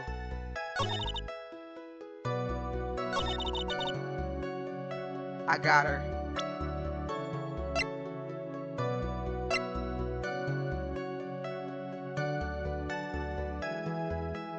Objection! I got you. I got you. Miss Old Bag. What? Don't say my name for no reason. Do you know what this is? Ah! It's button number 2 on the Jammin' Ninja's costume. Now I know she's an obsessed fan, but she identified it in a single glance. Give it here. Give it here. If you don't give it to me, I will punish you with this. Wow, she really is a die-hard fan to want a button covered in blood. This button was discovered on Mr. Angard's body during the full body search. See? See? This button proves beyond a shadow of a doubt that that rascal was Angard. It was caught up in the pleats of his nickel samurai hakama pants. See? See? And Angard is the nickel samurai. Witness. Now, it may be just me, and I do have an active imagination, but just now didn't you say that the defendant, Matt Angard, was wearing his usual racing jacket? She forgot.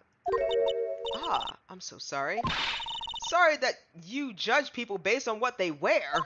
If I wore the trendiest dress... Oh, Lord. Okay.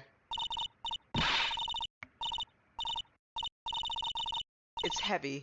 It's heavy. Bomb spaghetti. Dream alive. With children around. Wait, what? Documentary. Now hold your tongue. Still there for 1 second. So what you actually saw in actuality was not Mr. Ungard, the man, but Mr. Ungard, the Nickel Samurai? But when you think about it, what? They're really one and the same anyway. Miss Old Bag. This is a very important point we're talking. This is a very important point we're talking about.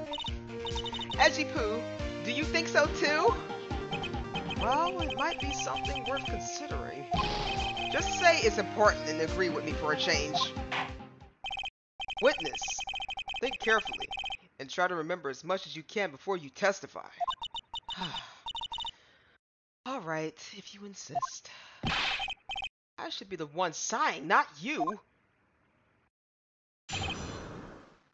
Who I saw, why I saw it, and when. Ungard. Yes, now I remember. The Nickel Samurai. That's right, it was the Nickel Samurai that I saw. Yes, it would have been convenient for him to wear his costume during the murder. But he had to go to the post-ceremony stage show right after the crime, you know. So he must have worn that Nickel Samurai costume when he was stabbing poor Juan. I knew it. I knew you'd say he was inside that costume. What? Did you think there could have been someone else inside that costume? Yes. If you saw him in his jacket, his racing jacket, then yes, I'm pretty sure there might have been somebody posing as him in his costume. Look, we already done a couple of cases, right? We already done a couple of cases where there's been people trying to sabotage and wearing other people's clothes or work outfits or attire, whatever the case may be, and they've been trying to pose as them. So yeah, at this point, I mean, this court should know that somebody's probably posing as this person. Give me 1 second. I'm going to take a swig of water.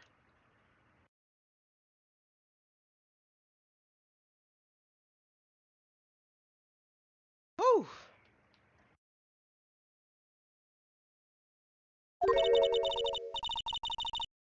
Don't be a bad little boy, thinking such rude things.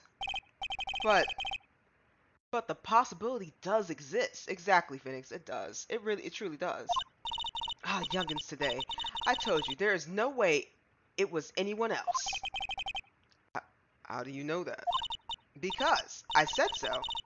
And what I say is the truth. Okay. So you just kind of lied already. So, I mean, I don't really believe your truth, but go on. She's just as delightful as a witness as she was a year ago.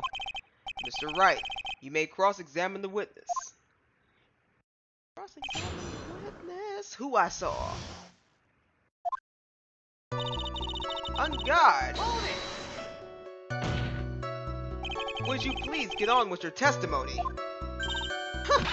Watch your language, young man. What sort of tone is that to take with an elder? My youthfulness isn't what it used to be, so you should forgive me for everything. If you keep on barking at me like that, I'll start singing at the top of my lungs. Please don't. What? A striking figure by the sea. Standing all alone is he. He's the Nickel Samurai. She's actually singing. Someone help my poor ears. Mr. Edgeworth, can you please do something about this racket? Witness, I'll give you a piece of gum later if you be good and stick to the facts. Okay. You promise, right? Right. I'll be sending the bill for the chewing gum to your office on a later date. Remind me to send you a thank you note later too, Edgeworth, old chum. The Nickel Samurai, that's right. Be a little bit more careful with your testimony, please. Not too long ago, you said he was wearing his racing jacket, and now he's not? Not too long ago? Then let me ask you this. When you were itty-bitty, what was your grand dream? Hey, Dynamic, what's going on? Hello, hello. Huh? What did you want to be when you grew up, whippersnapper? My dream, huh? Well, I wanted to be a Judge Wagner, hero of the public's court. So what? See? And look where you are now. You're not a Judge Wagner, are you? Are you? Well, what I said earlier. Who puts any weight into things like that? And now is everything. I can't be held responsible for the past. That's when the court become theatrics over testimonies. All that matters is that man was inside that costume. Isn't that enough? Okay. Press Objection claim that it was the nickel samurai that she saw. Oh, okay. Yes, it would have been convenient for him to wear his costume during the murder. And why would that be? That way no one can see his face, of course. But there's still no advantage for him that I can see. In fact, you would think the costume would make him stand out all the more. You're such an annoying child, you know that? You disagree with everything I say. Isn't that what you're always doing to me? I got it. Maybe it was more troublesome for him to change in and out his costume. He had to go to that post ceremony. Okay. Was there anyone else scheduled to appear at the post ceremony show? Well, all the contestants were supposed to go on stage in a friendly gesture thing. And that included the Jammin' Ninja? Of course it included him. That's why when a guard came out of Dear Tuan's room, I didn't give it a second thought. I see. Well, anyway. So he must have worn that nickel samurai costume when he was stabbing poor Juan. Don't need to think too hard on this one. I don't? There's a contradiction in his testimony and it's sitting in plain sight. The question is, what that contradiction means for us. Figure out what you're talking about first, but okay.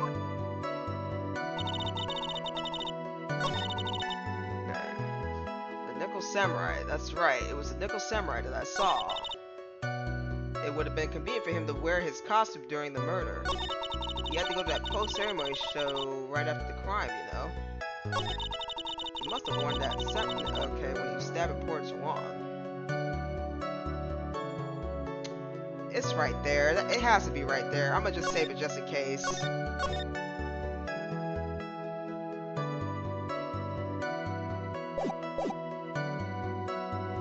He must have been wearing when he was stabbing poor Juan.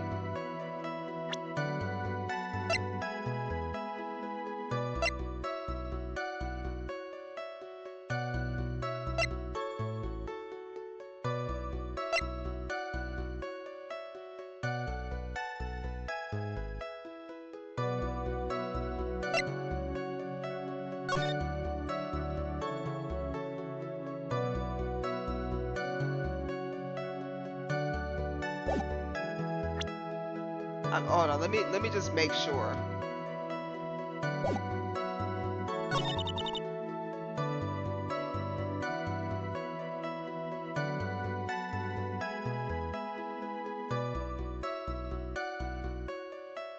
I think I might stream tomorrow instead of tonight. Whatever you want to do, man.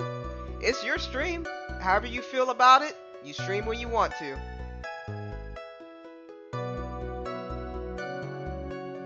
It is all on how you feel.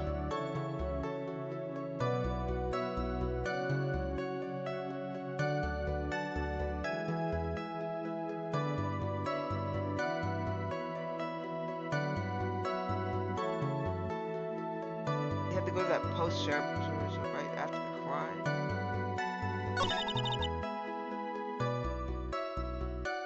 Would have been convenient for him to wear his costume during the murder. That's irrelevant.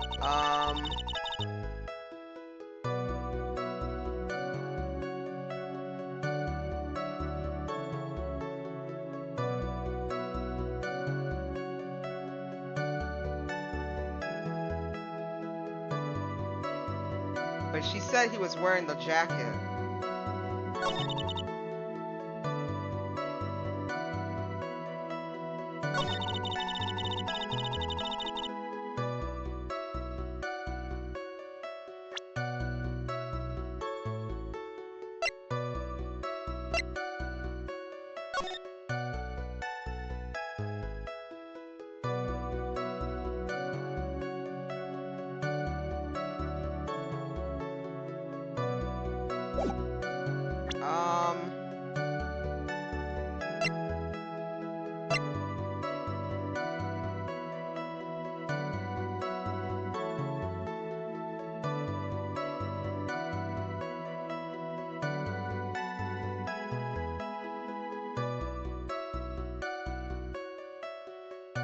It was found in his Hakama.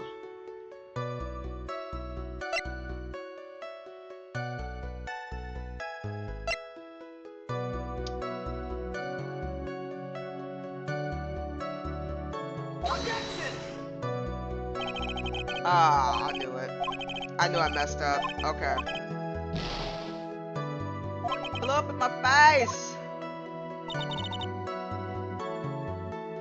It's in plain sight.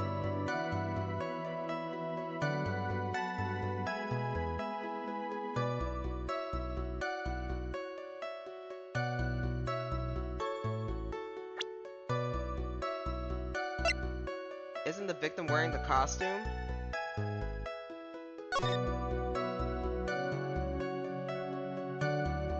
No. No, he's wearing the Jammin' Ninja costume. This is what the costume looks like.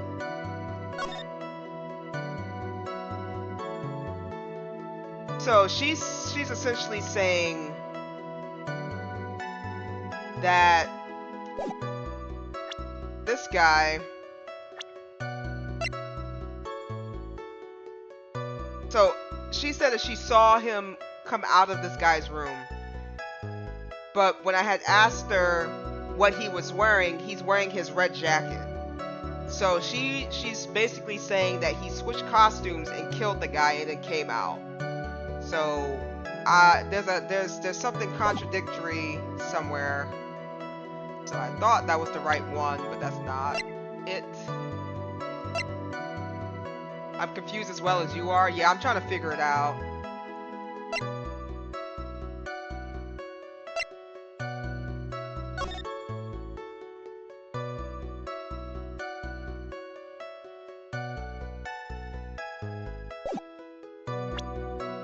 Let me press her on this one more time.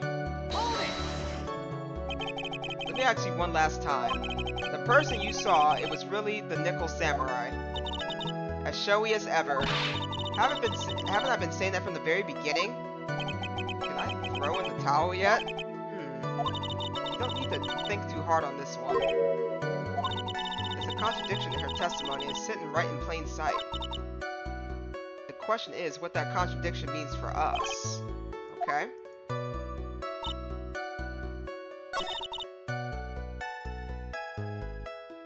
That's right. It was okay.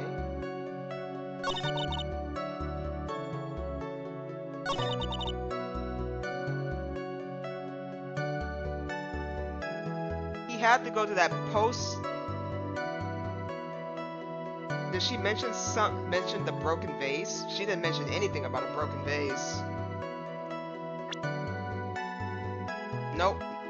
I don't have anything on a broken vase.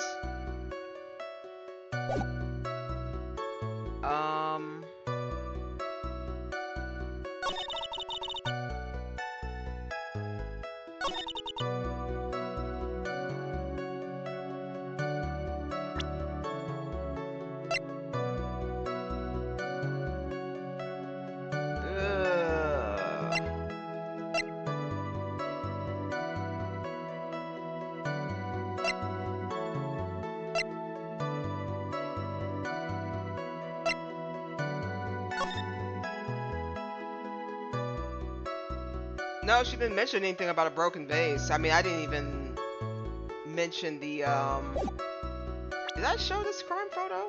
I don't even remember.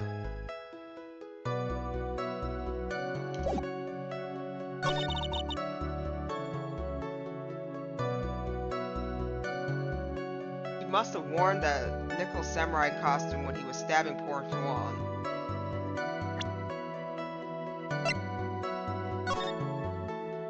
Card.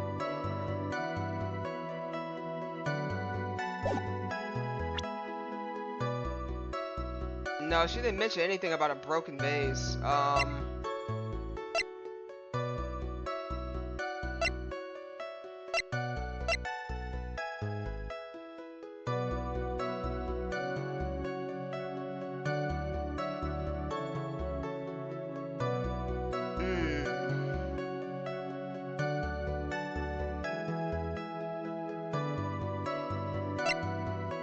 That's tough. Hold on.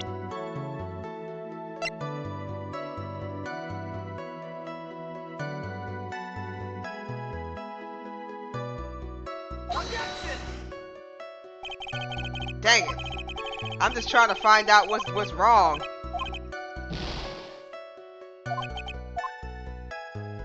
Alright, I'm gonna give it another go. I think I showed the crime photo before. If I showed the crime photo before, I'm gonna restart it. Objection! Nope.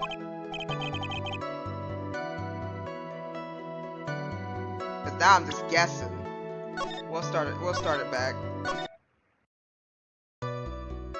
Okay, stabbing poor Swan. What does a contradiction mean to us?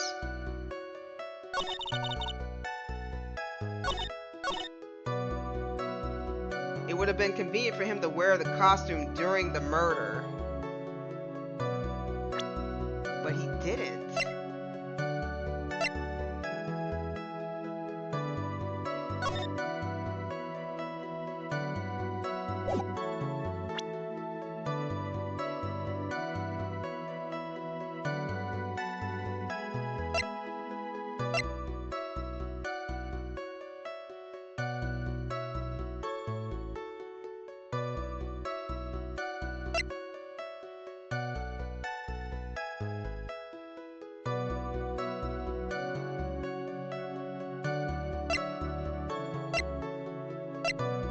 The only thing I can say is I can probably...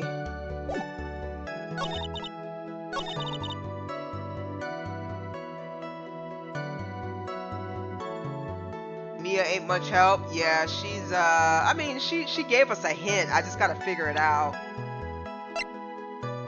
I mean, I can do this. I can do this.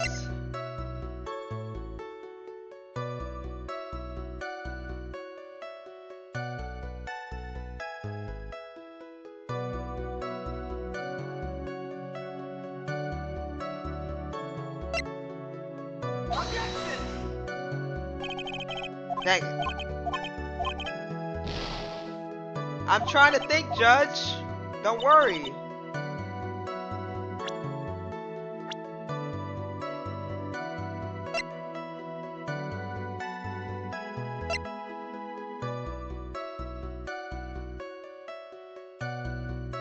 I think I've already tried that one, the strangling thing. I think I tried the autopsy report. Unless that's the wrong part to,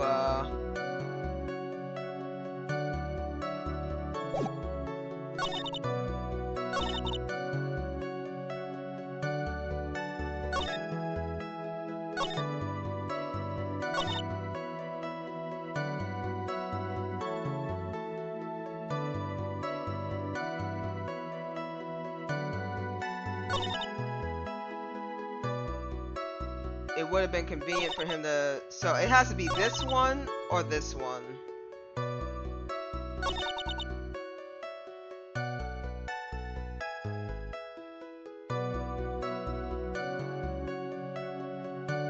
I don't know. Can I try this? Nope, that wasn't it. Okay. Let me try reloading again. Dang, this one's actually a little tough. Yes, I've already tried, I think I already tried immediately. I think I tried the autopsy report with the stabbing. So I think the thing is to point out that she's talking about his attire. So actually what I'm gonna do... Hold it. And why would that be? That way no one can see his face. But there's no advantage. In fact, you would think the cost would make him stand out all the more.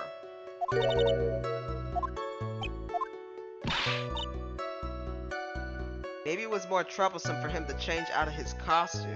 Can I rebuke her on that?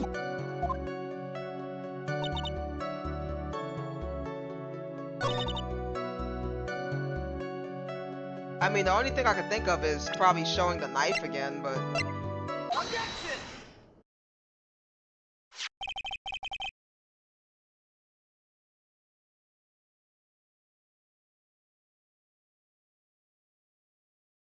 I'm sorry, I'm blinking slowly. I'm blinking slowly. Let me recover my dumbfoundedness. And no, you're good, Dynamic. I appreciate all the assistance, because like I said, sometimes I am gonna get kind of stumped from like what they're asking, and sometimes the evidence is right there. But from what Mia said, she said it's the evidence is plain as day. So I was just kind of thinking, I'm like, okay, well, she's talking about his outfit, so is she talking about what he's wearing? Maybe if I put a picture of him, like what he's wearing, he'll probably shout. That didn't work. If I showed the autopsy that he was strangled, but in the autopsy he strangled and then he stabbed. So I mean that can kind of be like interpreted in different ways. I think I had picked some other ones, but yeah, oh yeah, the blood and the hammock, I already did that. So yeah, so I guess the next obvious thing would probably be the knife. So I was just like, yeah, okay. I tried the knife and I'm just kind of staring dumbfoundedly. I'm just like, oh, okay, it was a knife. That's kind of wild. So let's go. We did it. We figured it out. This is gonna be a long court case. Please take a look at this. Yeah, so it's a knife. Big deal. If you're trying to scare me with that, I'll have you know it won't work. No. That's not my intention at all. That's the knife that was used in the murder, correct? Your Honor, do you know why this piece of evidence is important to this case? You don't even have to ask. It's because the defendant's fingerprints are all over it. Is that what you're driving at? That's exactly what I'm driving at. What are we driving at, and whose car are we driving? If Mr. Ungard was really in the Nickel Samurai costume at the time of the murder, then it's impossible for his fingerprints to have been left on this knife. Actually, he would have wiped all previous fingerprints on this knife right off.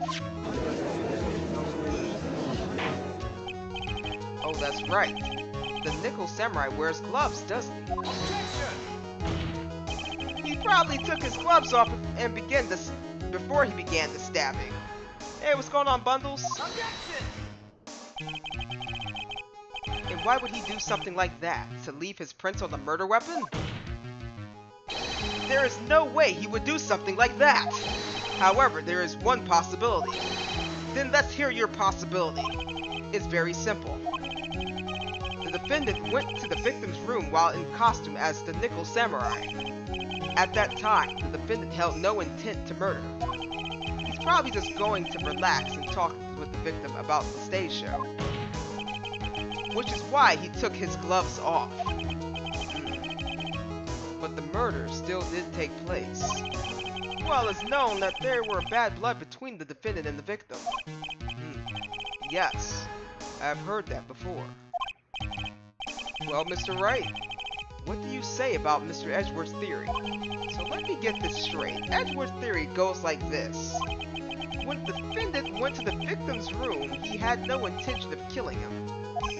Now, up to this point, are there any problems with his theory? Let me save this, because I don't know, man. I'm trying to follow. I heard there's a bad ending in this case. Okay, well, we'll find out what it is. We will find out what it is. Hopefully there is no bad ending in this case. Think about it one more time. Can we think about it one more time, please? I think I need a little more time on this one. So let me get this straight. Edgeworth's theory goes like this. When the defendant went to the victim's room, he had no intention of killing him. Okay. Now up to this point, are there any problems with his theories? There's a contradiction. This theory contradicts something in an earlier testimony. What are you babbling about? Now, for argument's sake, let's suppose Mr. Ungard was the killer. If that's the case, I think it's impossible for the killer to have gone to the victim's room without intent.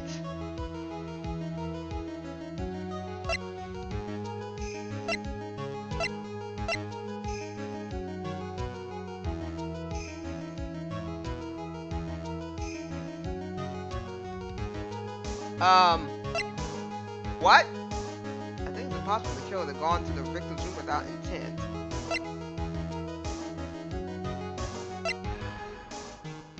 Can I bring up Miss Adrian to the stand?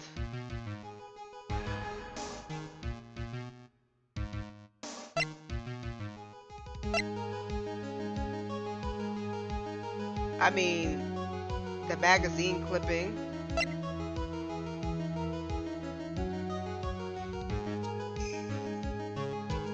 Yeah, I'm saving it. I already saved it.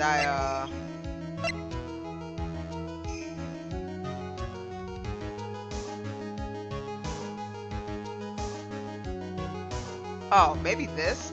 But he said he didn't know anything about that conference ticket.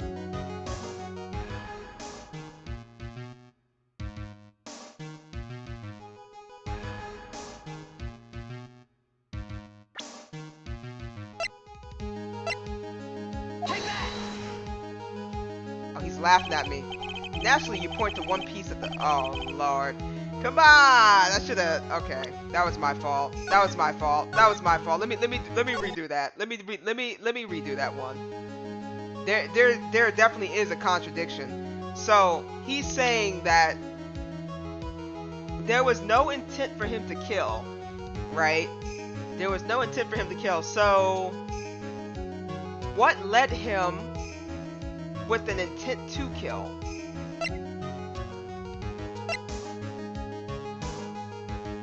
I think, right? I don't know. Think about it one more time. I think I need a little bit more time on this one, so let me get this straight. Edgeworth's theory goes like this. When the defendant went to the victim's room, he had no intention of killing him. So he had absolutely no intention of killing him. Now, up to this point, are there any problems with his theory?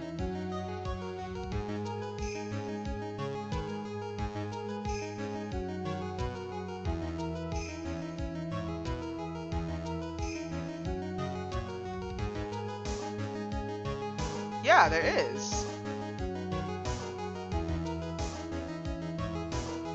He has no intention of killing him. So if he had no intention of killing him, why did he end up killing him? There's no point for him to kill him. I think there is a contradiction. This theory contradicts something in an earlier testimony. What are you babbling about? Now, for an argument's sake, let's say Mr. Ungard was the killer. Let's say that he was the killer. If that's the case, I think it's impossible for the killer to have gone to the victim's room without intent. I mean, it could be the gossip tabloid. I think it might be but we didn't talk about the gossip tabloid.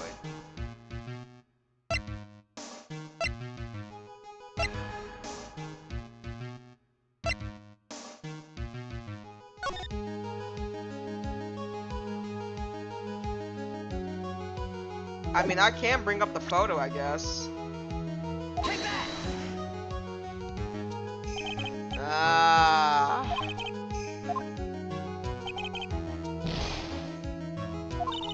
Phoenix, pay pay attention. Let's pretend for a second that Mr. Ungard is the murderer. Now from that angle, if he didn't have any murderous intent from the very beginning, then that means there is a certain object that shouldn't be at the crime scene, right? The knife.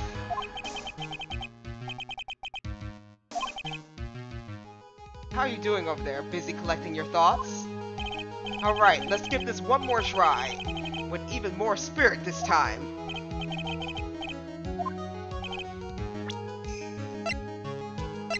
Take that!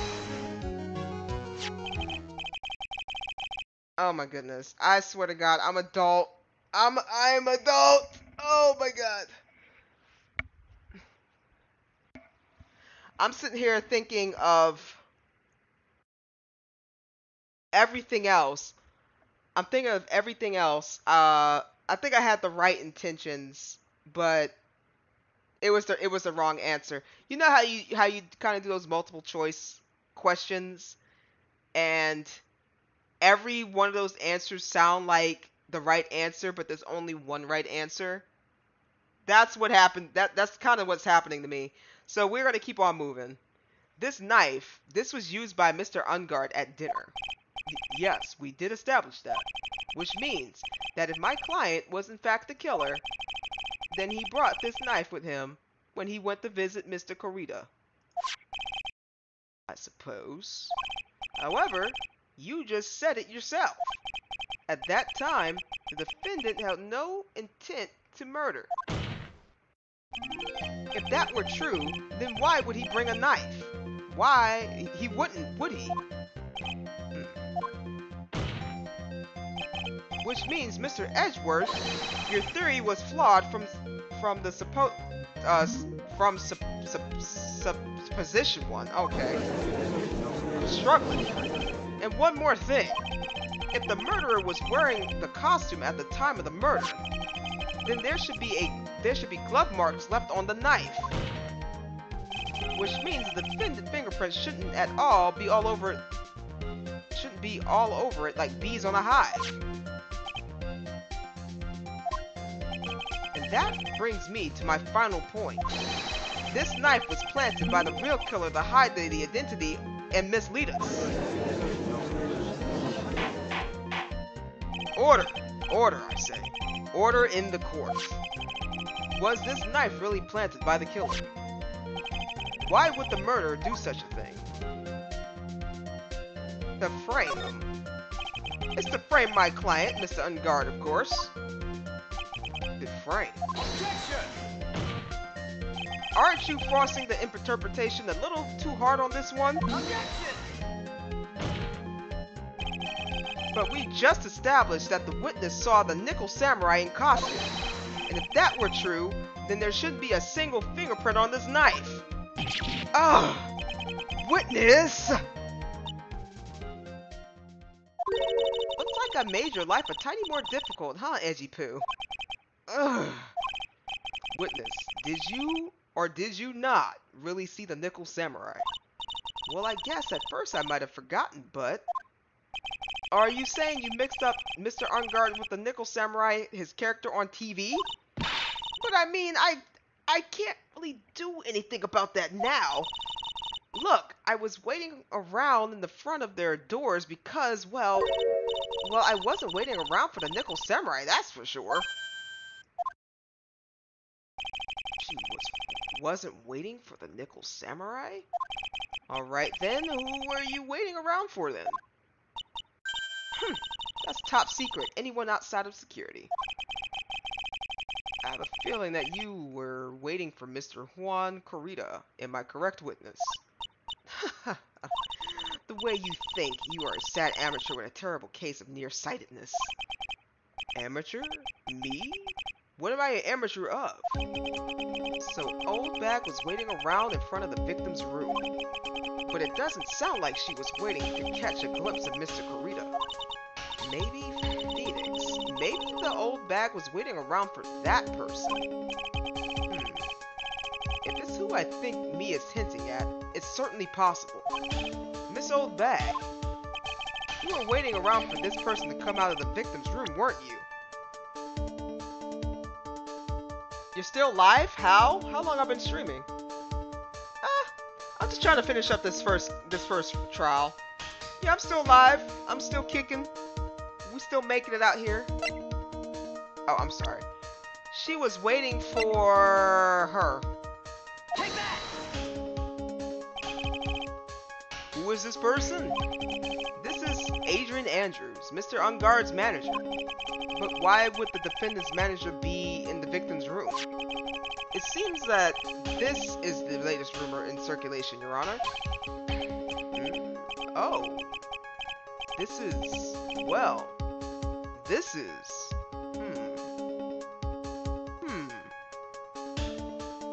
Ah. I see. The judge seemed to be really into the article. If it can be called such a thing. Then this manager with the initials AA, are you saying it's...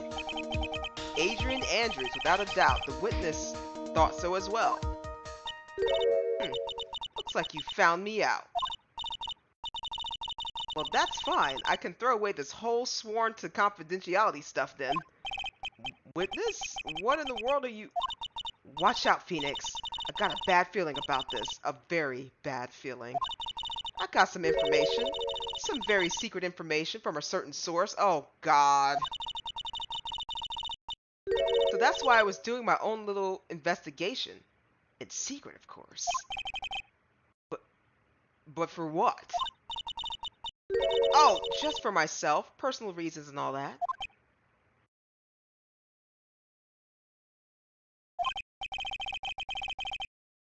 Well, Mr. Edgeworth, how will you proceed from here?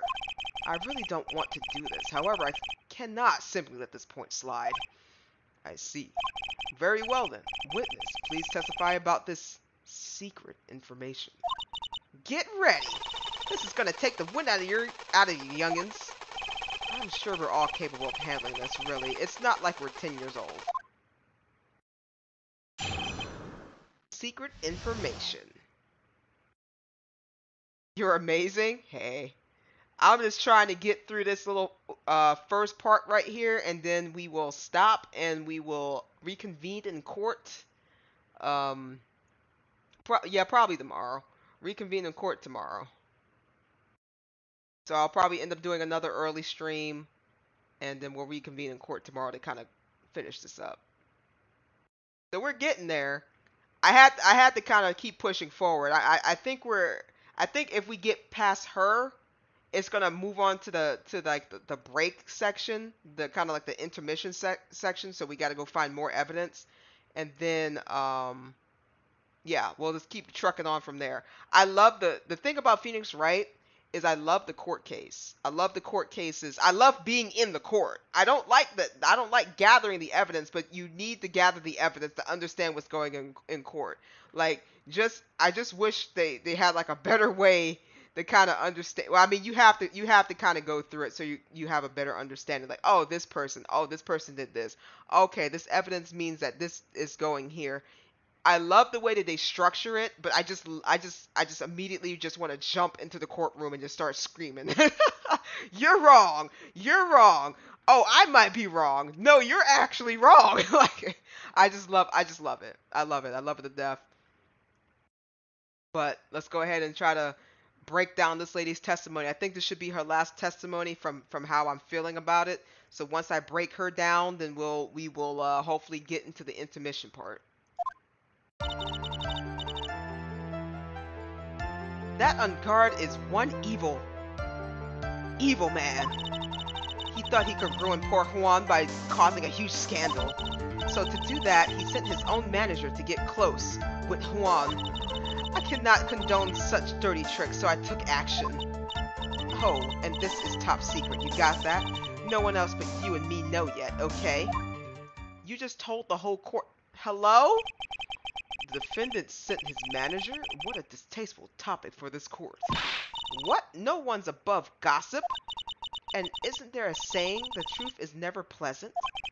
Never heard of that one before. Mr. Edgeworth, what about this Adrian Andrews person?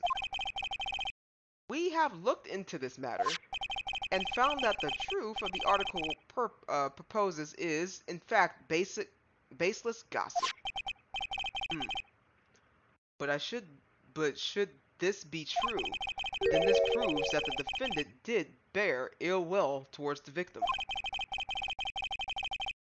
So this means I have to smash this rumor once and for all. Now then, Mr. Wright, you may cross-examine the witness. Be careful, the old bag seems rather excited right now. That's right, and Ungard is nothing but your average foul-blooded youth. Well, as the old saying goes, you gotta burn the old bag with fire. I've never heard that before, but okay, Phoenix. Time to fire up the afterburners and hit the highway into the danger zone. Okay, now we just dropping lyrics. Okay, Phoenix. Danger zone! Secret information. That Ungard is one evil... Okay. You can't say something like that without proof. That's just slander. But it's true. That woman was getting intimate with poor Juan. Look, it says so right here, doesn't it? Manager to the stars, Miss AA. But the name of the magazine this came from is Gossipland. What? Are you saying that gossip is all just a pack of lies? Yes. Yes. What do you know? I suppose next you'll swear to me that the news is 100% true. Honestly, Sonny, you can't discriminate between the news and gossip. Yes, discrimination is bad, Mr. Wright. Discriminate? What did I do anything like that? Anyway, Ungard will never get me to say touche. Thought he could just ruin poor Juan by just causing a scandal. A scandal? What do you mean by that? You're a dim-witted one, aren't you? I can't believe you don't know what a scandal is. Honestly, what are they teaching kids in middle school these days? No. I wasn't asking what the word scandal means. Even I know that much. Alright, Dynamic, you going to bed? Alright, I'll catch you if you pop up again. You have a good night, and good luck on your stream.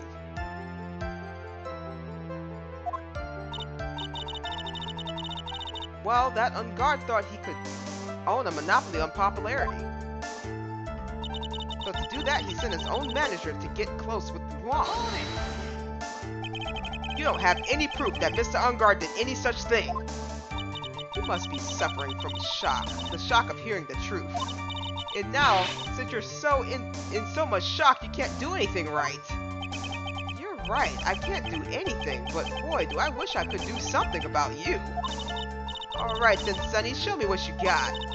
Can you show me proof that Ungard didn't bear any ill will towards Juan?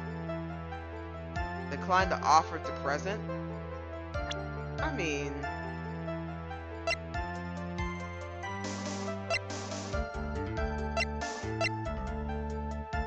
I'm not gonna fall into that. Nah, she's trolling me.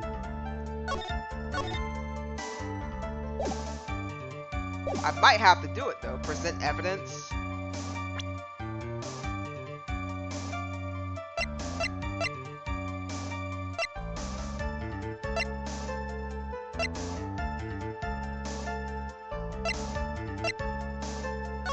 Oh shoot. No, I really don't have no proof on that one. Hold on. No, I'm not playing into that one. I don't have anything to offer. See? Just as I thought. And you were lecturing me about saying things without proof. You're just giving me a free pass to say whatever I want, whenever I want, silly boy. You need my big mouth. That's the way the cookie crumbles for you. Anyway. I cannot condone such dirty tricks, so I took action. So what do you mean by I took action? Like I already told you, I was lying in wait close to the crime scene. Once that slimy woman came out of Juan's room, I was going to capture her and teach her a good lesson, something you youngins need. You were going to teach her a good lesson? I was going to make her eat the damaging beams of my ray gun. Like this. No, stop! Well, it was too bad that woman didn't come through that door that night. Oh, and this is top secret. Hold it! Wait. What? I'm a busy woman. Tea times with the kids is over. Secret information that no one else knows? If that's true, then how do you know the secret information? Uh-huh. Oh, well, that's because I'm a pro. Yes, that's it. I don't believe her either. Hey, Aaliyah, welcome, welcome. Glad you made it. It's a secret. Even if you drilled a hole into my brain, you'll never find out. How in the world did that old bat get such a secret piece of information? Press her further. If you don't be a good girl and tell me where you got this secret information, you won't get to go home today. Poo, what are you doing? Help me. Ugh, what do I have to do with this? Just do this for me, and you'll get your reward. Huh, I don't want your reward, but you don't leave me much of a choice. Objection! The witness could have gotten her information from anywhere. It's even possible that it was spontaneously made up inside the witness's head. And he lectures me on reckless blabbering. As long as we don't know where this information came from, it's quite a waste of time to focus on this line of questioning. Where did the old bag get her information from? There has to be something I can use to figure it out. Sounds like just another tidbit of gossip, doesn't it? But you can't just ignore it either. It makes your client look bad either way. Well, I don't think I heard anything really out of the ordinary just now. There has to be something we can catch her on. Yeah, and when I find it, I'm gonna press the heck out of it. Oh, I know what it is. I was watching a bit while I ate. Oh, what'd you eat?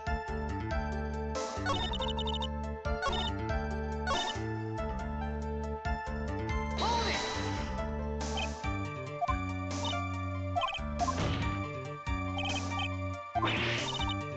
See, she's panicking. I know where she got that information from.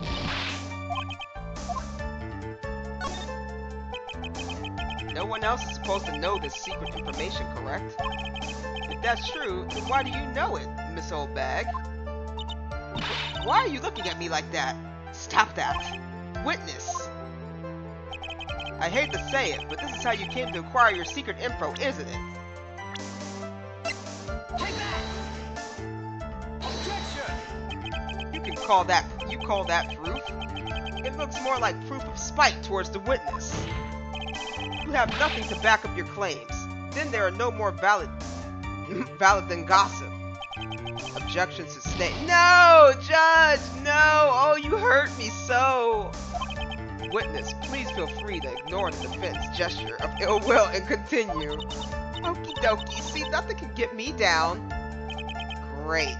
That did nothing but set me back a few minutes of my life.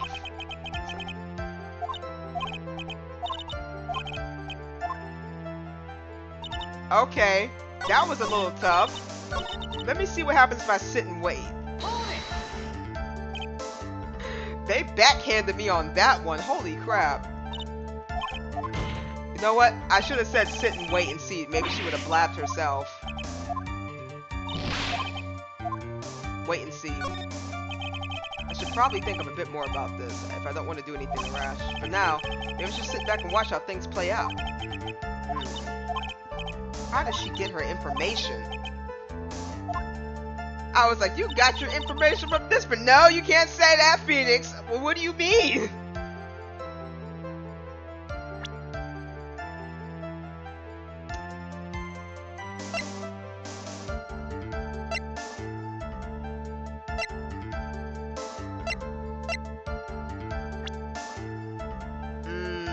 How am I gonna get her to spill the truth?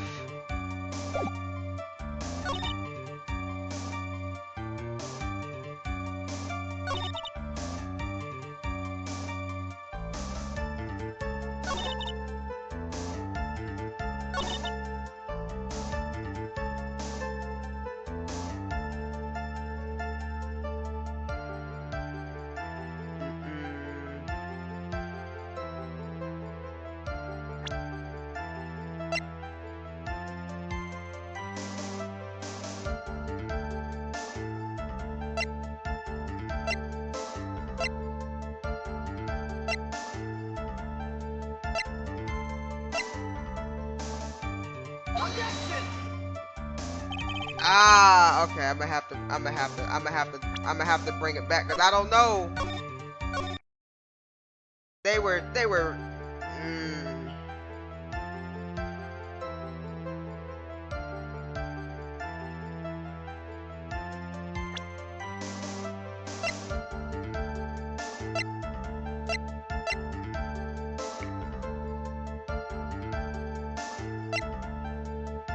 I'm trying to see.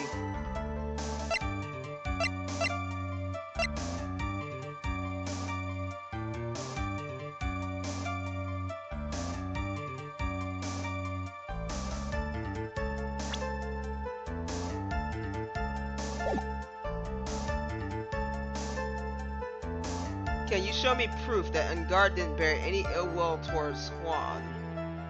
I can't because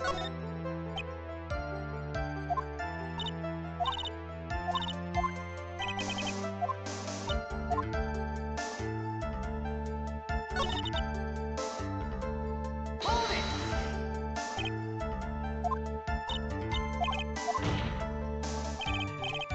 how do you know the secret information?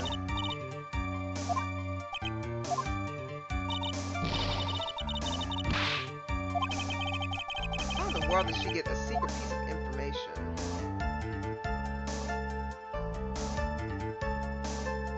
I pressed her further and nothing happened, right?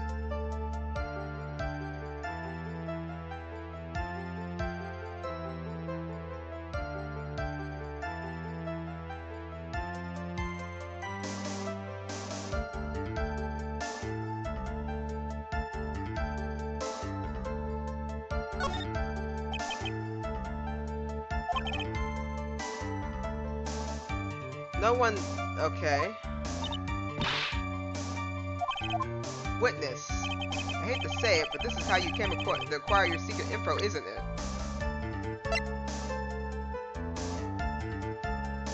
That could be it. Take that! There we go. That's the slice of pie. That's the slice of pie right there. I knew it had something to do with Lotta. I just didn't know what it had to do. So she stole her stuff. So now we got her. Sweet.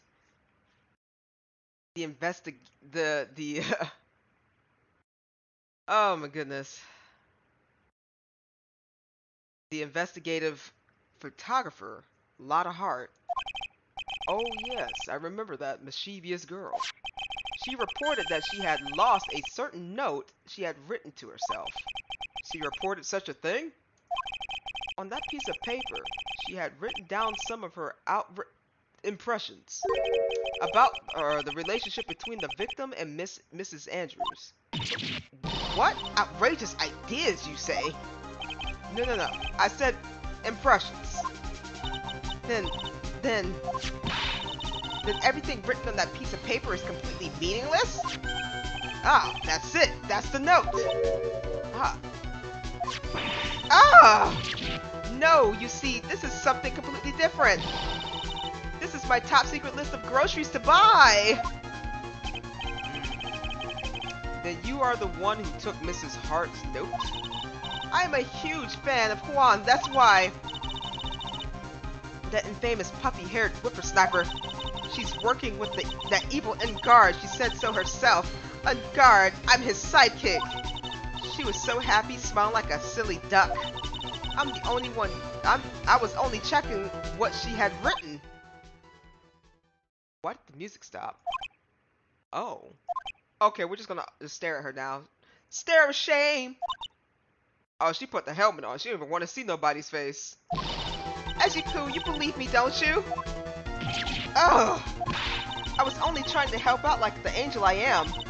It's only one little piece of paper. I'd never taken anything else before.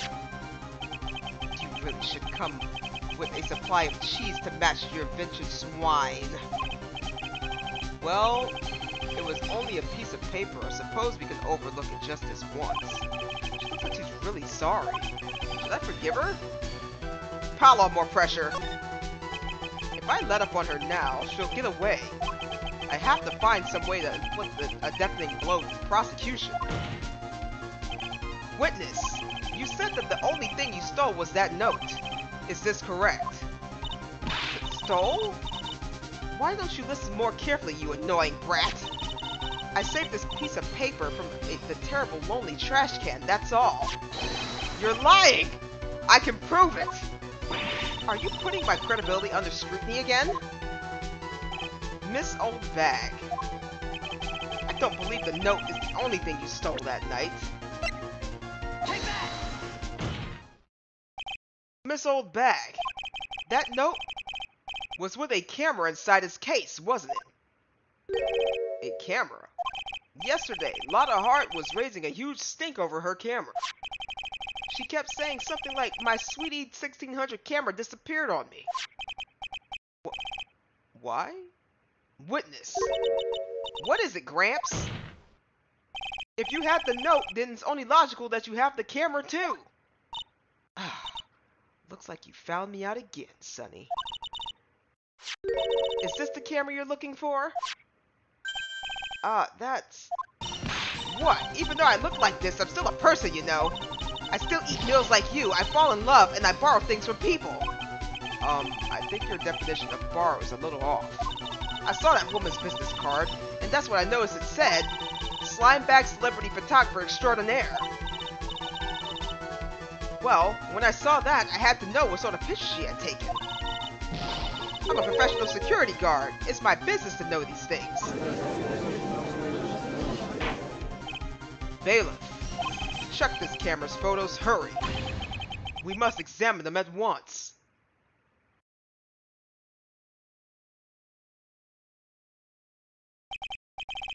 Well, Mr. Edgeworth, what do we have? There's only one photo that seems to be relevant to this case. Please present it to the court.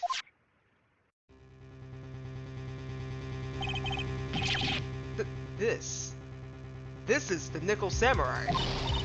See, I told you, that's the guy I saw. This proves that the witness was not lying earlier about this matter. What does this all mean, Mr. Edgeworth?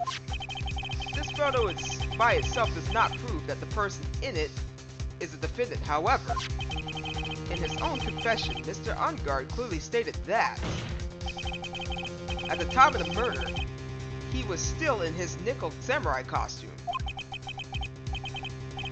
If that's the case, then this Nickel Samurai is the defendant. How did it come to this? I think this brings us to the end. We have examined every piece of evidence thoroughly. Final comments, Mr. Wright? The court will consider them before we close. Oh, girl, what in the world is happened? Did I get trapped? Did I get trapped?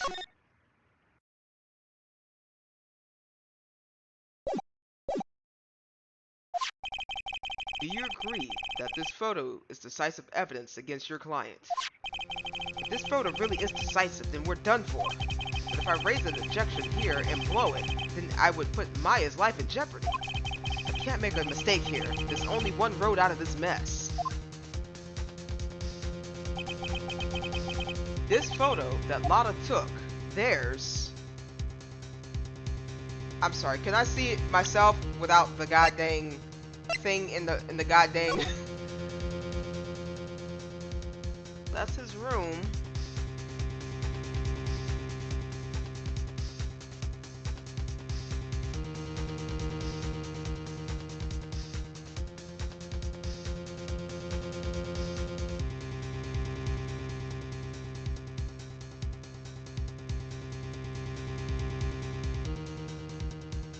Huh.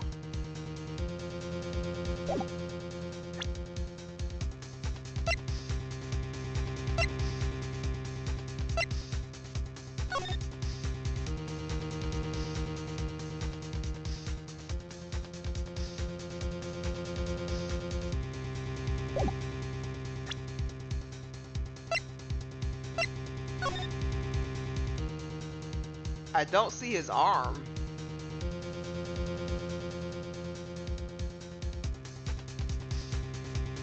There's nothing wrong with it, I don't think. I don't see anything either.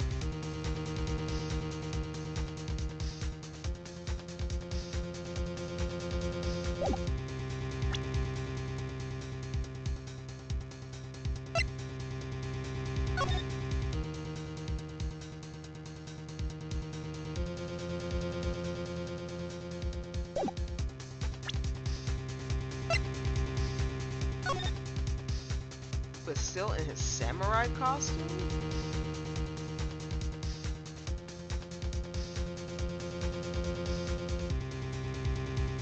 Wouldn't there be blood on him, though? He's coming out from the room, right?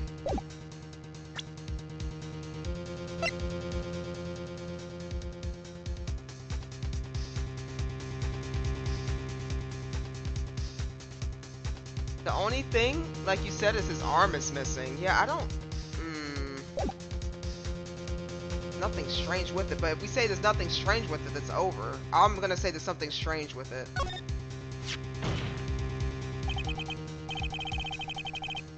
There's something strange with this photo. I knew this was coming. Right. Your thoughts, Mr. Edgeworth? I think we can all agree there is nothing strange with this photo. There's no way for the defense to debunk this photo, even with a bunker buster. Debunk with a bunker buster? Is that what you're planning to do, Mr. Wright? Anyway, please look at the photo one more time. If you really believe you can honestly find something wrong with this photo, then you should only need one chance, correct? Well, I have to find something wrong with this photo. I can't let this chance go by. The heck did she take this photo from anyway? It's all out of focus. Why can't she take a good shot, especially when it counts? Now then, let's hear your objection. What about this photo is strange?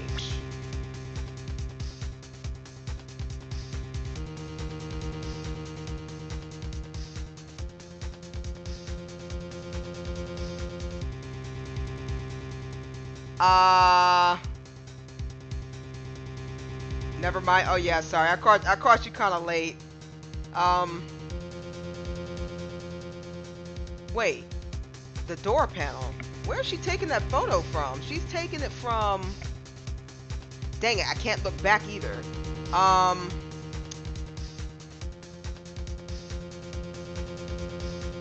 that's definitely his room.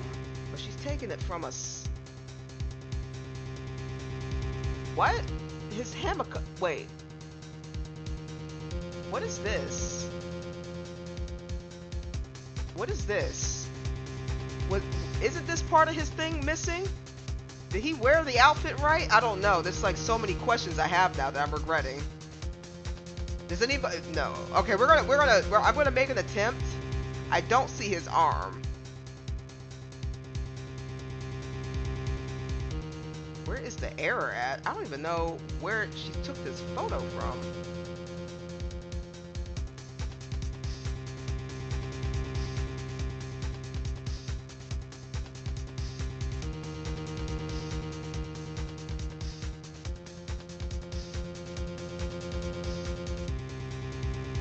Okay, I don't know.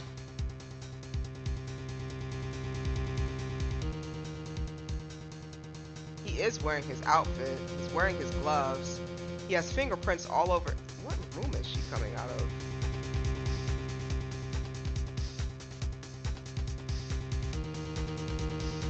I don't know, guys. I think I'm gonna bomb this one.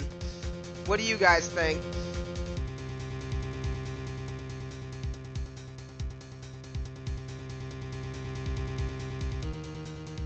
Should I try his arm that we can't see?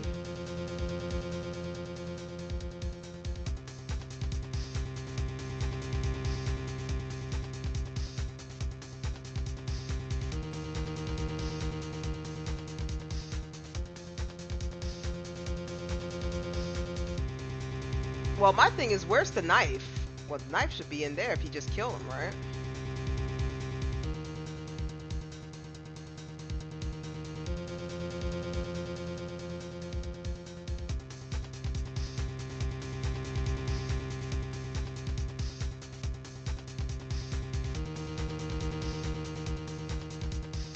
I'm trying to find something, right? But right now, I'm going for his arm.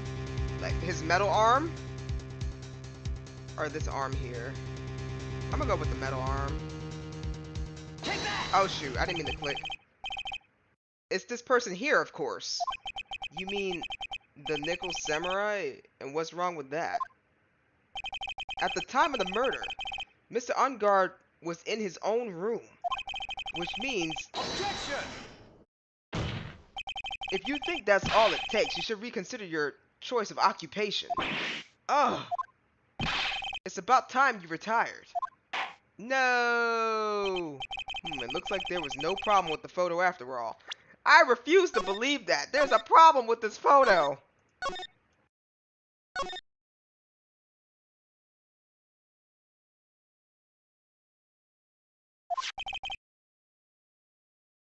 Do you agree that decisive evidence against your client?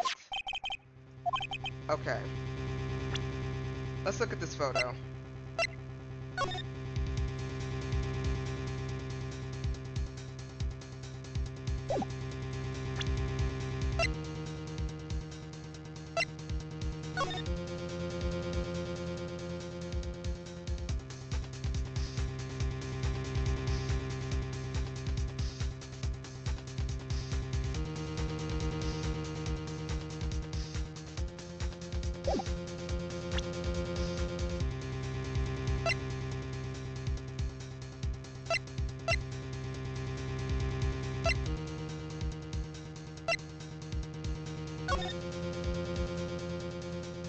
She took it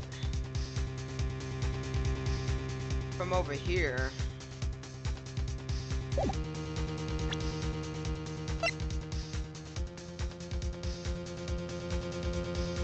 Can you look at the photo of the room?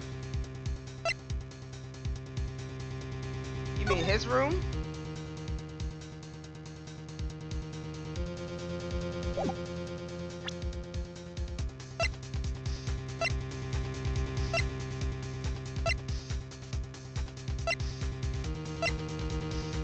This is the hallway shot. So she's taking the photo from, so if you can picture the hallway, it's basically opposite side where this bear is, I think. Yeah, because the bathroom is the opposite direction. So she's taking the photo from where the bathrooms are.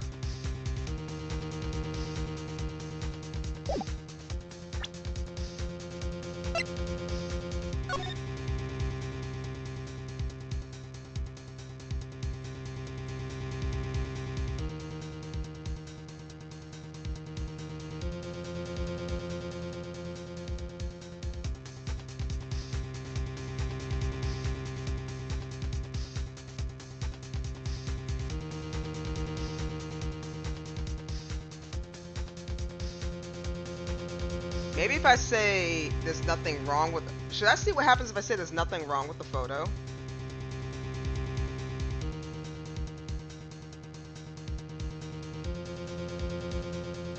She's taking it from another angle, though. Maybe you can find something in that room. Well, the problem is they want me to prove this photo here. They want me to find out what is wrong with this photo.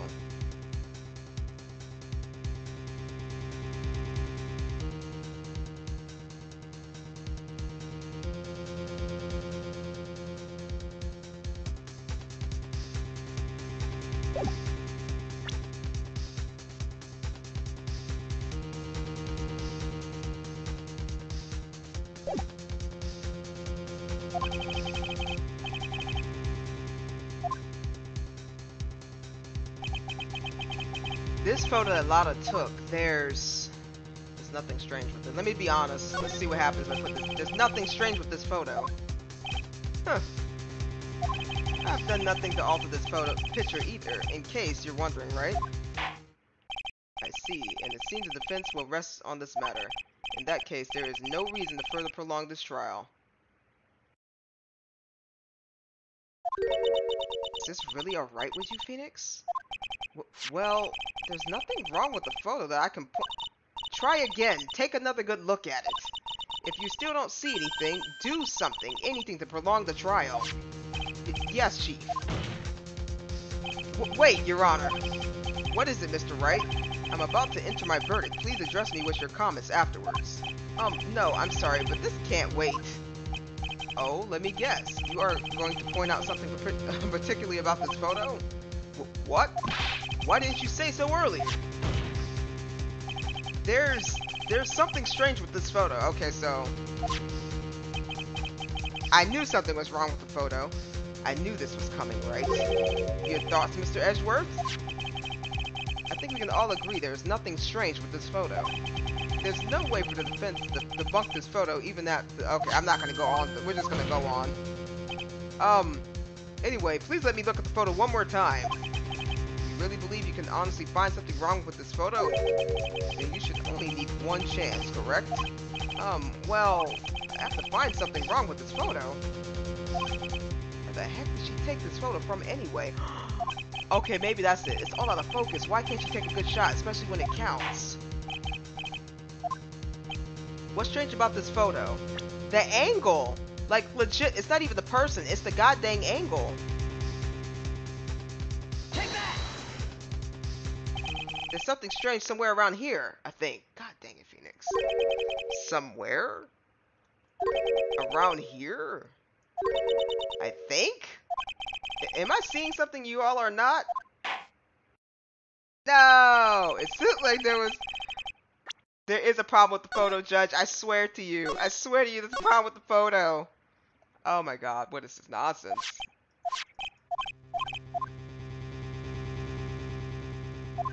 There's something strange with it.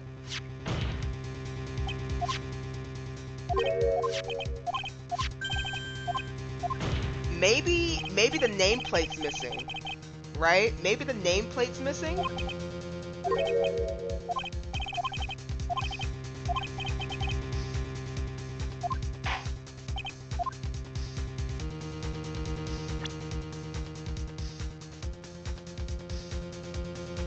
Take that! Oh, I didn't mean to click that, but alright.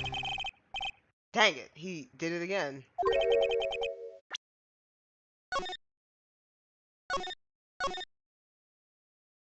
He did it again!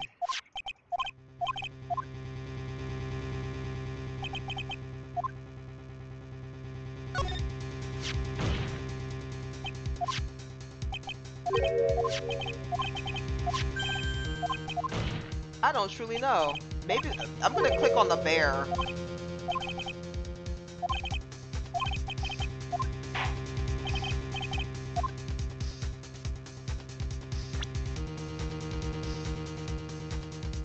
Take that! God dang it.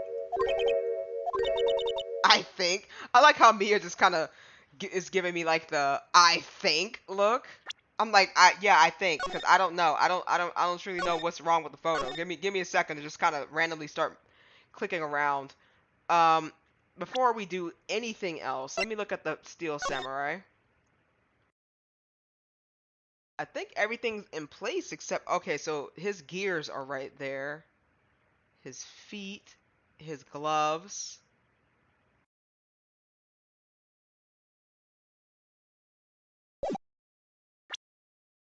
Oh, what would be the dysfunction here? Pants is on backwards, like that's there, that's there, that's there. His arm is there, his hands is there. I already tried the nameplate. There gotta be something that's sticking out that I am not seeing. Teddy bear.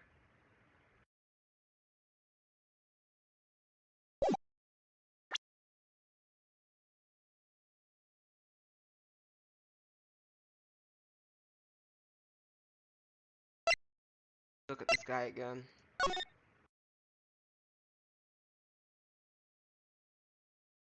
No, I don't see nothing wrong. Maybe I just need to just click on him and hope for the best, because I don't know what else I could do.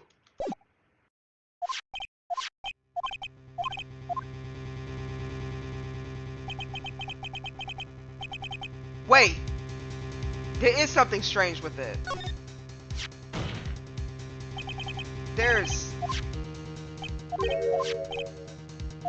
There is something strange with this photo. I'm just blind. Yeah, I got you. They were giving me hints, and I'm just like, I don't know. What is strange about this photo? Right here. Right up here. Take that! The strange thing is somewhere around here, I think. Somewhere. Wait, what? That didn't work?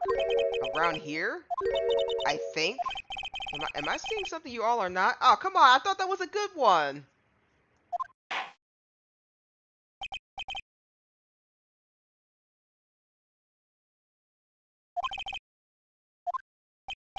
But wait.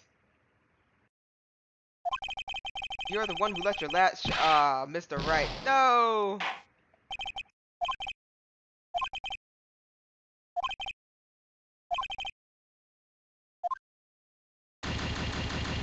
Ah, that hurts. I swear to God, I thought that was it.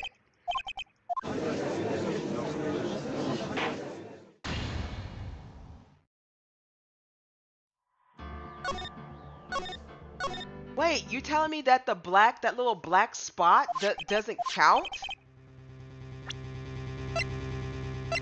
Not the right thing. This is cut off right here. Did I click the right spot? Let me try it again.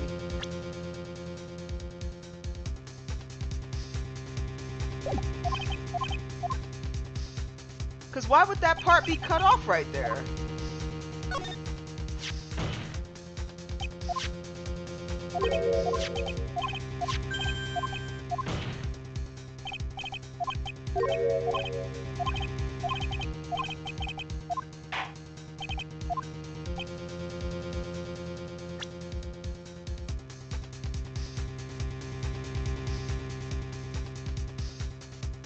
Take that!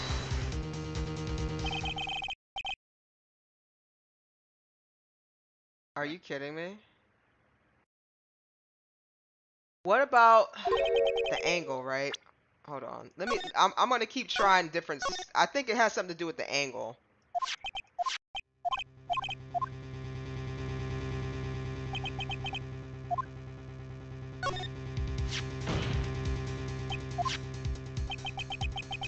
Can you look at the other photos of him? There's only one other photo. That's the only photo.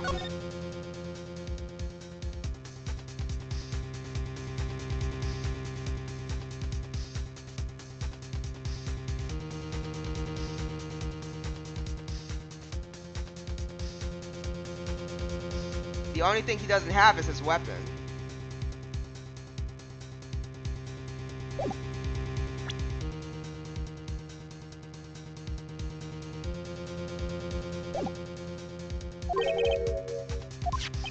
But you might be right. There might be something wrong with him.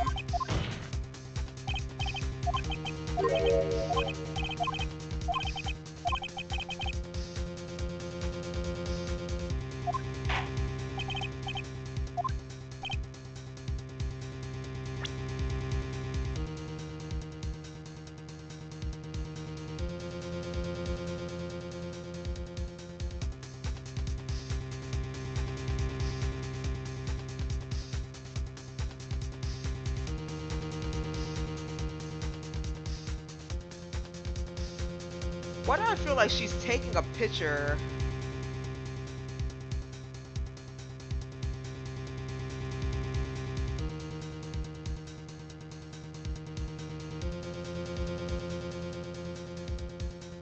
Press the gears on his shoulder. Take that!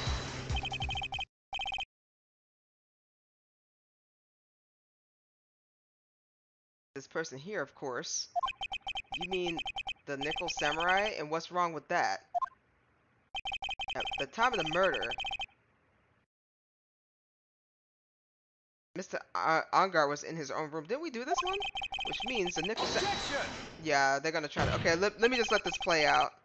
And then if not, we're gonna have to. I will ask for help.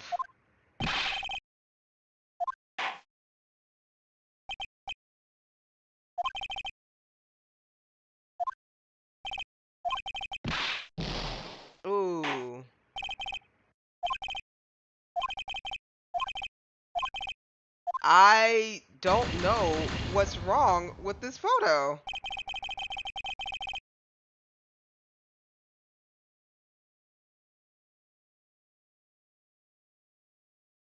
Hey DigiVixen, what's going on? Welcome to the stream. Just discovered your channel. How are you doing? Having fun? Did you hear the big news? What big news? No, I haven't heard any big news. Um, I am having fun. I'm just currently stuck right now in Phoenix Wright. We're just trying to cover this first part right here. How you doing, by the way? Welcome to the stream. Oh no, you're good. You're good, Quill. You are good.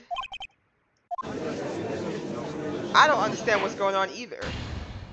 I'm actually flabbergasted. So there is something wrong with the photo. I just don't know what.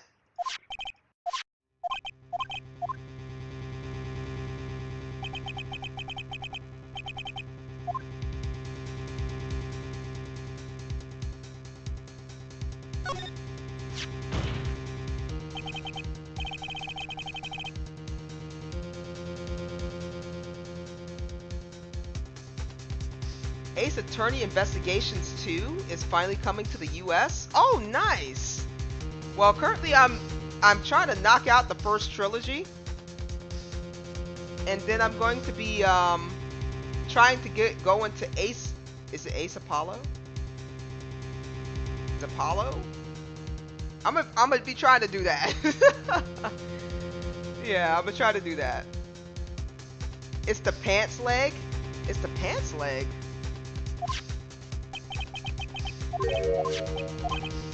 It's his pants leg? Hold on.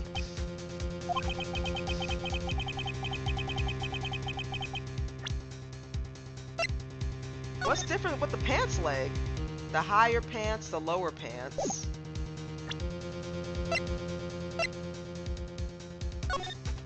The higher pants, the lower pants. Okay, well, we'll go with what you're saying. I don't know. The pants are too long? Wait. Is it really that? His pants are too long! Oh my god!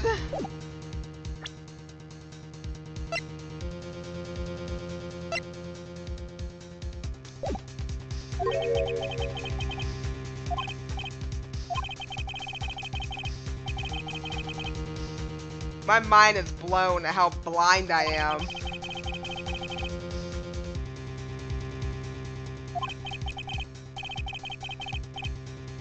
I was thinking like maybe it's the camera angle. I didn't see nothing wrong with the man.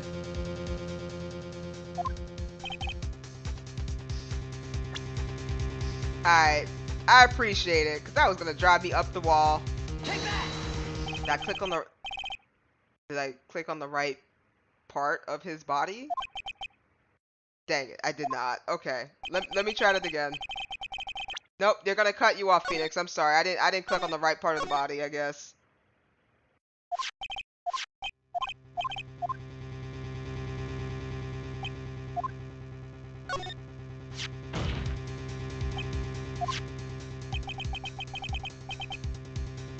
I was like, I don't see nothing wrong with this man. His pants were super long.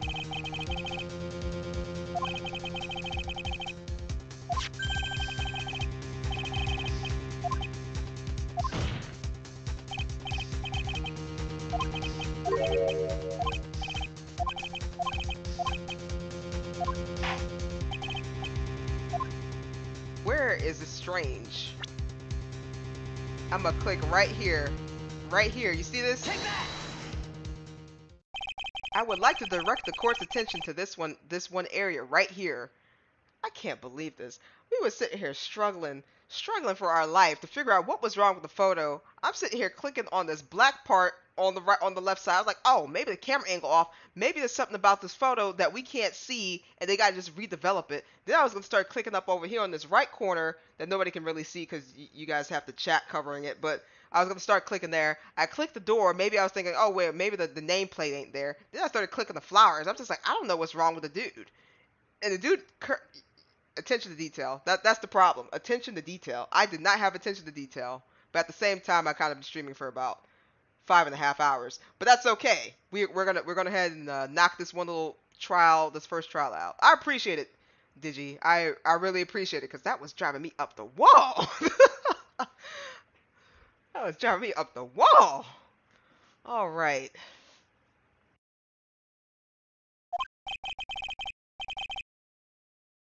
What are you pointing to? His ankles? If you could see this person's ankles, that would be one thing. However, you can't. And? What does that mean? The costume person in this photo could have not been Mr. Engard. What is the meaning of this? Objection!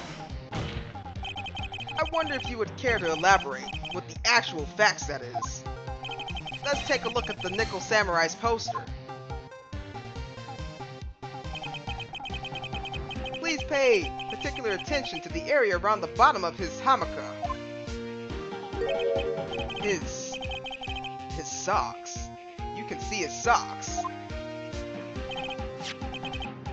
Exactly. However, in this photo, the Nickel Samurai is clearly holding his hamaka up just to walk.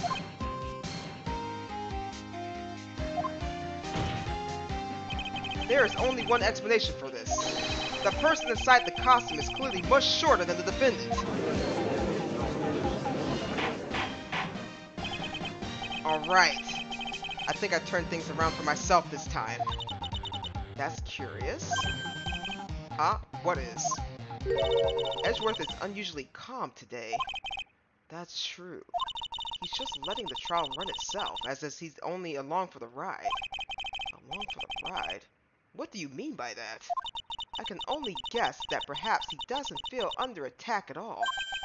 He doesn't feel under attack? Then I haven't damaged his case at all. Mr. Edgeworth, where does this leave us? I'll take a quick, it's easy to miss if you didn't get the former context clues that this case is a lot like the Powers case. See, that's the thing.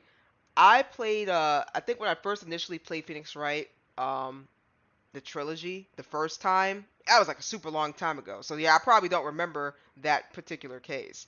But yeah, it's easy to miss things. That's why I knew I was definitely missing something. I just didn't know what. Sitting there blind as a bat.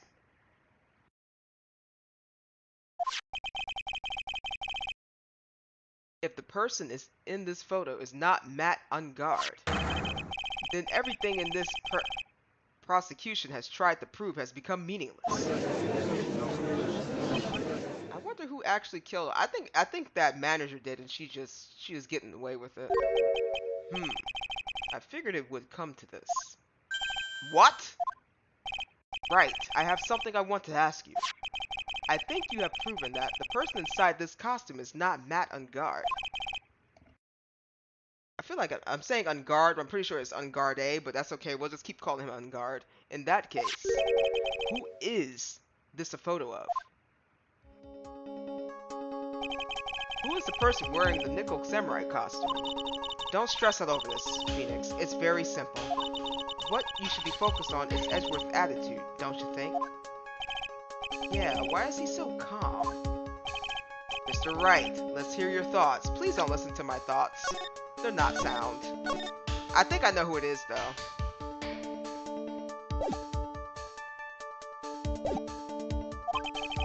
Who is the person in this photograph?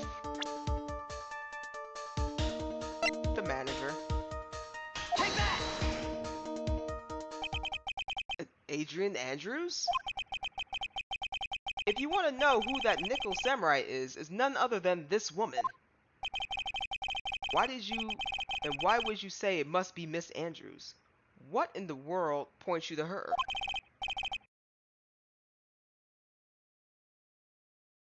Though I'm pronouncing it correctly, Ungard comes from fencing terms. Oh, okay. Ungard. For starters, she's short. She is short. Yeah, she's short. And she can freely move in and out of Mr. Ungard's room. Finally, she had dinner with Mr. Ungard that night. And how does that all add up? It means that it makes it very easy for her to get a certain item. A certain knife with Mr. Unguard's fingerprints all over it. The knife that was used as the murder weapon? Why don't you just say what it is you want, right? I have to do this now. It's my last chance to turn things around. The defense moves to indict Miss Adrian Andrews to the murder of Juan Corrida. It was Miss Andrews who tried to frame the defendant for the crime. Order! Order! Order! It looks like this trial has hit the most unexpected development. Mr. Edgeworth. Yes, Your Honor. This court is issuing a subpoena for Miss Adrian Andrews.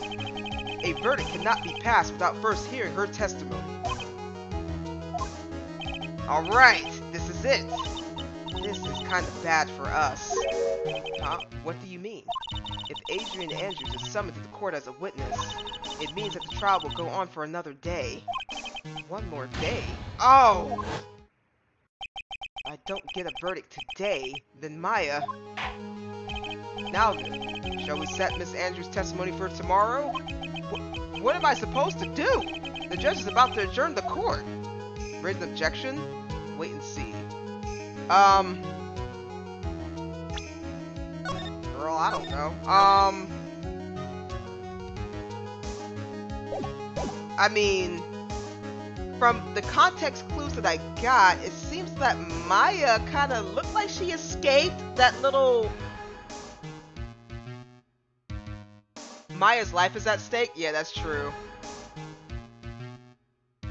Raise an objection. Okay, we'll raise an objection. Now then. Objection! Please, Your Honor, continue the trial. You must pass a verdict today. I can't do that. We cannot hear Miss Andrews' testimony if she's not... Hold it! I abhor wasting such valuable time. Edgeworth? Your Honor, I request that you please continue with today's trial. But we cannot continue due to the unexpected development. Tis. Unexpected development? I think you underestimate me, Your Honor. And what do you mean by that? Mr. Phoenix Wright would slave away to subpoena Miss Adrian Andrews is all. Happening according to plan, even if Wright was a bit slow to catch on. What?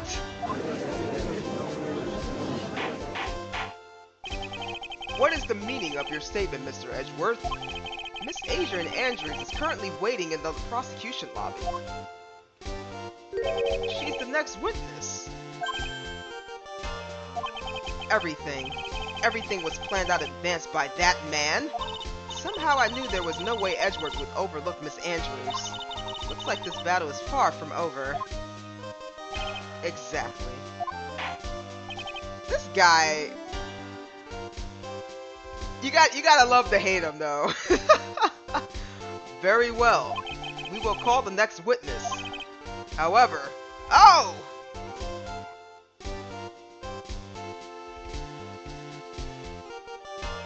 Hey, thanks for the sub, Digi. I hope you are enjoying the stream. I'm sorry for the very loud alerts. It's gonna take me quite some time till I guess get my own.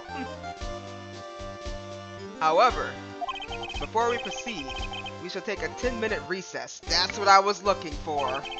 Please prepare your witness at that time, Mr. Edgeworth. The court will now take a 10-minute recess. To be continued. That's what I was looking for, because I'm just like, I am not ready.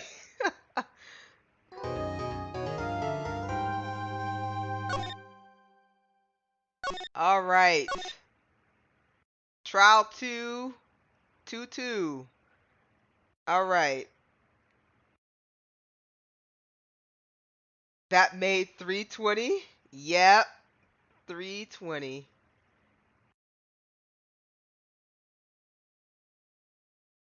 The alerts?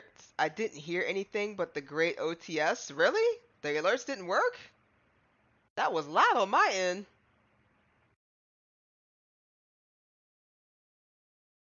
I might have to look at that then.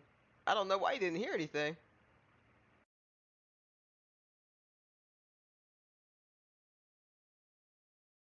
But, alright guys, I'm gonna shoot us to the chat real fast. Whew. That was a long case. Oh, you know what happened? I got you. That's probably what happened. So, we went through a lot.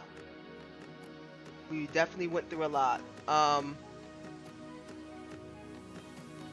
gonna have to look at the alerts. I don't know why. I don't know why. If it didn't pop up on your end, I'm gonna have to try to check that out. But that is it for the. At least I got through the first little trial for Phoenix Wright. We will try to finish up the rest of it tomorrow. That's what we're gonna try to do. We're gonna try to finish up the rest of it tomorrow. I am gonna try to do an early morning stream, if possible. I'll probably play maybe Sky or something. Oh yeah, it was definitely a long case. Again, the thing that makes it feel like it's long is just collecting the evidence. But like I said, the evidence is very crucial, so you could kind of start slamming down on people in the court case. But that I did get stumped a few times. I just was not seeing the pants. The pants was just like not a factor. I was looking at the man's feet. I said, oh, he has socks on, and I looked back at the picture, and I was like, I don't see nothing wrong with this man's pants. Like that was essentially it. That was essentially it. You should play Investigations before Apollo Justice, because it happens roughly around the TNT timeline.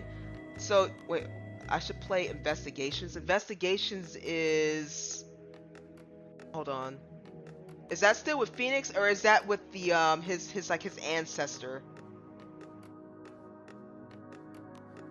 Play Sky, please. What time? I don't necessarily know yet.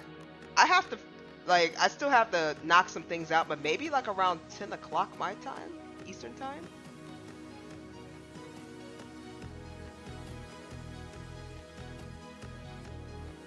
Hey Corbs, welcome to the stream.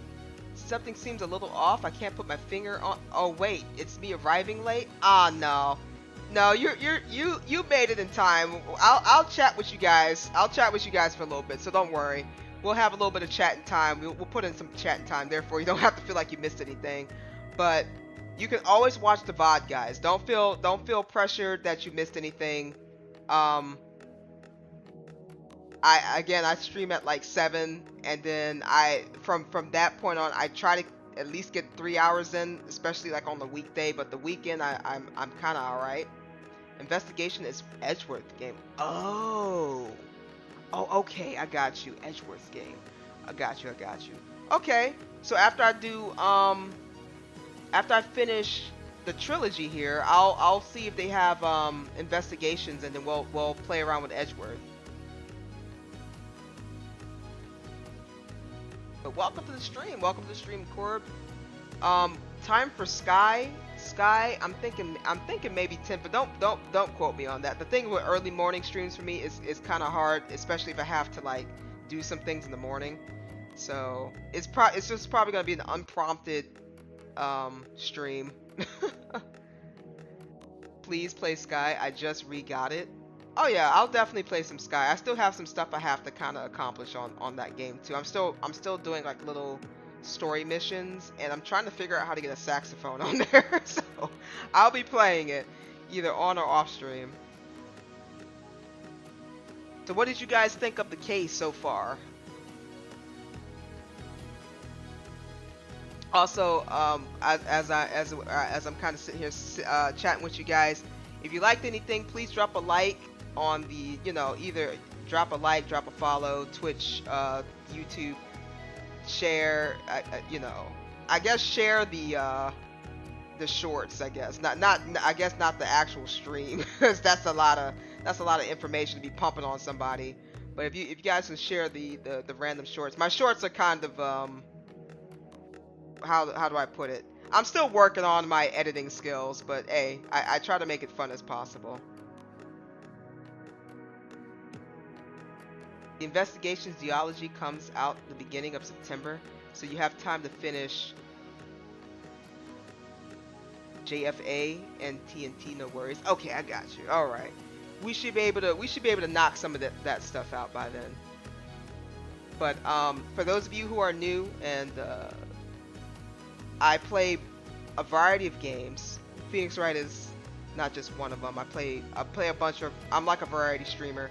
So I play pretty much anything except for like hardcore single player horror games and probably card games. Anything else I can't really think of. I usually play it. If there's a game I don't really understand, for example, like a hardcore MOBA. League of Legends is the only MOBA that I know how to play, so I usually stick to that. So that's all I got.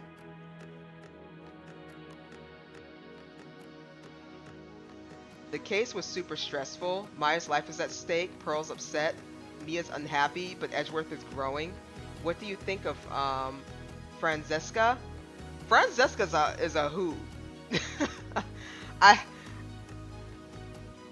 I don't like going against her, but she had to kind of grow on me a little bit, because the one thing that was, so I have like a logical sense of thinking, so the things that she was doing. And the judge also made me a little irritated too at some points, but I know it's all in good fun, because the judge, when she first came and she was like, "Yeah, we're doing it this way," and the judge was like, "Okay, we're doing it this way." I'm just sitting here like, "Judge, you're not gonna help me?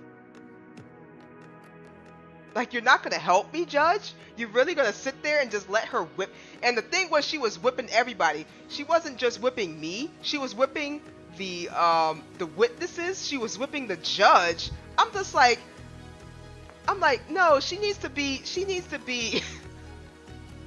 I was like, she needs to be put in contempt of court. She's attacking everybody out here. But it was all in good fun. She grew on me. She definitely grew on me. It just took me a hot minute, but she definitely needs to be in contempt in court. That whip is insane. No horror games though. Well, there might be, if it's an arcadey horror game, I might do that. If it's an arcadey horror game like I'm playing with friends, I might do that. So it's probably not that scary. The slight scare factor, but not completely where it's like shutting down my my whole entire arm or anything like that. Oh, heads up, there's an after credit scene in this, so just stay for that. Okay, I appreciate the heads up. I'll make sure to watch the credits. I will make sure to watch the credits. But I'm glad you guys enjoyed the stream. Sorry for my slight reading ability. I kind of stuttered on a few of them, but hey, some when it's coming fast, I'm just like, okay. Sometimes I'm able to kind of swing it where I kind of ballpark, where I'm able to kind of go on the fly. And other times it's like, wait a minute, that translation didn't really make too much sense to me. Let me go back and reread it. Have I ever heard of Dokapon Kingdom? You know what? I've heard of that just recently. I just don't know what that is. I saw the word one time before. I don't know what Dokapon Kingdom is. What is that?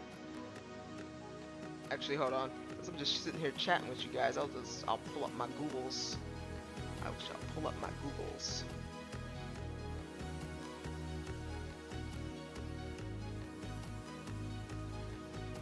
The Googles, Dokapon.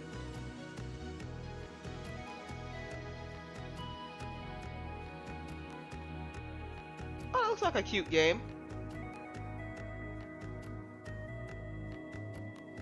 It's an RPG board game, real fun. I'm gonna have to wait for it to drop on price on Steam though. That's a little hot. That's a little expensive right there. I wouldn't mind playing it though.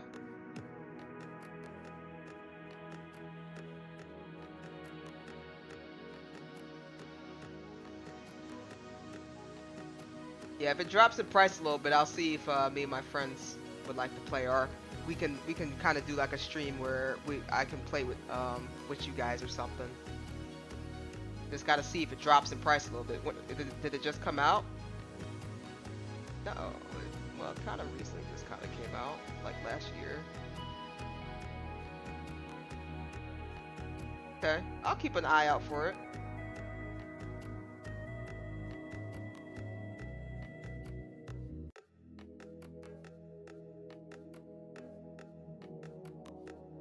I shall keep an eye out for it. Yeah, it's overpriced. It's a good party game. Uh, wait until it goes on sale for sure. Came out last year. Yeah, I see. I I was googling it. It does look fun. So yeah, I'll definitely keep this in mind. I'll put this on my little wish list. I will go put that on my wish list right now.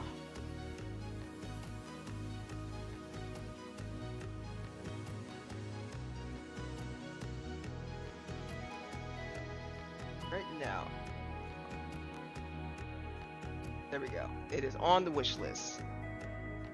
Ever played Among Us?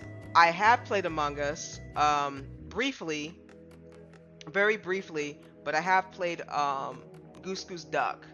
I found Goose Goose Duck a little bit easier to play than Among Us. My friends, they don't really like games like that, so it's kind of hard for me to get into those games. So I kind of played with some random people, had a blast on Goose Goose Duck, but not too much of Among Us. I think I like Goose Goose Duck a little bit more because they had like an invoice system, so you can communicate with the people that you're talking to. And Among Us was kind of more like a silent type of thing that you did with randoms that you were playing with. So the experience that I got out of Among Us wasn't too keen for me. So I mean, it was a good game in overall. It's just I feel like it's better if you kind of get that voice opportunity up in there.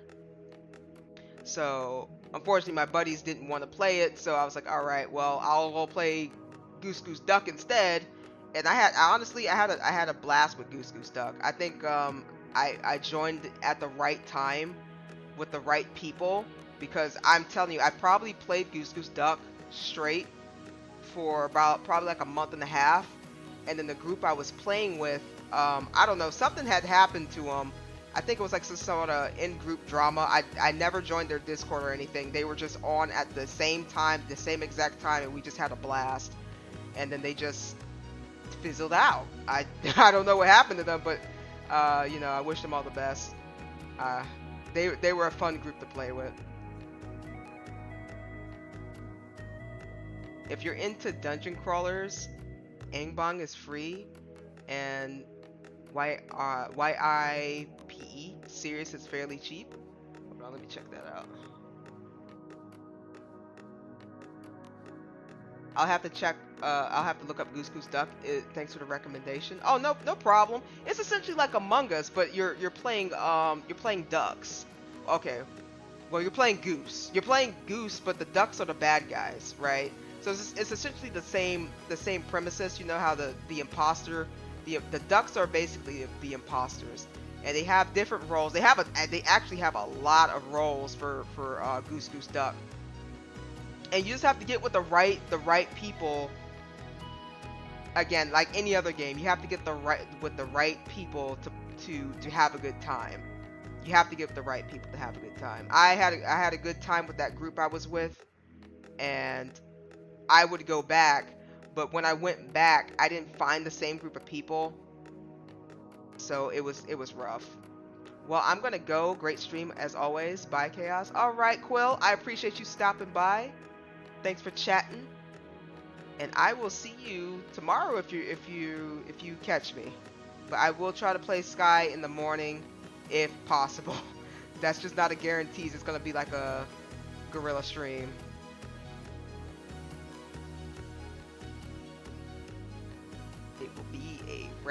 It would just kind of be like a random off the wall unscheduled stream.